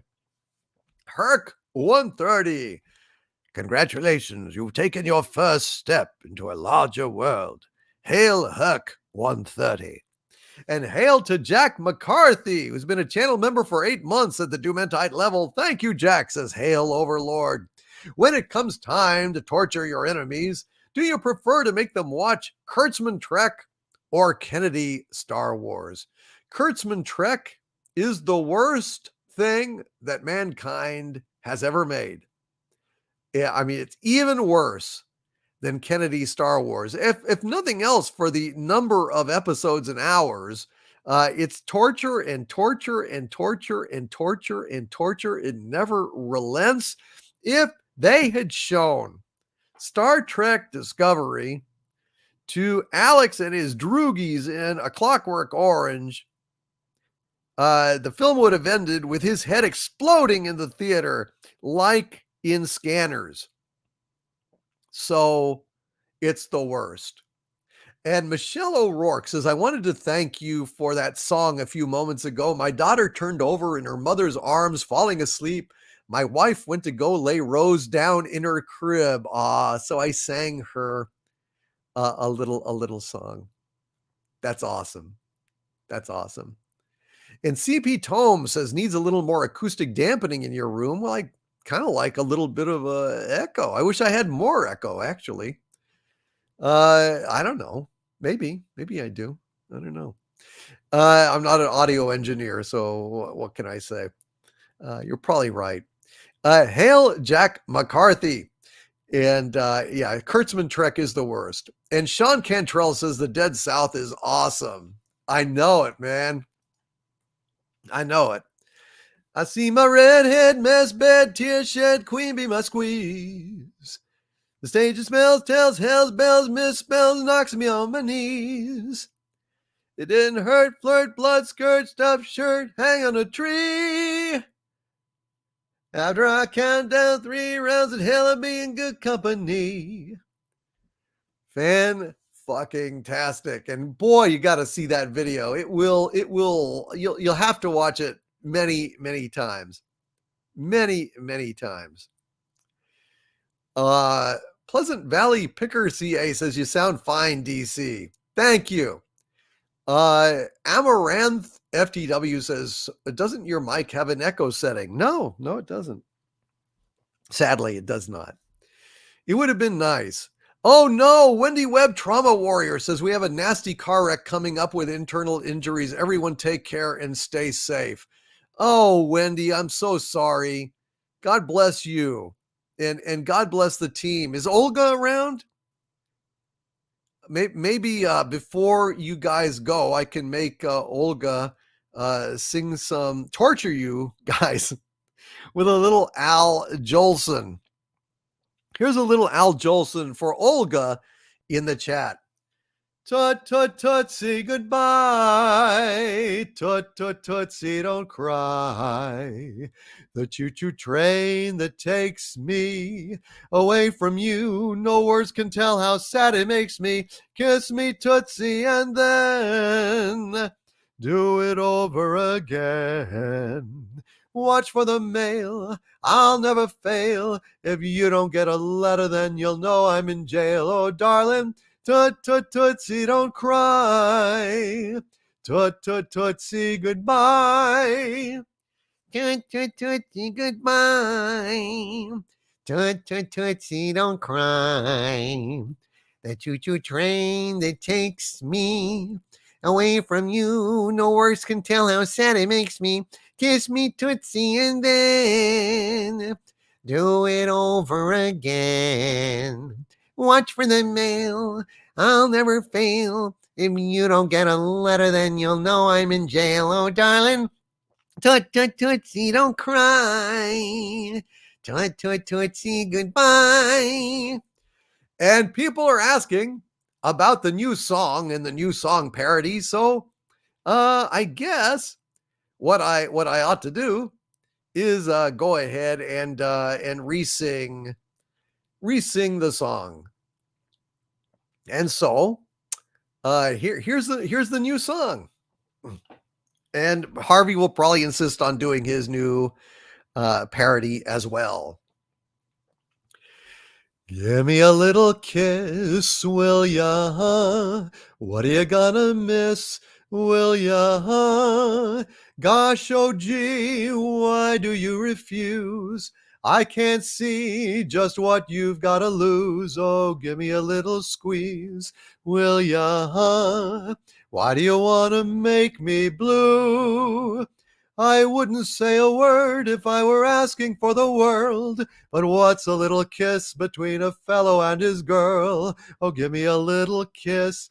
Will ya? And I'll give it right back to you. Give me a little kiss. Will ya? Must I go on like this? Will ya? Once again, a plea I'm gonna make. Oh, tell me when do I get a break? Oh, say when you're giving in. Will ya? Anything that you ask, I'll do. I'll take you for a little ride where we can be alone. And once you kiss me, you will never think of walking home. Give me a little kiss, will ya? And I'll steal about 10 from you. Well, and that's not a bad song, but unfortunately, I have a much better version that I'd like to share with you now. Oh, God. All right. Go ahead, Harvey. Have at it. Give my button a little push, will ya? Just a tiny little push, will ya? Gosh, oh gee, why do you refuse? When just one push will cure all of your blues. Oh, give it a little poke, will ya? Let me come out and play. Oh, sure, there'll be some stomping and some fires and some blight. Universal Armageddon, mad destruction, what delight. Oh, give my button a little push, will ya? And I'll obliterate the world for you. Give my button a little push, will ya? Things can't be any worse, will ya? Once again, a plea I'm gonna make. Just let me out, and Hollywood I'll break. I'll make Bad Robot worse. Then I'll hide. Secret hideout from Kurtzman, too. I'll sit down on your couch and eat your pizza, drink your beer. Then when I get up, I'll stomp and crush both far and near. Give my button a little push, will ya? And watch the rampage ensue. I can give it a little push. No, nuh-uh. Not even a little push. No, nuh-uh. If you get out, this universe you'll take. Bend, fold, spindle, and further mutilate. Maybe things are bad. Right now it's true. It sucks, but what you gonna do? Doctor Who and Star Wars and Star Trek are really lame, but watching them is not as bad as bursting into flame. Give your button a little push. No, nuh-uh. All our troubles are better than you. Give my button a little push, will ya? Just a tiny little push, will ya? Doomcock, what the hell is wrong with you? The leading cause of death is life, you fool. Give it a little poke, will ya? And let me come out and play. As screwed up as this planet is, the reasons left the rhyme. So sadly, killing everyone no longer is a crime. Give my button a little push, will ya? It's the sensible thing to do. TM. And there it is, the new song and new song parody. Give me a little kiss. Will ya, Anybody out there want to give Doomcock a little kiss? Oh no, and Wendy Webb, Trauma Warrior, says, oh crap, now Olga is singing. That's what I wanted to happen. There's a Wolfman Cock. Wolfman Cock is here. And we got a request going out to Olga. Olga's a real trooper. She recovered from a brain surgery, and she's doing okay now. She's singing and dancing around and torturing everybody in the operating room. That's great. Hail to you, Olga. Hail to you, Olga. Give me a little kiss, will ya? I love that song. Have we got another favorite on Friday Night Frolics? I certainly hope so, because I really love that song. And Harvey's parody is very, very good.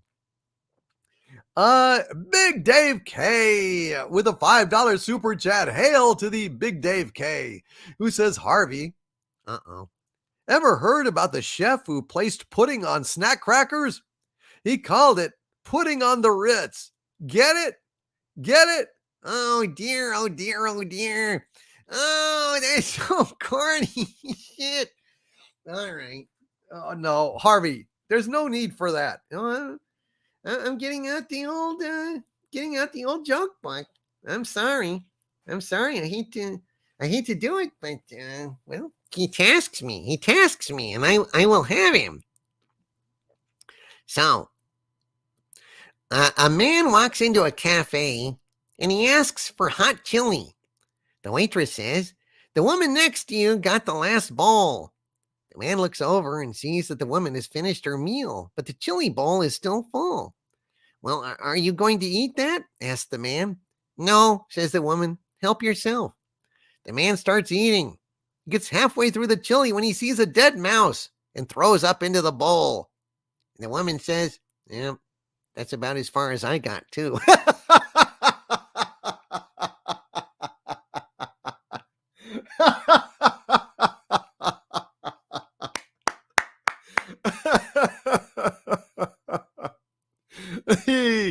Oh, that was good, Big Dave K. And oh shit. Oh, and threw up in the bowl. Yep, that's about as far as she got too. Oh my goodness. Hail Dalek 451, who says putting on the Ritz. That's great. It is, man. Well bloody done. And Bear has upgraded their channel membership to Dumentite level. Thank you so much, Bear. That is fucking awesome. Hail to the Bear, and thank you for being a channel member and supporting the channel. Thank you to all of my channel members. And oh, by the way, all of my arch villains, I have news. This week, like I said, I was kind of emotionally messed up. So I wasn't able to do the arch villain live stream this week. However, Monday at 7:00, we're going to have our arch villain live stream. So put that on your calendar. That's what we're going to have. And we're going to get together and hang out. So there you are. Yes, Carla Burton. It was gross, which made me laugh and laugh and laugh. That was good. Sick. And yet, I did love it. Corion Witch in Residence with a $5 Canadian super chat. My dear friend Corion, thank you, my friend. He says, as a bi male, I find Kirk being bi to be bi appropriation. This isn't Kirk. This is Kirk/fiction. It is indeed Corion Witch in Residence. It is indeed. And there is no way that Kirk was bi. This is just bullshit. And finally, we come to Kit Kat with a 10-pound super chat. I knew you had sent some, Kit Kat, and I'm sorry it took me so long to get to them. However, we're here now.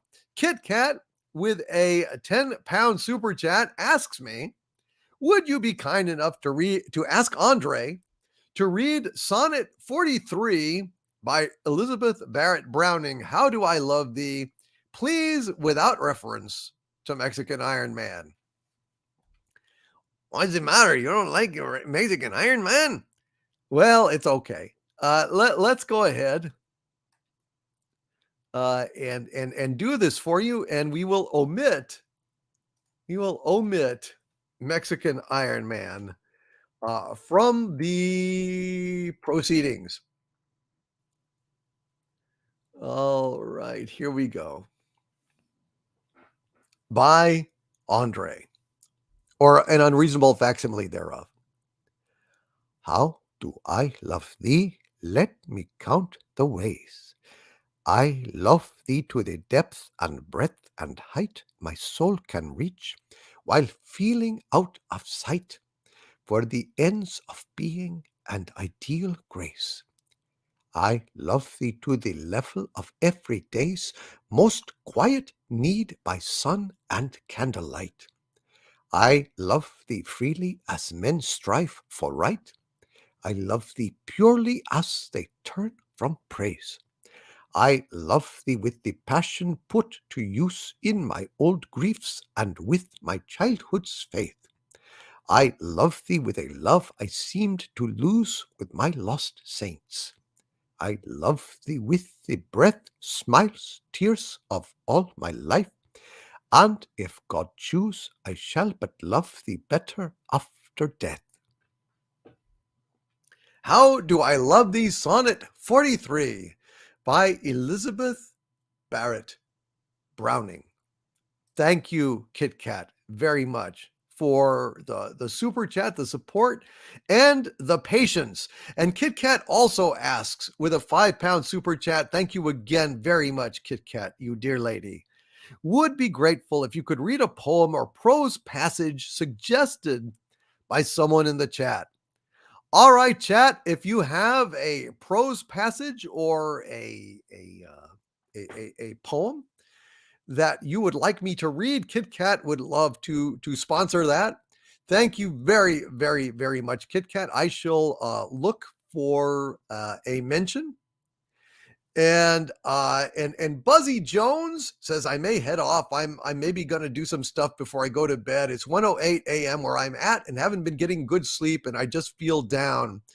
Oh, Buzzy, I'm so sorry, man. I'm so sorry. Please don't feel down. Please, buck up, brother. And Rennie A is sleepy too. Rennie. Yo, Rennie, pass through thick and thin, do of all the tales of the West. We'll remember best Corporal Rusty and Private Tin. Corporal Rusty and Private Tin.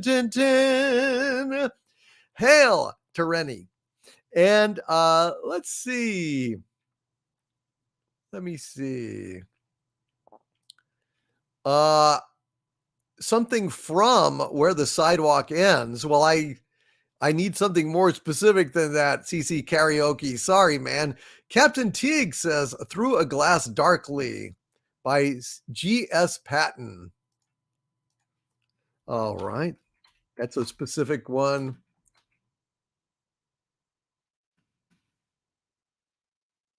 Through a Glass Darkly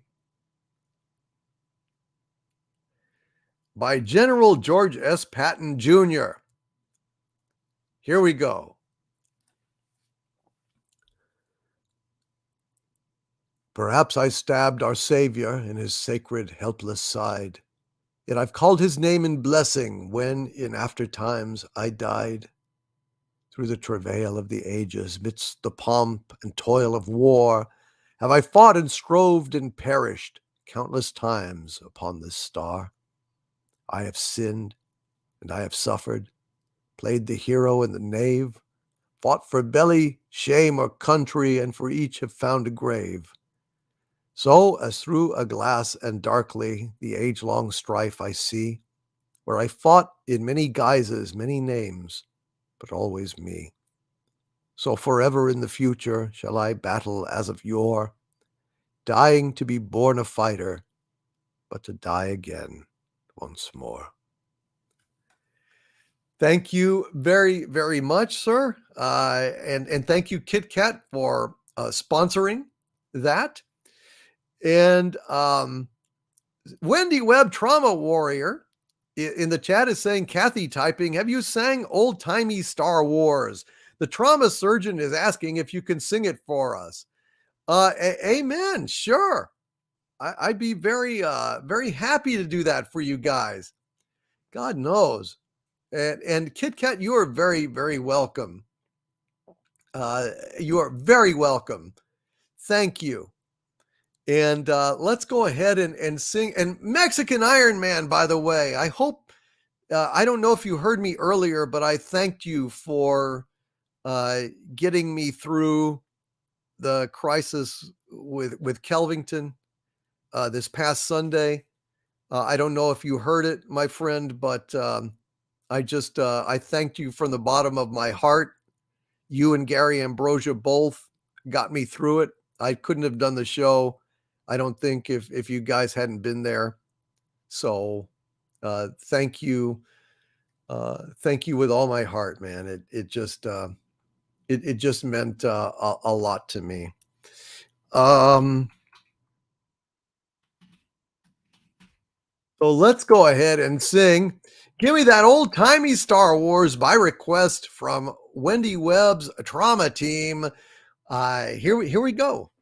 We did old timey Star Trek, didn't do old timey Star Wars. Let's go ahead and do that right now. Well, give me that old-timey Star Wars. Give me that old-timey Star Wars. Give me that old-timey Star Wars. It's good enough for me. Give me that Luke with green lightsaber, free of KK's corrupt labor. Give me a story I can savor. It's good enough for me. Give me that old-timey Star Wars. Give me that old-timey Star Wars. Give me that old-timey Star Wars. It's good enough for me. Give me that Leia with the hair buns, Han shooting first with his hid gun slice and open that dead tauntaun. It's good enough for me. Give me that old-timey Star Wars. Give me that old-timey Star Wars. Give me that old-timey Star Wars. It's good enough for me. Give me Darth Vader, our Sith leader, choking those screw-ups, yes indeed. Apology accepted, Captain Nita. It's good enough for me. Give me that old-timey Star Wars. Give me that old-timey Star Wars. Give me that old-timey Star Wars. It's good enough for me. Before Lucas went and sold it, before Ruin disemboweled it, before KK did cornhole it, was good enough for me. Give me that old-timey Star Wars. Give me that old-timey Star Wars. Give me that old-timey Star Wars. It's good enough for me. Before Rey was the bestest ever, before Poe was a failed endeavor, before Finn, who cares, whatever, it was good enough for me. Give me that old-timey Star Wars. Give me that old-timey Star Wars. Give me that old-timey Star Wars. It's good enough for me. I ain't buying no more Star Wars while it's closed to all those woke whores. Give me back what I adore. It's good enough for me. Give me that old-timey Star Wars. Give me that old-timey Star Wars. Give me that old-timey Star Wars. It's good enough for me. Good enough for me. Is it good enough for you, boys and girls, ladies and gentlemen? I sure hope that it is. I hope that gave Wendy Webb's Trauma Team and the surgeon there a little bit of support. A little bit of support in a difficult time. God bless you guys, and God bless you, Mexican Iron Man. I hope you heard it or will go back and hear it, because what you and Gary Ambrosia did for me, when I know that you guys were both not going to come on the show and you did anyway, to support, knowing what was going on, man, it just meant the world to me. And God bless you, my friend. God bless you. And Corion Witch in Residence, of course, was there. Everyone who showed up, Cameron Pashaw, all of the guests over there, just meant the world to me. And I love you guys. I love you guys very much. AJ Star Hiker with a $5 super chat. Thank you, AJ Star Hiker. Says, Harvey, what do you call a knight when he's caught by a dragon? I don't know. Canned lunch. Canned lunch. I love it. I love it. Thank you, AJ Star Hiker. And David Kronz with a $5 super chat. Hail, David Kronz says, hey, Harvey, here's a joke for you. How did King Arthur overcome his fear of the dark? I don't know. He used a night light. He used a night light. That really is corny. It's very corny. God dang it. Oh, man. It makes my blood boil. It makes me want to lance it. Lance? Get it? Night? Oh God. Oh my God. That hurt me so much. I need some first aid. I need a mace bandage. A mace bandage. Get it? Night? Mace? Oh God. Come on, Harvey. I mean, that was so painful. It made me feel like I lost my leg. Also lost my arm or something else. Arm or get it? Oh, Jesus God. Let's move on. Thank you, David Kranz. And Kit Kat with a 5-pound super chat again. Thank you so much, Kit Kat. Says, would love to hear you sing Scarborough Fair. Would love to hear you sing Scarborough Fair. Well, let's go ahead and do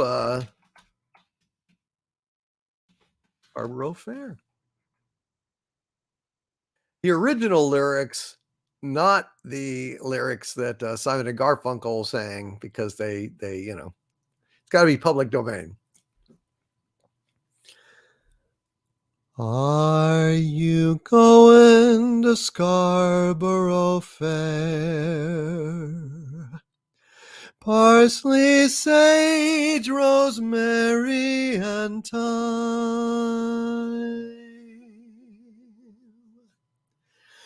Remember me to one who lives there. She once was a true love of mine. Tell her to make me a cambric shirt. Parsley, sage, rosemary, and thyme.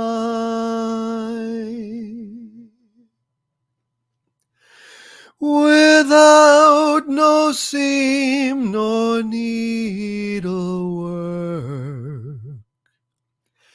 then she'll be a true love of mine.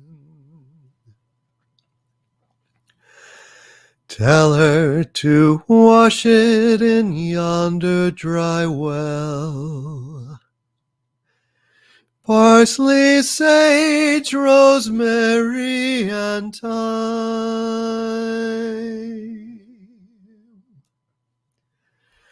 which never sprung water nor rain ever fell, then she'll be a true love of mine.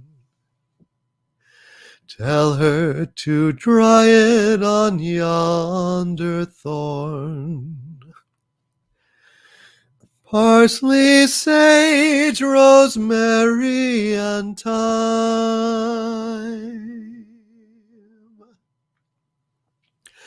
which never bore blossoms since Adam was born, then she'll be a true love of mine. Ask her to do me this courtesy. Parsley, sage, rosemary, and thyme, and ask for like favor from me, then she'll be a true love of mine. Are you going to Scarborough Fair? Parsley, sage, rosemary, and thyme.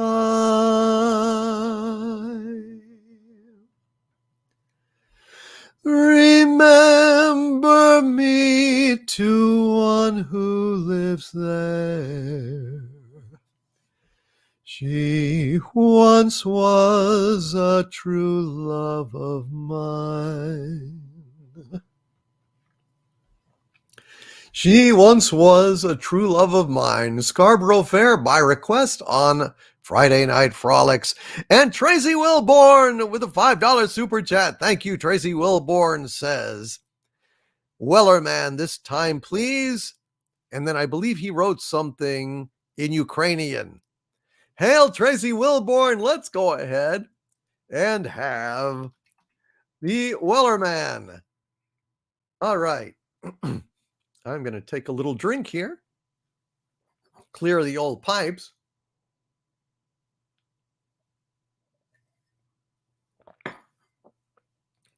And let's go ahead and let's sing a song.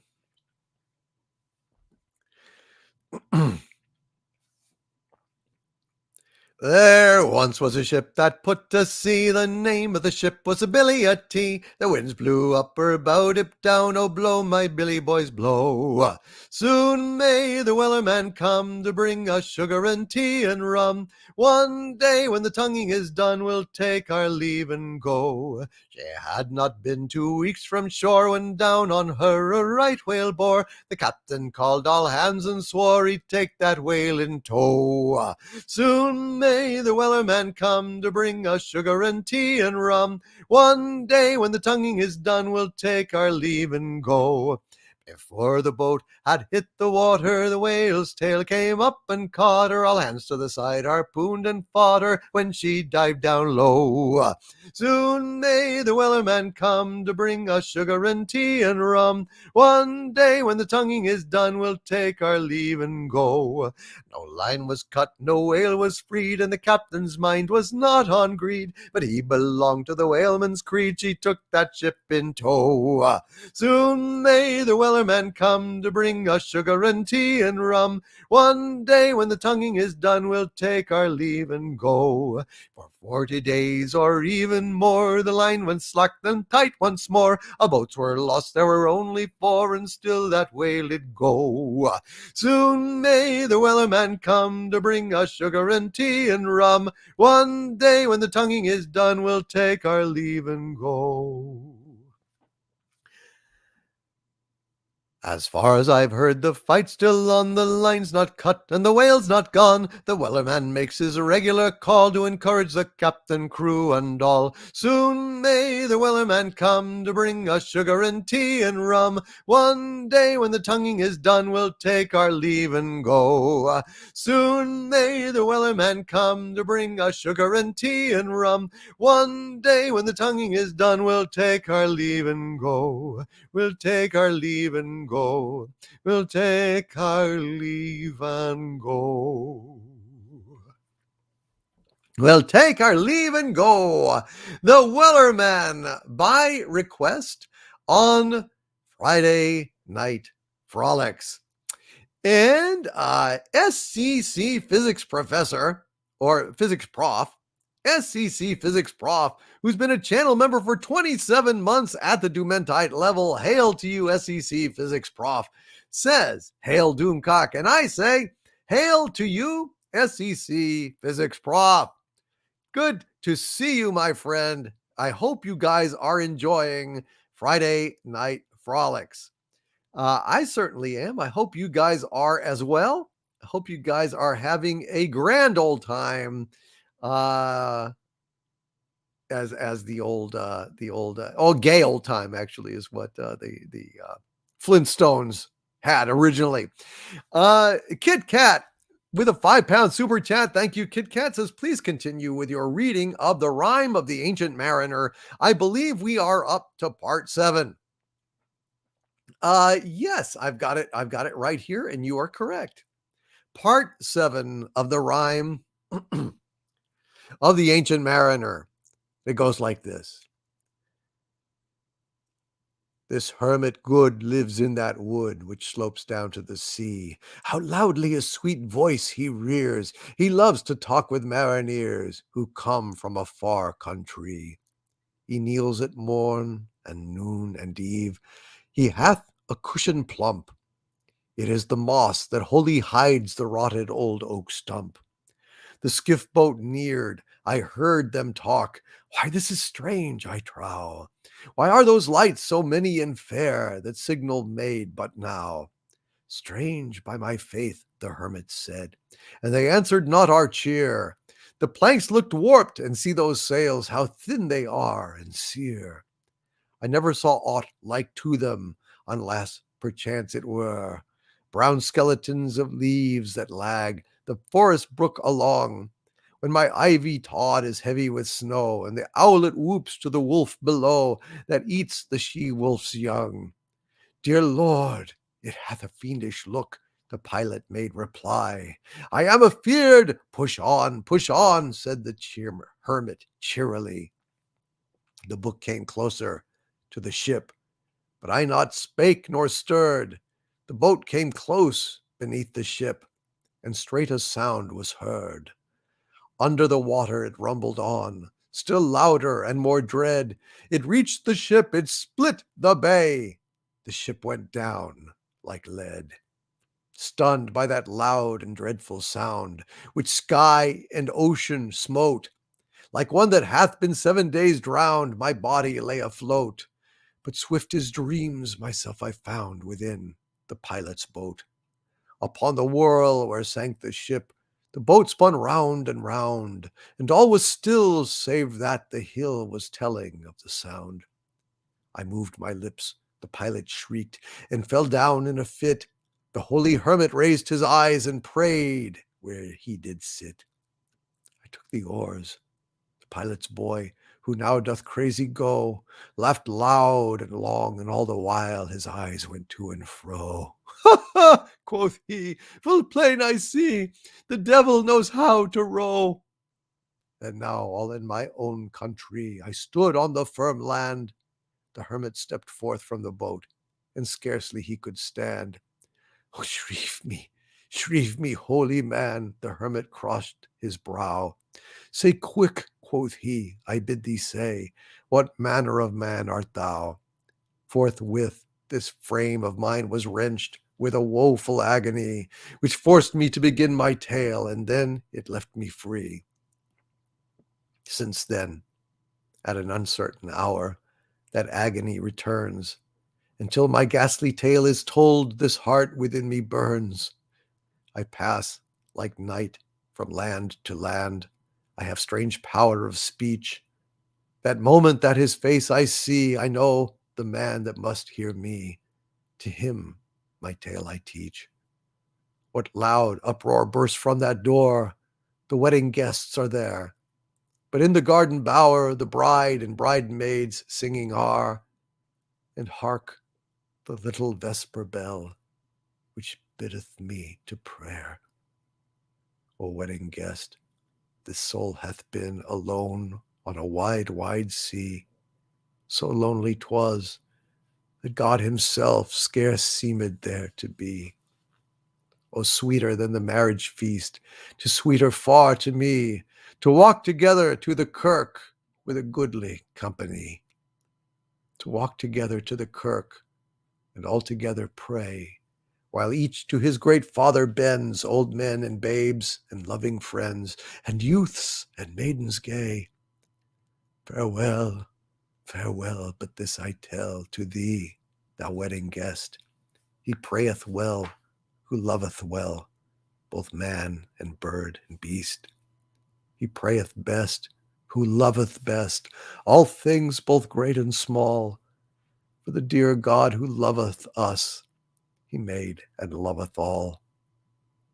The mariner, whose eye is bright, whose beard with age is hoar, is gone, and now the wedding guest turned from the bridegroom's door. He went like one that hath been stunned, and is of sense forlorn. A sadder and a wiser man, he rose the morrow morn. And that concludes the rhyme of the Ancient Mariner. Hail to you, Kit Kat, and thank you for the super chat. Also, thank you for this £5 super chat as well. Continuing your reading of Shakespeare's sonnets, please read sonnet number 17. All right. Let us read sonnet number 17. Who will believe my verse in time to come, if it were filled with your most high deserts? Though yet heaven knows it is but as a tomb, which hides your life and shows not half your parts. If I could write the beauty of your eyes, and in fresh numbers number all your graces, the age to come would say, this poet lies, such heavenly touches ne'er touched earthly faces. So should my papers, yellowed with their age, be scorned like old men of less truth than tongue, and your true rights be termed a poet's rage, and stretched meter of an antique song. But were some child of yours alive that time, you should live twice in it and in my rhyme. And there we are, Kit Kat, by request. Thank you very much for that. And Till Aller One with a $2 super chat. Thank you very much, Till Aller One, who says, Harvey, mountains aren't just fun. They're hill areas. What? Harvey, mountains aren't just fun. They're hill areas. Hill areas. Oh, for God's sake. Bloody hell, dude. This cornball disease. Beth Arstead is patient ground zero for that shit. And it just keeps spreading. It just keeps spreading. I don't know what the fuck to do. I combat it as best I can with my little book. Oh, no, your little book. My little book. A man comes home and finds his wife in bed with the milkman. What are you doing? Shouts the man. The woman turns to the milkman and says, there, I told you he doesn't know the first thing about sex.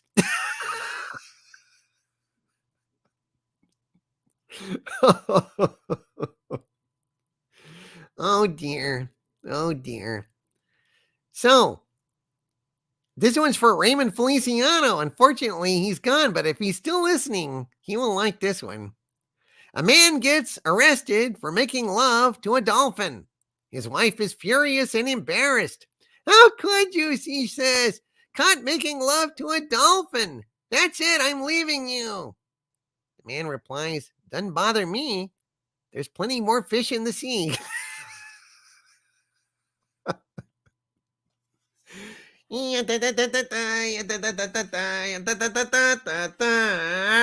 Shecky Cthulhu, ladies and gentlemen, Shecky MF Cthulhu. And Walter Tomaszewski with a $4.99 super chat. Thank you, Walter, says Hail DC. Here's a leftover St. Patrick's Day joke. What's green and stays out on your porch year round? What's green and stays out on your porch year round? I don't know. Potty o' furniture. Potty o' furniture. Irish furniture. Potty o' furniture.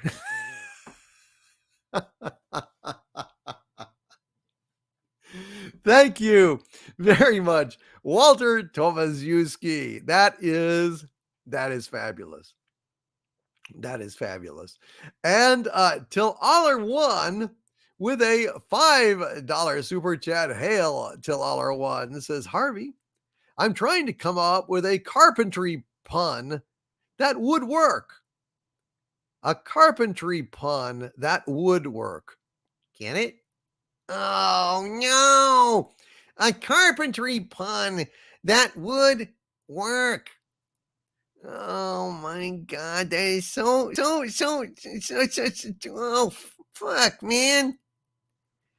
Oh, that one just makes me grain. Like groan. Get it? Grain? Carpentry? Grain? Oh, boy, I tell you what. It's just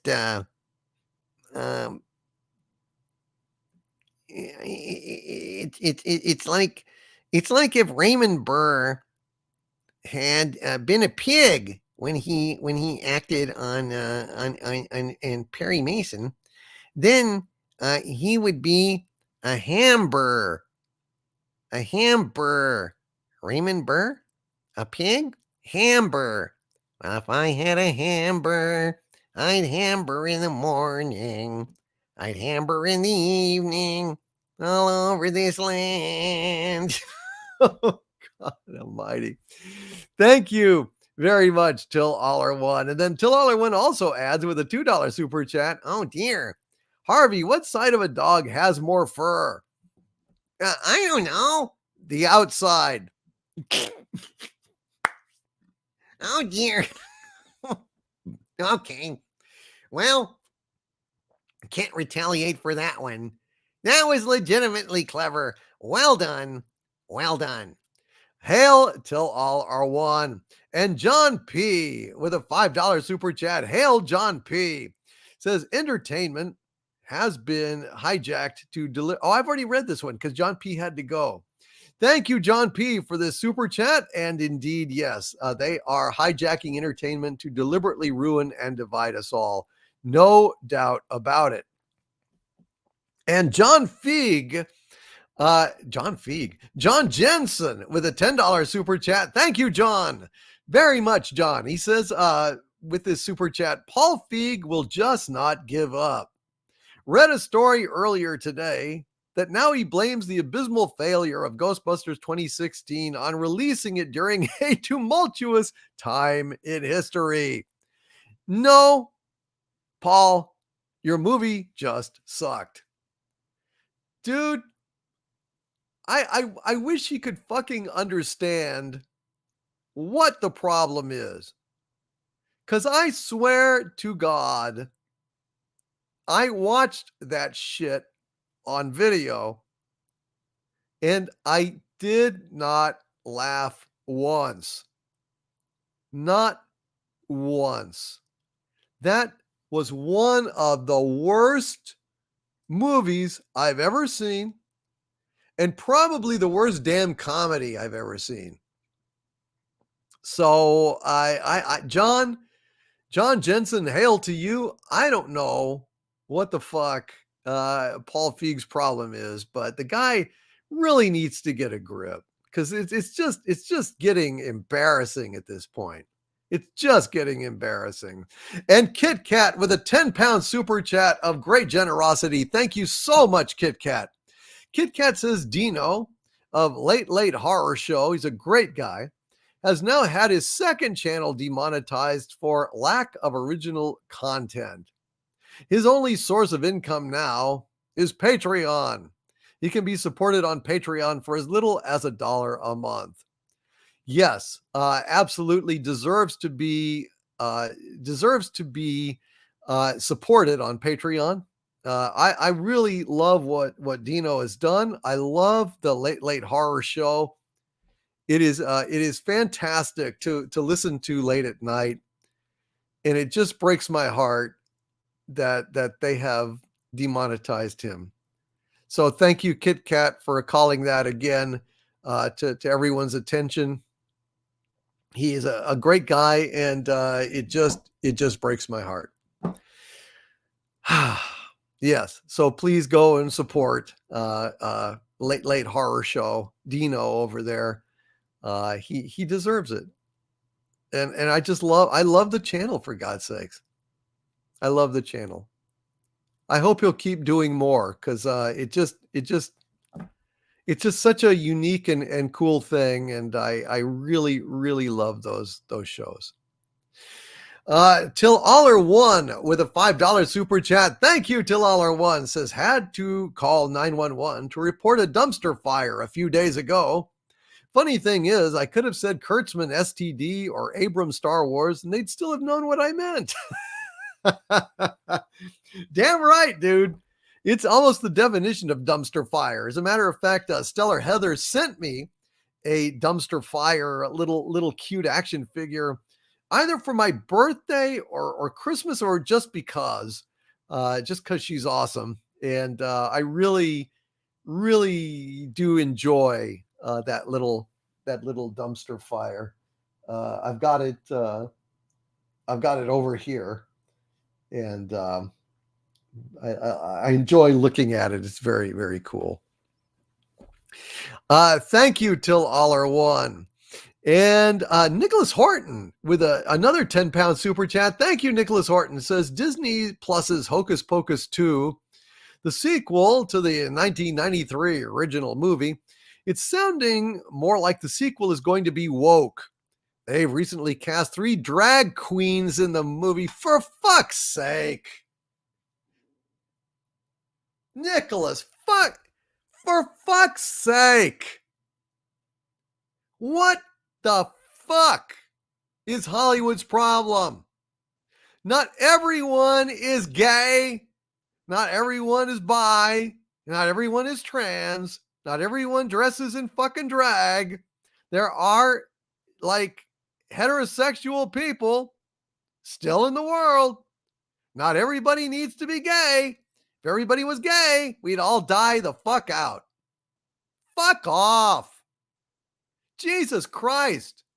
You people are going to absolutely turn the public against gay people just by aggravating the shit out of them. I mean, this is not good. This doesn't help anyone.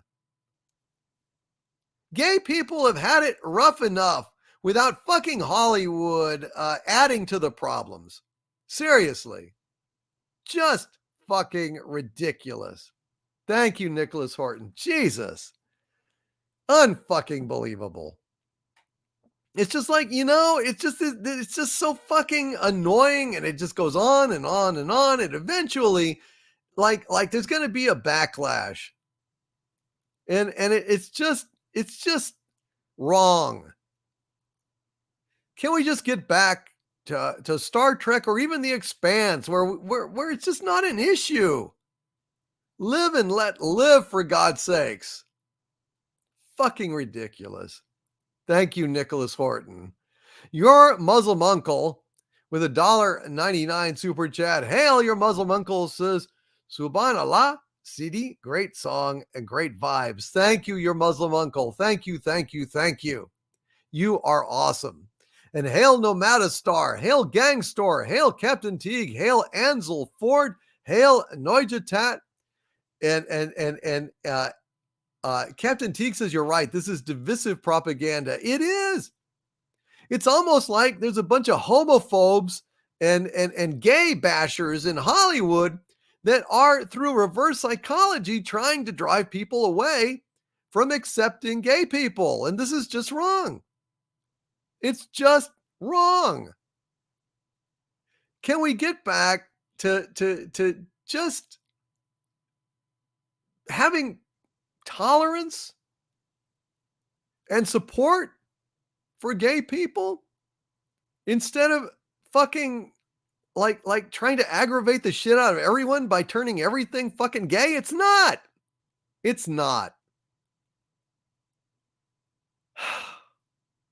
It's just so annoying.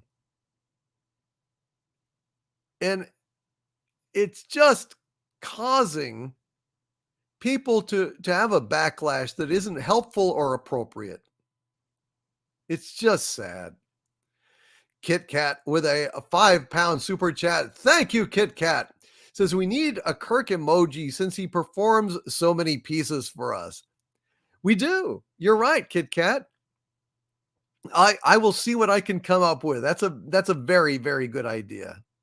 And Salty Texas C with a $10 super chat. Thank you so much, Salty Texas C, who says some walking around pocket money to go get an orange Julius and play Frogger at the arcade at the center of the earth. My balcony's Texas pot still bourbon raised to you, Doomcock. A hearty hail. Hail to Salty Texas C. I will drink to that, brother. Hail to you, and thank you for the walking around pocket money and for the toast. Here's to you, Salty Texas C. Hail to you, and thank you. Mm-hmm.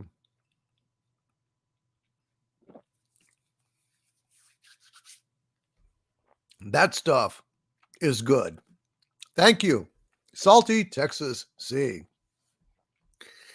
And yeah, I mean, look, yeah, gang store. How about tolerance for straight people and families? Yeah. I mean, it's the same thing with people of color. Being, in all this woke shit and white males are treated like shit. It's just going to cause a nasty backlash. It's going to enable homophobes and the nastiest elements of our civilization, uh, you know, to come out and spread their hate again. And we don't need any more hate. Live and fucking let live. But if I think I really do. I think that there are haters of homophobes and gay bashers in Hollywood that are simultaneously virtue signaling, but also covertly doing their best to stir up resentment. And I think that's awful. I really think it's awful. But I just blame Hollywood. Don't blame gay people. There's a ton of gay people in our community that don't have any truck about this garbage, and they have no say in how Hollywood is inserting themselves into the conversation. They can't help it that Hollywood is basically being as obnoxious as fucking possible to straight people, and it's just fucked up. It's just so fucked up. Don't be stupid. Don't be fooled. It's Hollywood that's the problem. It's not gay people. And John Fryer says, "Good night, Doomcock. Continue the fight. Good night, all." Good night, John Fryer. Thank you for being here tonight. And hail to Hound Free 3000. Need some hugs. Set Zor is in the chat. Hail to Set Zor.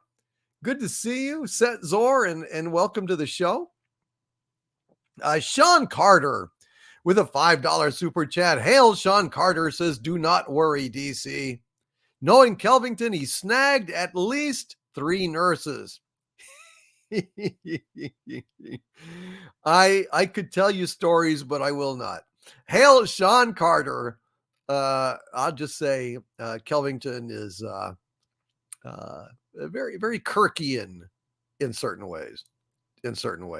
Hail, Sean Carter. And you're right, sir. That's all I will say. You're right. Moving on. Fire Knight 013, who's been a Dumentite, a channel member of mine for 18 months now. Thank you, Fire Knight 013, says, "You're the best." And they're great support. Most of us are here primarily for your support. And then a wounded heart and an envelope. Thank you, Fire Knight 013. Thank you so much. Love you, buddy. Thank you for your kindness. And Set Zora says, "Oh, thanks, Doomcock." You're welcome, man. Listen, thank you for being here this Friday night, Set Zor. Cool avatar, by the way. I like that. And Flake Tillman. Hail, Flake Tillman. I don't know what that code is, but it's like a pig and a monkey with a hammer, and then a phone and poop and a web. Can you translate that? Because I can't figure it. You've stumped me, Flake Tillman. You've stumped me. Well done. And Proto Badger, who's been a channel member for 8 months at the Dominion level. Thank you, Proto Badger. Says family takes care of family. And that's what they did for me this past Sunday, because I don't know that I could have gotten through it without the help, particularly of Mexican Iron Man, who kind of took over a bit as producer, stand in for Kelvington, and Gary Ambrosia, who really was not in any mood to do the show, but he did it anyway because he's a stand-up guy and a hell of a friend, and I love him. And Mexican Iron Man sacrificed enormously to be on the show. He was plowed under with tax work in the height of the season and deadlines.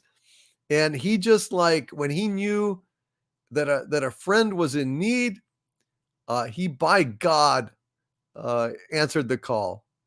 God bless you, Mexican Iron Man. God bless you, Gary Ambrosia. And John Irons in the chat says, good night, wrenches in chat. And Doomcock, I must go to sleep. See you next stream. Good night, John. Have a wonderful weekend, okay? Stay safe, stay happy, and just fucking have a great time. Life is too short not to enjoy the moment. Enjoy the day. Enjoy your loved ones. We never know how much time we have. So, you know, if the close call with Kelvington taught me anything, it's that, you know, appreciate your loved ones. Appreciate your loved ones. Nomada Star with a $20 super chat. Thank you so much, Nomada Star. Says, I don't have the talent to sing you a song, and my jokes are hit or miss. So I'll just leave a tip in the jar and say thank you.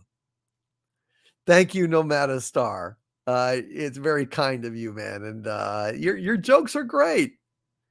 And I imagine you could probably sing me a good song. But listen, thank you, my friend. You've been a great friend for quite a while, for years now. And Nomada Star, from the bottom of my heart, thank you. Thank all of you for being so kind and supportive. I didn't mean to have that emotional outburst, but it just kind of hit. Fire Knight 013 with a $5 super sticker, a Bushiba applauding and saying bravo. Thank you so much, Fire Knight 013. I appreciate that. I like applause. What can I say? I'm a super villain, but I'm also an actor and a performer. So makes me happy to get applause. And David Della Vega has joined the channel membership at the arch villain level. We have a new arch villain in David Della Vega. Welcome to the channel membership, my friend. Welcome. And I want to tell you, David, I'm going to have an arch villain only live stream Monday evening at 7 o'clock Central Time. And in the arch villain live streams, folks, you come in to the show with me and we talk directly together. So to all of my arch villains, I hope you can make it Monday at 7 o'clock Central Time. We're going to have us a little arch villain live stream. And David, I'd love to see you there and hear you chat, man. So please pop in. Look for the announcement later this weekend. And I hope that you can make it. And CP Tome says, falling asleep here, need to put the laptop down before I drop it. Do not drop it, my friend. Stay safe. And Kellen Wellborn, hail to you. And CP Tomes, R. Fletch. Good to see you, R. Fletch. Hail to you, R. Fletch. And I thank you very much for the support. David Della Vega. Hope to see you on Monday. All of you arch villains on Monday. And AJ Star Hiker with a $5 super chat. Hail, AJ. Says, a termite walked into a pub and asked, is the bar tender here? A waiter nodded, yes, but it's poplar and quick to varnish. And Pleasant Valley Picker CA says, Doomcock been to many funerals. I'm a survivor at my age. Figure I have about 30 years left. 30 years is a good long time, my friend. Don't fret about it. Although it seems to me, as the years go by, that they're passing quicker. Have you noticed that? The days seem to be passing quicker. The years seem to be passing quicker. Has anybody else noticed that, or am I just crazy? I don't know. Just wonder. Dalek 451 says an arch villain stream. Great. I'll see if I can be there. I hope you can, man. 7 o'clock. It's not too late for you guys. Maybe about midnight for you, but you could just pop in and say hi. And Mary Stone says, I have no problem at all about gay characters if it's done with respect and care. Yes, absolutely. Especially new and original gay characters. But turning Kurt gay is not the way to go. All that gets you is a lot of anger and a lot of fucking outrage. Muzzle Velocity with a $20 super chat. Hail to the Muzzle Velocity, who says, Overlord DVD. Seriously, it would be a great story if Gary and Elizabeth faked their deaths to get the crew to leave believing them dead. Communicating telepathically, it would be easy. That would top all of Kurtzman Trek. Got it. It certainly would, wouldn't it? It would be absolutely a hell of a story. Muzzle Velocity. That's plausible. What a brilliant idea. I never considered that. I think that Gary Mitchell was too crazed to think of something like that or to have that kind of self-control. He was really on a power trip. But Elizabeth might have come up with that idea. That's brilliant, man. God, you guys are smart. That's really pretty fucking incredible, man. Well done.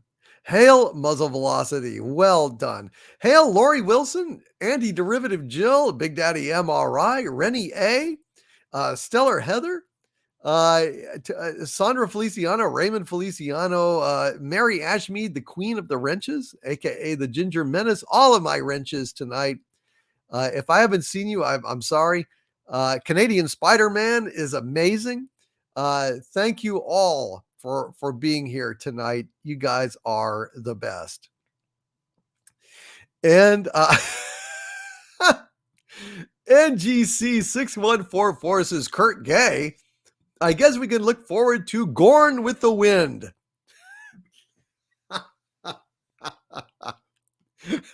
Well said. Well said. Hail the Narat and Axaman Bear and Marco Antonio Checa Funke. Good to see you. Heather L. Good to see you here as well. And Secret Agent Gene. I am closing in on the super chats. I will read your super chat very soon, my friend.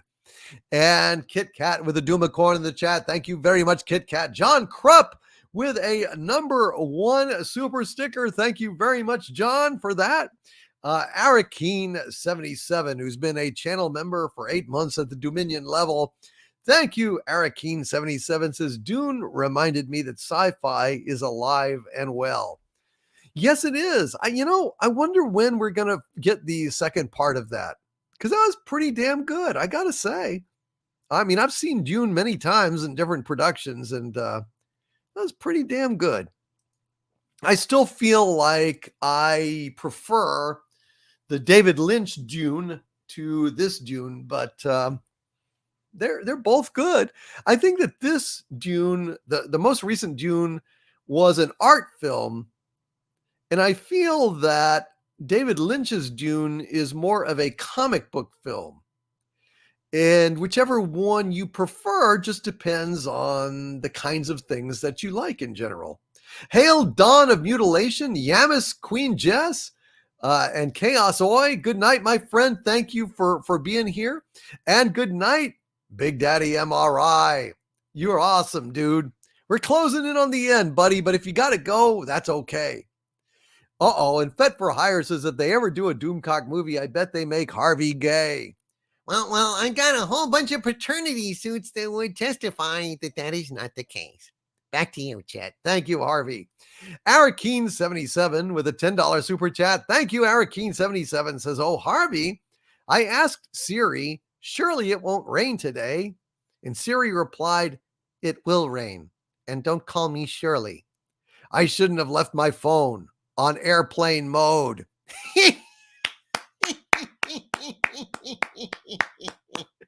Oh, it's clever. That is clever, Arakeen77.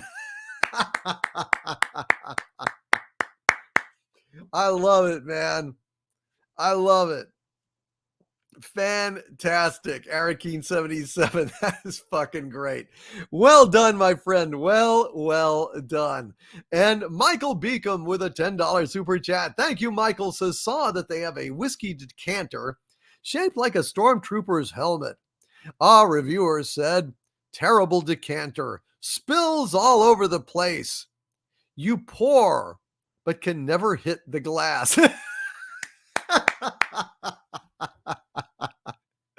Oh shit! I wonder if Obi-Wan was joking when he says, "And these blast points too accurate for sand people. Only Imperial stormtroopers are so precise." Obi-Wan Kenobi was pulling Luke's leg when he said that shit. Fucking stormtroopers can't hit the broadside of a barn, for God's sakes. Hail Michael Beacom. Hail Arakeen77. And hail to Michael S. with a $5 super sticker of the Pump and Pear, exercising frantically and saying, "Keep it up." Thank you very much, Michael S. We're going to keep it up a little while longer at least. On this show, we do our best to leave no super chat behind. And Michael Beacom with a $5 super chat. Hail to the Michael Beacom, who says, with his super chat, Harvey, question, which hero of the Revolutionary War slept with his shoes on? I don't know. The answer is Paul Revere's horse. Well done, sir. Well done. And he says, say what? You miss Beth A? Wink. That is very, very clever, sir. Very, very clever. Hail to Michael Beacom. Well done.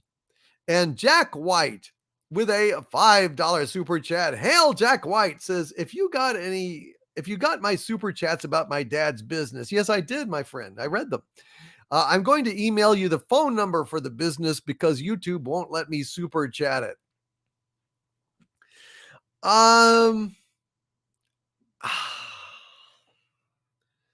Dude, I would really like to help you out.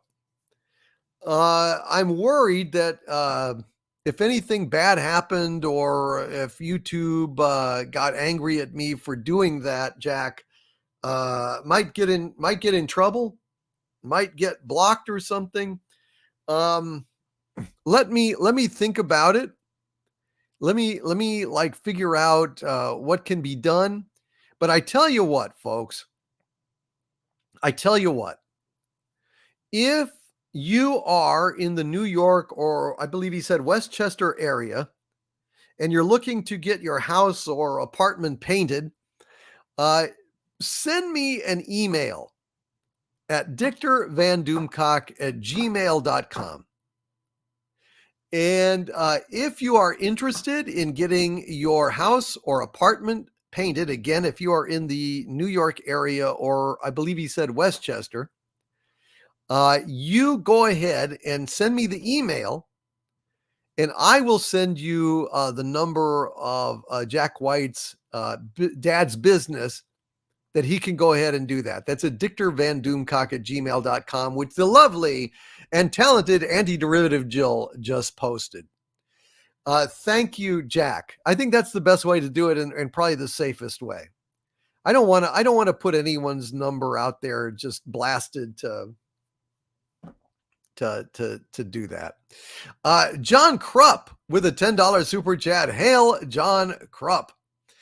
And John says, so a super chat to get previous super chats read before. Oh, I already read that one. Thank you, John. And in the chat here, Mary Stone says, oh, the set of the live action Snow White burst into flames.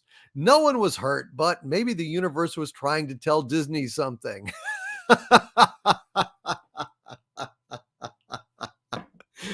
That is just disgusting that they're even doing a live action Snow White with a woman of color. That just is not Snow White. I'm sorry. For fuck's sake, it's even in the goddamn text. Snow White, skin as white as snow, not a person of color. So they're fucking that up. They're fucking Ariel up. Same deal. It's a live action Ariel. It just all of it just makes me fucking sick. It's ridiculous. Civility says maybe Disney knew they'd be better off collecting the insurance money. pretty much. Well said. Well said. Franco de Jefe 7 with a $5 super chat. Hail. Franco de Jefe 7 says, hail, my lord. Love the show. I sent you a few things about a game called Brutal Fate for you to check out. Have you seen it? Love you, my lord. I have not seen it, Frank Oda Jefe 7. But I will check it out and see if we can check out Brutal Fate. I'll read your email and see what you say. And somebody was saying it's like racist or bigoted. It's not racist or bigoted to point out that Snow White is white. It's not a crime to be white. It's not a bad thing to be a white person. They are trying to make us feel bad about being white. Well, I don't want to make them feel bad about being black or brown or Chinese, Asian. Nobody should feel bad about what they are, but that includes white people. And when you have a character named Snow fucking White, she's white. Okay? That's not racist, and I'm not going to be intimidated or fucking gaslit to where I'm afraid to say the fucking obvious. I'm sorry. Shaft should be black. Blade should be black. Kung Fu Kane should not, he should be Asian, right? There's just some people that are white, some people that are black, some people that are Native American. All of them are valid, but God damn it, it's just, I'm not going to play that fucking game. I'm not going to play that fucking game. Simple fact of the matter is Snow White is white as fucking snow. And that's the way it is. Supreme Overlord SJW says, is Barry White white?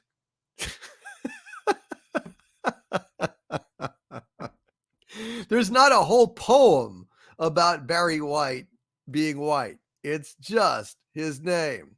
However, in a fairy tale, the name is actually because she was Snow White. You evil, evil SJW. Love you, man. And Kit Kat with a £5 super chat. Thank you. Kit Kat says, you excel in a one-on-one format.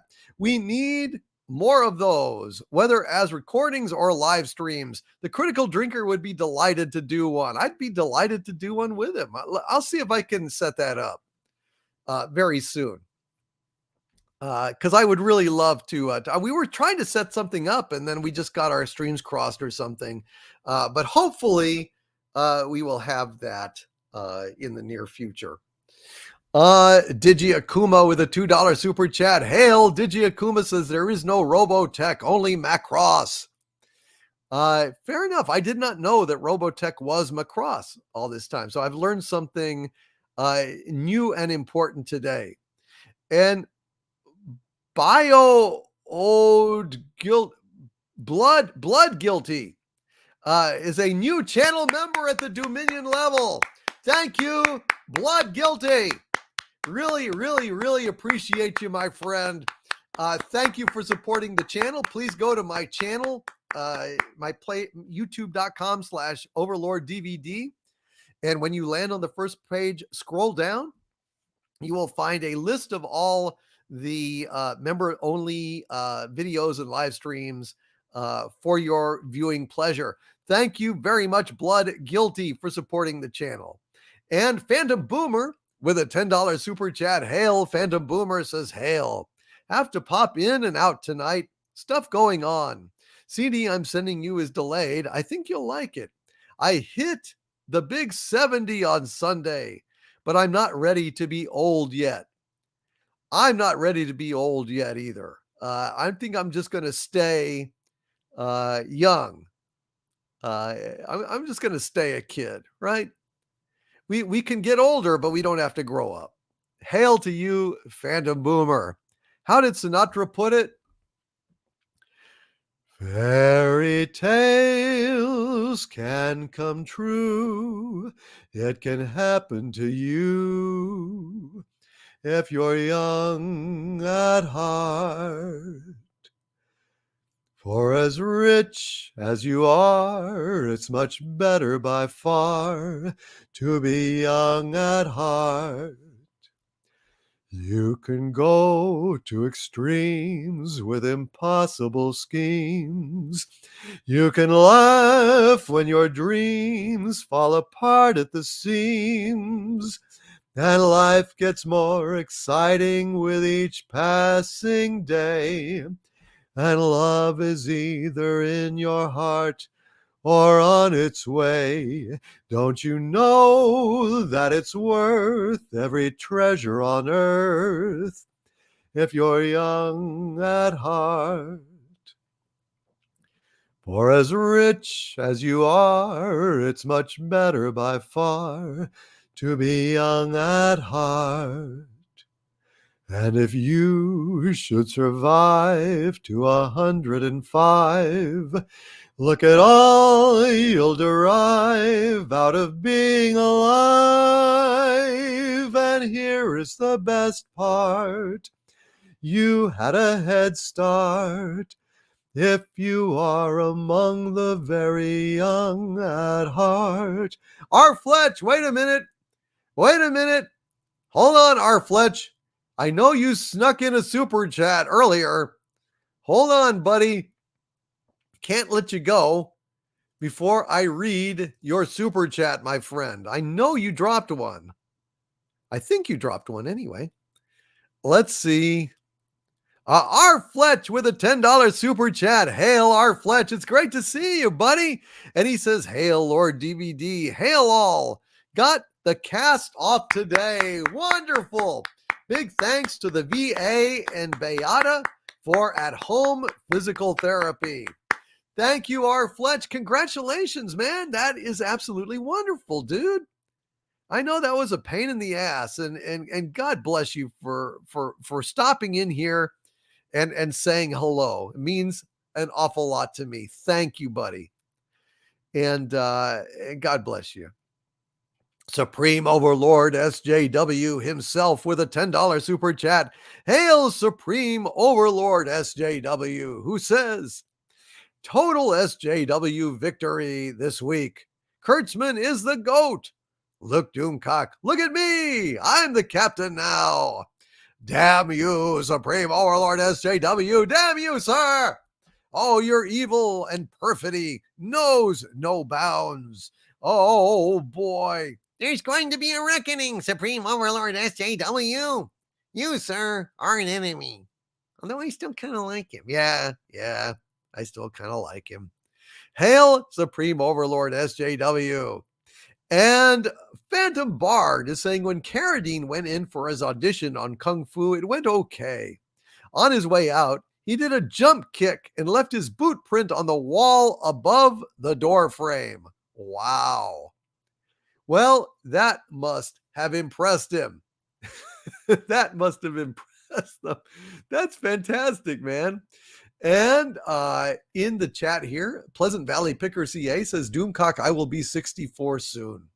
Still 30 in my mind. Amen. Getting older in your body sucks, but staying young in your heart and mind is what matters. It's very true. It's very true. And Lady Damiana says, Erg, I'm old enough to remember a PSA with that song in it. Hey, are you old enough, Lady Damiana, to remember? Let's see. I'm trying to think of another one that had look for the Union label. Remember that one? Or the one with the was it steak sauce or ketchup? Anticipation, anticipation, it's making me wait. Good stuff, huh? Vangelis 2019 says, I'm 25 with 28 years experience. Enjoy it, man. Enjoy it. I'm glad you're here. Well done. And Supreme Overlord SJW, I can't help. He says in the chat, wokeness is winning. No, it's not. We're going to turn back the tide. You will be defeated, Overlord SJW. But I will let you live because I like you. And Narad Anaxaman Bear with a $5 super chat. Thank you, Narad Anaxaman Bear. Says Mushishi, Outlaw Star, One Punch Man, Gintama, Speed Grapher, Trigun, and Ghost in the Shell are my anime recommendations. I think you'll like them. Thank you, Narada Naxaman Bear. I have started watching One Punch Man, which is really good. I have watched Ghost in the Shell. I've seen that. I know that Outlaw Star has been recommended to me many times, so I'm looking forward to that. But yes. And Lady Damiana says, oh God, yes. Both. I love it. I'm trying to think. Do you remember? I'd like to be an Oscar Mayer wiener. That is what I truly love to be. 'Cause if I were an Oscar Mayer wiener, everyone would be in love with me. Or how about there's a fragrance that's here today and it's here now. Charlie, kind of free, kind of wow. Charlie, kind of free, kind of now. Charlie. Remember that one, Lady Damiana? And Big Daddy MRI with a $10 super chat. What a hero. I know he's drooping. I know he's tired, but he's still hanging in here. Love you, Big Daddy MRI. And Big Daddy MRI says, I like Enya, but I love Lorena McKinnon. If you've never heard her, you should listen to the Bonnie Swans and the Mummers Dance from the album Live at the Royal Albert Hall. Simply amazing.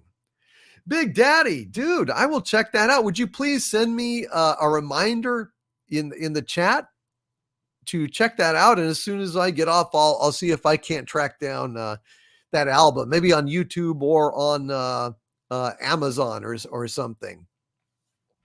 Lady Damiana says, oh yes, Oscar Mayer, I used to wear a Charlie. What about no more Rice Krispies? No more Rice Krispies. My tears will not stop until I hear snap, crackle, pop. And the Beast of Care, Banog, says, it is thanks to Oscar Mayer that I learned how to spell baloney. Bologna, I want to say. Baloney's a hard word to spell, isn't it? Hail, Vanek Black Rose. Good to see you, Vanek. And Phantom Bard. Oh, would you like to swing on a star? Carry moonbeams home in a jar. And no, I've heard of Lorena McKinnon. I've heard her sing. But I don't know this album Live at the Royal Albert Hall, so I should check that out. No, of course I know Lorena McKinnon. But I've never heard her sing those songs I haven't heard her sing a lot, but I of course know of her. Corion Witch in Residence with a $5 Canadian super chat. Hail, Corion Witch in Residence is given the amount of you slipping on black ice. I need to set up a black ice training camp up here. It couldn't hurt. Really, the key to not slipping on black ice is being highly suspicious of it and staying aware. It's usually because it catches you so by surprise, and there's no way to stand on it. It's too fucking slippery. Too fucking slippery. It's just bad. And Taha Zaidi says, hey, Doomcock, your words save me from Hail Overlord DVD. Hail Taha Zaidi. Welcome to Friday Night Frolics. And hail to Electric Trog as well. Welcome, my friend, to Friday Night Frolics. It's great to have you guys here. Thank you. And let's see. Rod Thunderheart with 2 super chats in a row, a $5 super chat, and a $2 super chat. Thank you so much, Rod Thunderheart. And he says, hail my liege, Geddy Lee of the band Rush is appearing on Murdoch Mysteries. Wow, how cool. Have you enjoyed any more Grand Tour? Yes, I have. It's a fun show, a really fun show. And thoughts on Ms. Marvel trailer? Well, the Miss Marvel trailer is obviously not for me. I don't think there's anything wrong with having a young girl Muslim superhero. It's not swapping out, gender swapping. And it's obviously for young girls with the little goofy, drawn reactions and hearts and things around her. Look, it's better than Captain Marvel. It's for little girls, and I guess I'm not gonna fucking piss on it. I mean, Ms. Marvel wasn't a character that I ever followed, and if I don't have any thing. I mean, it looked like shit to me, but I'm not the audience for it, so what can I say? And John Fryer in the chat says, Scounts again, Doomcock. Hail John Fryer. And let's see. Kelvin Wellborn with a $10 Australian super chat. Thank you, Kelvin, says, hail DC in the wonderful chat. Keep up the great work. And glad I said no to STD or P hard because of you. Good, man, good. I have a question. Is watching an old show, BBC Migrant 1960 for the first time, count as a new series? Sure. Yeah, absolutely. Why not, man? Yeah, sure. Listen, if it's new to you, it's new. I mean, for me, I'm enjoying a new show called Have Gun Will Travel, a new show called, The Fugitive, The Invaders. New to me, makes me happy. What can I say? And Rod Thunderheart with a $2 Canadian super chat. Thank you, Rod, says Mexican Iron Man finished my book, says it is epic. It's a joy to read, man. It really is, Rod, and I'm proud of you, buddy. I'm really proud of you. You've done a hell of a job, and you should be extremely satisfied and extremely proud of yourself. And Narat Anaximan Bear, who's been a channel member for 14 months at the Archvillain level. Thank you, Narat, says, can I request a Propane in the Tank if you haven't sang it already? That was the song that caught my attention 13 months ago. I was like, damn, this guy is talented and entertaining. Also, we need a full Dale parody song one day. Well, thank you, sir. Narad, I'm really glad that I was able to sing for you, and you enjoy it. Let's go ahead and do it. Let's do Propane in the Tank.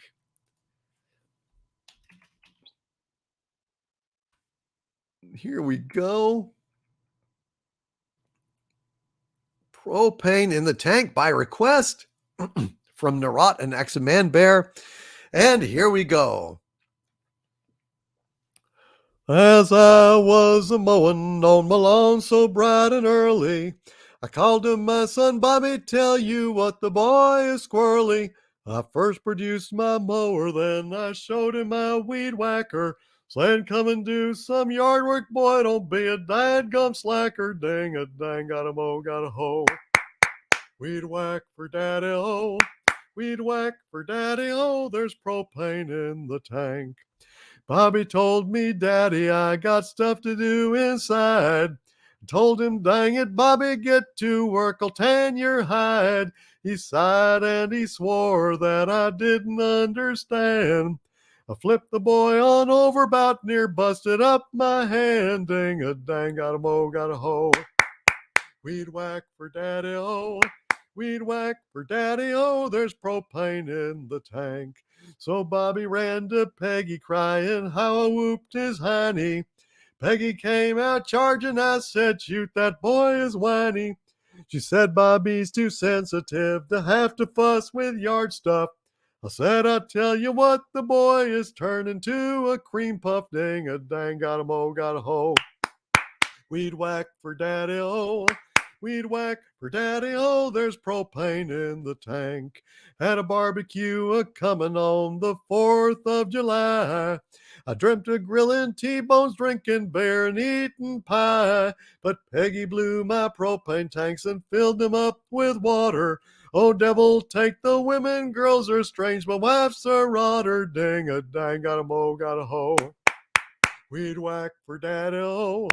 Weed whack for daddy-o. There's propane in the tank. The steaks were marinated with my special blend of spices.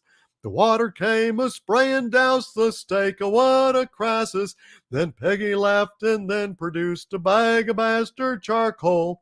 The next time you whack Bobby, think again. El Mouse in your ding a dang, got a mo, got a ho. Weed whack for daddy-o. Weed whack for daddy-ho. There's propane in the tank. They say, what an evil woman must be working with the aliens. Got bug spray in my truck, let's spray her down, is what I'm saying. Bill said, Peggy's purty, don't you boys dare raise a hand. Boomhauer told me something fast I didn't understand. Ding a dang, got a mo, got a ho. Weed whack for daddy-ho. Weed whack for daddy-o. There's propane in the tank. There's some take delight in the loafing and the lazing, goofing off and getting fat like cattle inside grazing. But I take delight in grilling steaks with pretty blue flame, mowing lawns and selling tanks of clear paint, burning propane. Ding a dang, got a mo, got a ho. Weed whack for daddy-o. Weed whack for daddy-o. There's propane in the tank. Ding a dang, got a mo, got a ho. Weed whack, I tell you what. Weed whack, I tell you what. There's propane in the tank.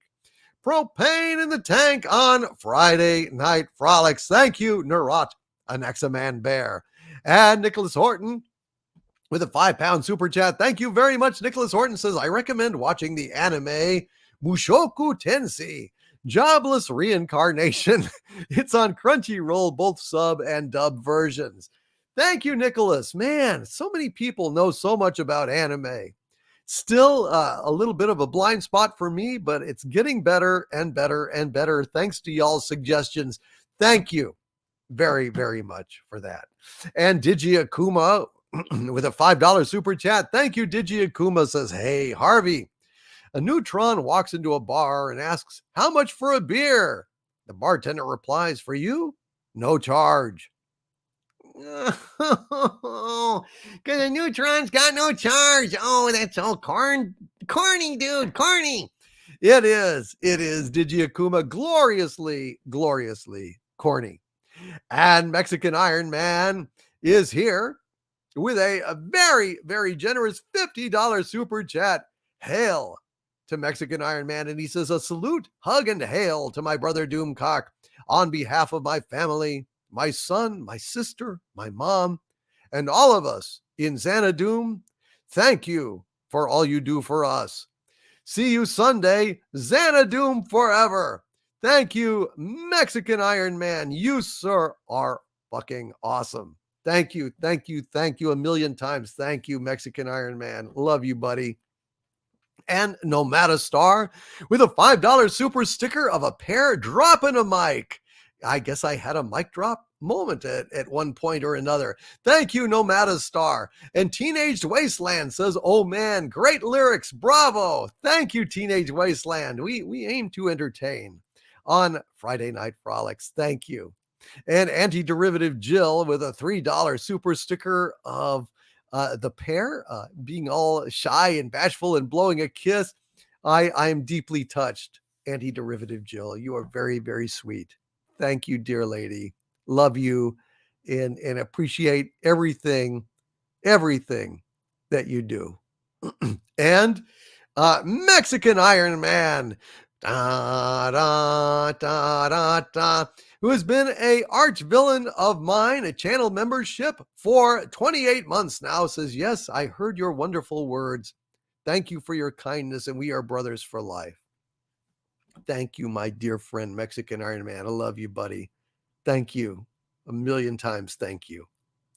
And Jenna Divine says, renewed my membership. Thank you so much, Jenna Divine. You divine Jenna. Hello, Jenna. Well, hello, Jenna. It's so nice to have you back where you belong. You're looking swell, Jenna. I can tell, Jenna.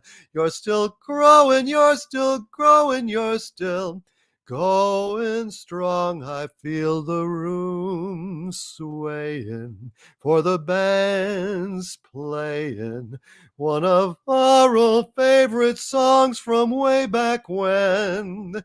So, golly gee, fellas, find her a vacant knee, fellas.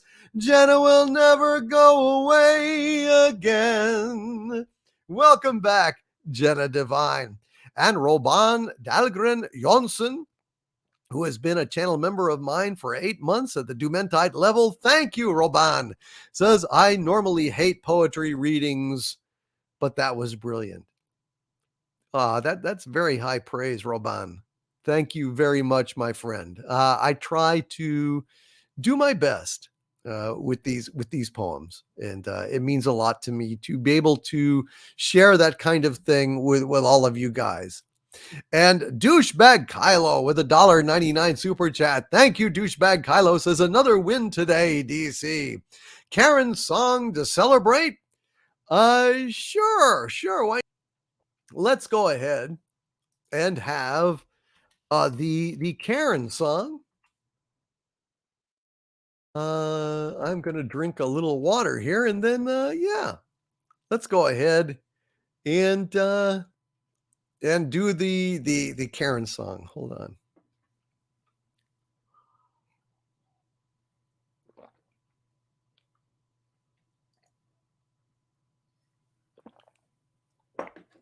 Okay, the Karen song by request. Here we go.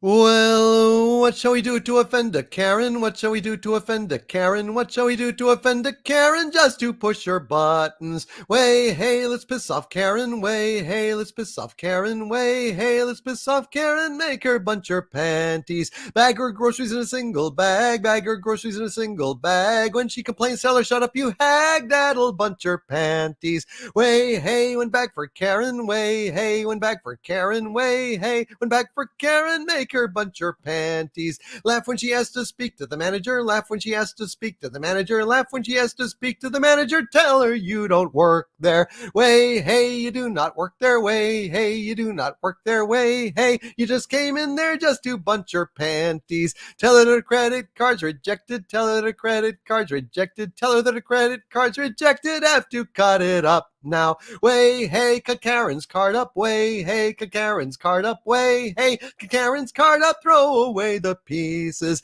Tell her that her tan looks kind of orange. Tell her that her tan looks kind of orange. Tell her that her tan looks kind of orange, and she needs to lose weight. Way, hey, she needs to lose weight. Way, hey, she needs to lose weight. Way, hey, she needs to lose weight, and she's kind of orange. Tell her that those pants make her ass look fat. Tell her that those pants make her ass look fat. Tell her that those pants make her ass look fat. Hefty orange Karen.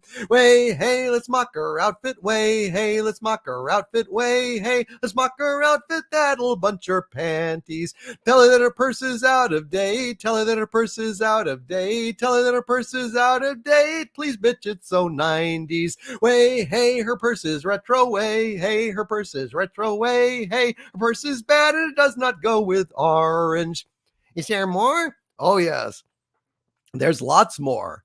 Tell her that Gucci shoes are knockoffs. Tell her that Gucci shoes are knockoffs. Tell her that Gucci shoes are knockoffs made by kids in China. Way, hey, cheap Chinese labor. Way, hey, cheap Chinese labor. Way, hey, cheap Chinese labor made her Gucci knockoffs. Tell her that her husband's in the closet. Tell her that her husband's in the closet. Tell her that her husband's in the closet and he is a catcher. Way, hey, he's not a pitcher. Way, hey, he is a catcher. Way, hey, he's pretty gay and he wears her Gucci knockoffs. Tell her to go make you a nice ham sandwich. Tell her to go make you a nice ham sandwich. Tell her to go make you a nice ham sandwich and to cut the crust off. Way, hey, go cut the crust off. Way, hey, go cut the crust off. Way, hey, go cut the crust off and don't forget my beer, hun. That's what we do to offend a Karen. That's what we do to offend a Karen. That's what we do to offend a Karen. Make her bunch her panties.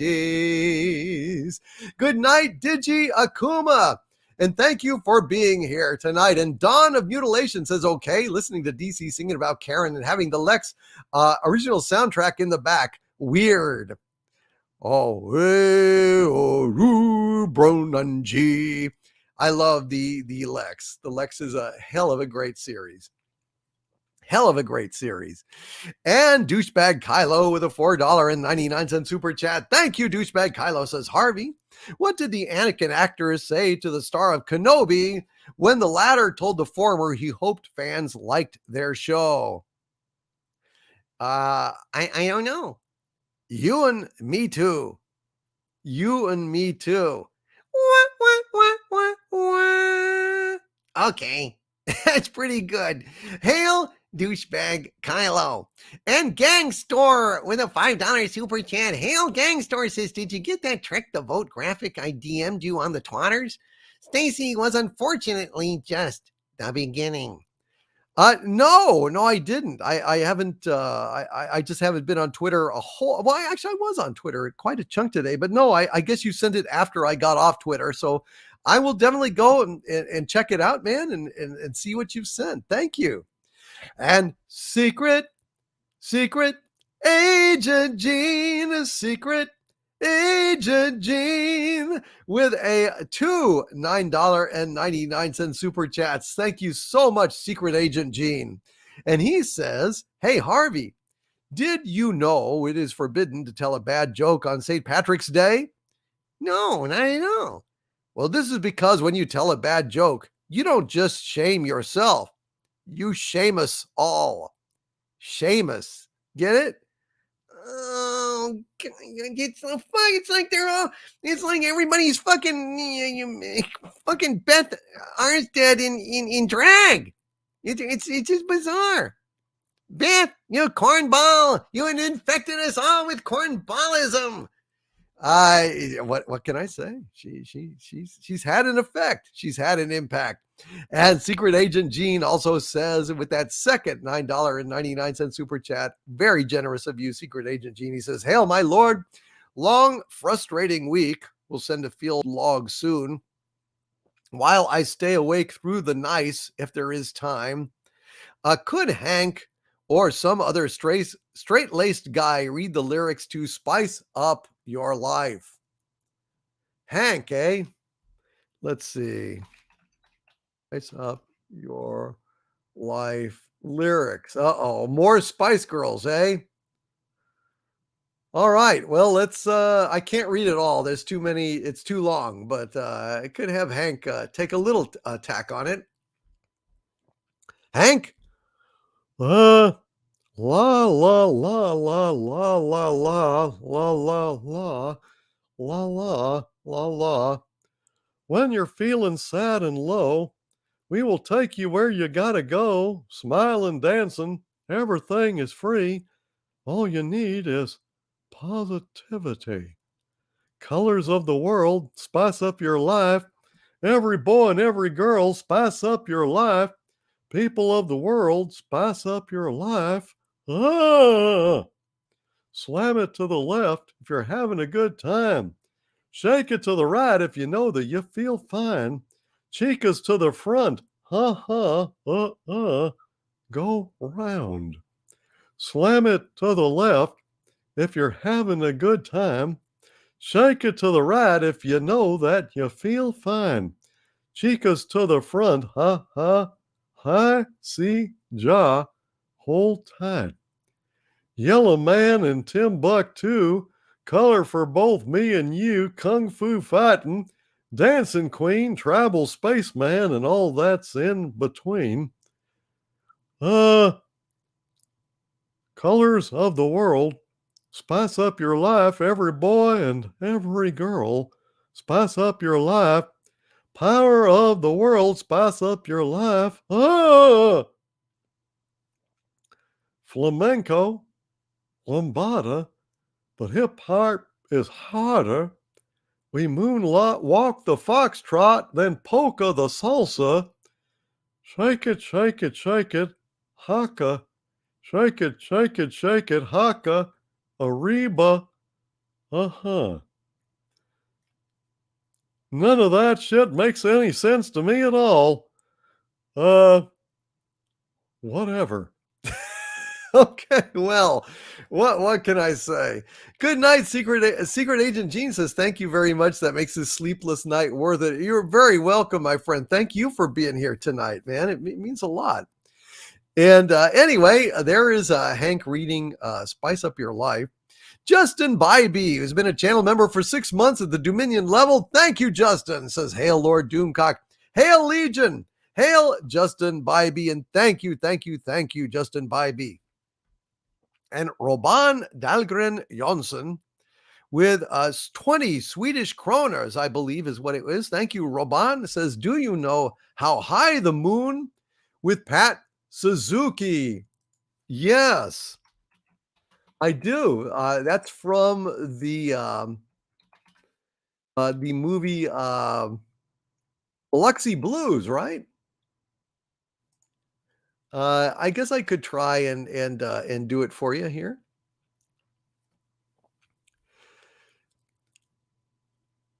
Somewhere there's music, how faint the tune. Somewhere there's heaven, how high the moon. There is no moon above when love is far away too, till it comes true that you love me as I love you. Somewhere there's music, how near, how far. Somewhere there's heaven, it's where you are. The darkest night would shine if you would come to me soon. Until you will, how still my heart, how high the moon. Took a stab at it, my friend. I think that's a very beautiful song, and her version of it is, without a doubt, the most beautiful version, in my opinion. Thank you, Robban Dahlgren Jonsson. And Arakeen77 with a $5 super chat. Thank you very much. Arakeen77 says, does The Last Starfighter count as a feel-good movie for a feel-bad time? Yeah, I think it does. I mean, it's a fun movie. It's a sweet movie. It's a good movie. Absolutely. Thank you, Arakeen77. And thank you, Robban Dahlgren Jonsson. I'm glad that you enjoyed that song. Yeah, I really love that song. And Cronus 4483 with a very generous $20 super chat. Thank you, Cronus 4483. Says, thank you, my lord. Your channel made me happy again. Better than anything Disney or Parafucka puts out. Let's take over the world. My dragons are ready. Maybe whiskey in the jar will help. Well, Cronus 4483, I already did whiskey in the jar earlier, and I just did propane in the tank as well. So I can't really do that again. But if you have another song that would make you happy, Cronus 4483, I would be happy to do it for you instead. If you can just go ahead and name it, I'd be happy to give it a try. And Aaron Bass has become a new channel member. We have gotten 4 new channel members tonight, and I thank you very much, Aaron Bass. Thank you, sir. A new Dominion in our ranks, my friends. Welcome, Aaron. Again, as I said, if you go to youtube.com/overlorddvd, scroll down just a little bit on the page, you'll find a whole list of members only videos, and check them out, my friend. Thank you, Aaron Bass. Got member only live streams and everything. Thank you, my friend. Thank you very much for joining the channel membership. Cronus 4483, is there any other song that you would like before we wrap this up? We've been going, we've crossed the 6-hour mark. It's time just about to head to Betty Bye. But I'm delighted that you guys have been here. And I just want to thank all of you. Donnie Pearson, good night, my friend. He says, it's been fun, but I must call it a night. Thank you for another kick butt stream. Have a great weekend, everyone. Be seeing you again on Pop Culture Breakdown. Fight on, my friends. Thank you, Donnie. And Cronus 4483 says, then my overlord anything. Well, let me sing the song that I wanted to sing earlier. This will be a good kind of coming down song for tonight. It's called The Three Ravens. Very old song from the 1500s, for God's sakes. This is a great song. There were 3 ravens sat on a tree, down a down, hey down a down, and they were black as they might be with a down. The one of them said to his mate, what shall we for our breakfast take? With a down, derry, derry, derry, down.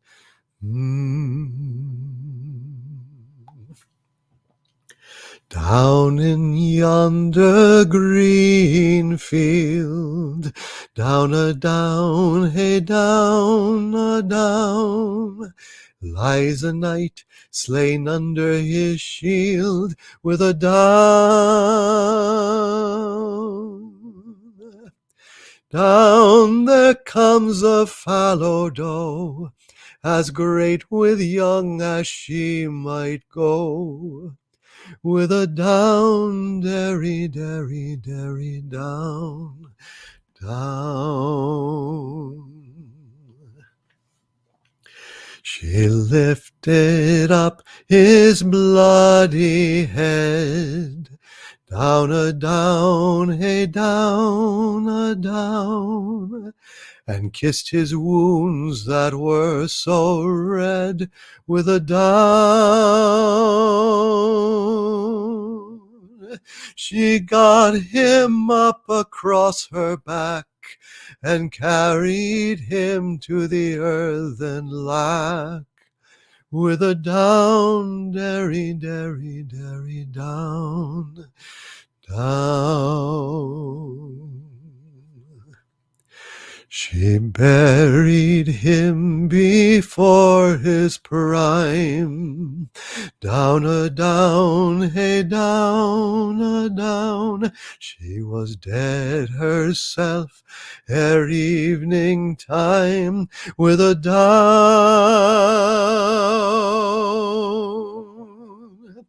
God send every gentleman fine hawks, fine hounds, and such a loved one, with a down, derry, derry, derry, down, down. with a down, derry, derry, derry, down, down. So there you go, a song by request. Thank you, Cronus4483. And again, I want to thank all of my new channel members tonight and all of my heroic wrenches who just kick ass. And Lenrod says, I haven't heard this one yet, so 2 new songs for me tonight. I keep trying to do more new stuff, including the trivia quiz between Harriet and Harvey, forcing Harriet to sing My Heart Belongs to Daddy. I hope you guys enjoyed that. All right. Well. Let's go ahead and sing our farewell song for tonight. It is called well, I'm trying to find it. Where the hell was it? Let's see. Yes, here we go. A little song to wrap up the evening with, and it goes like this. Happiness to you until we stream again. Happiness to you. Stay angry until then. Who cares about the woke when we're together? With Harvey and Sabu, we'll rule forever.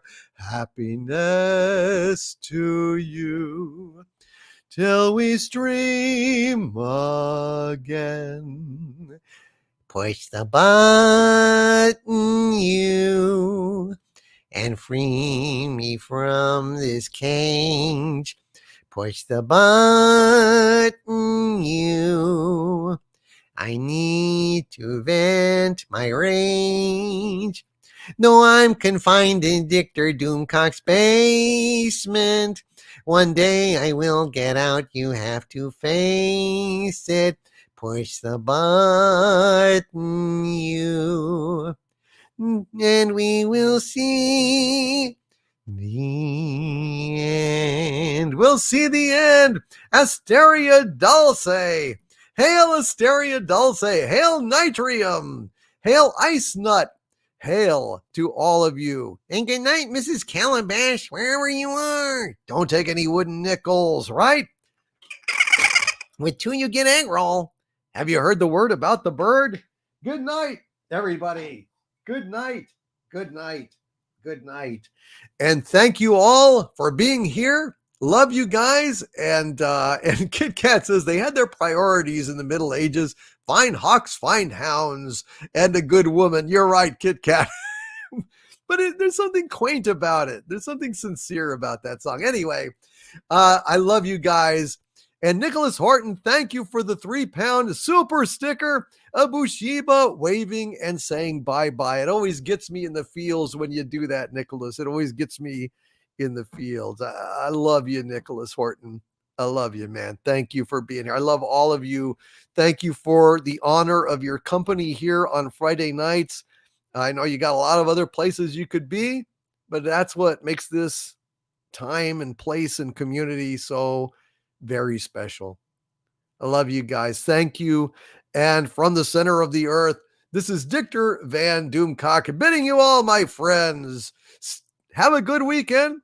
Stay safe, stay hopeful, and of course, as always, stay angry. Good night, everybody. Good night, everybody.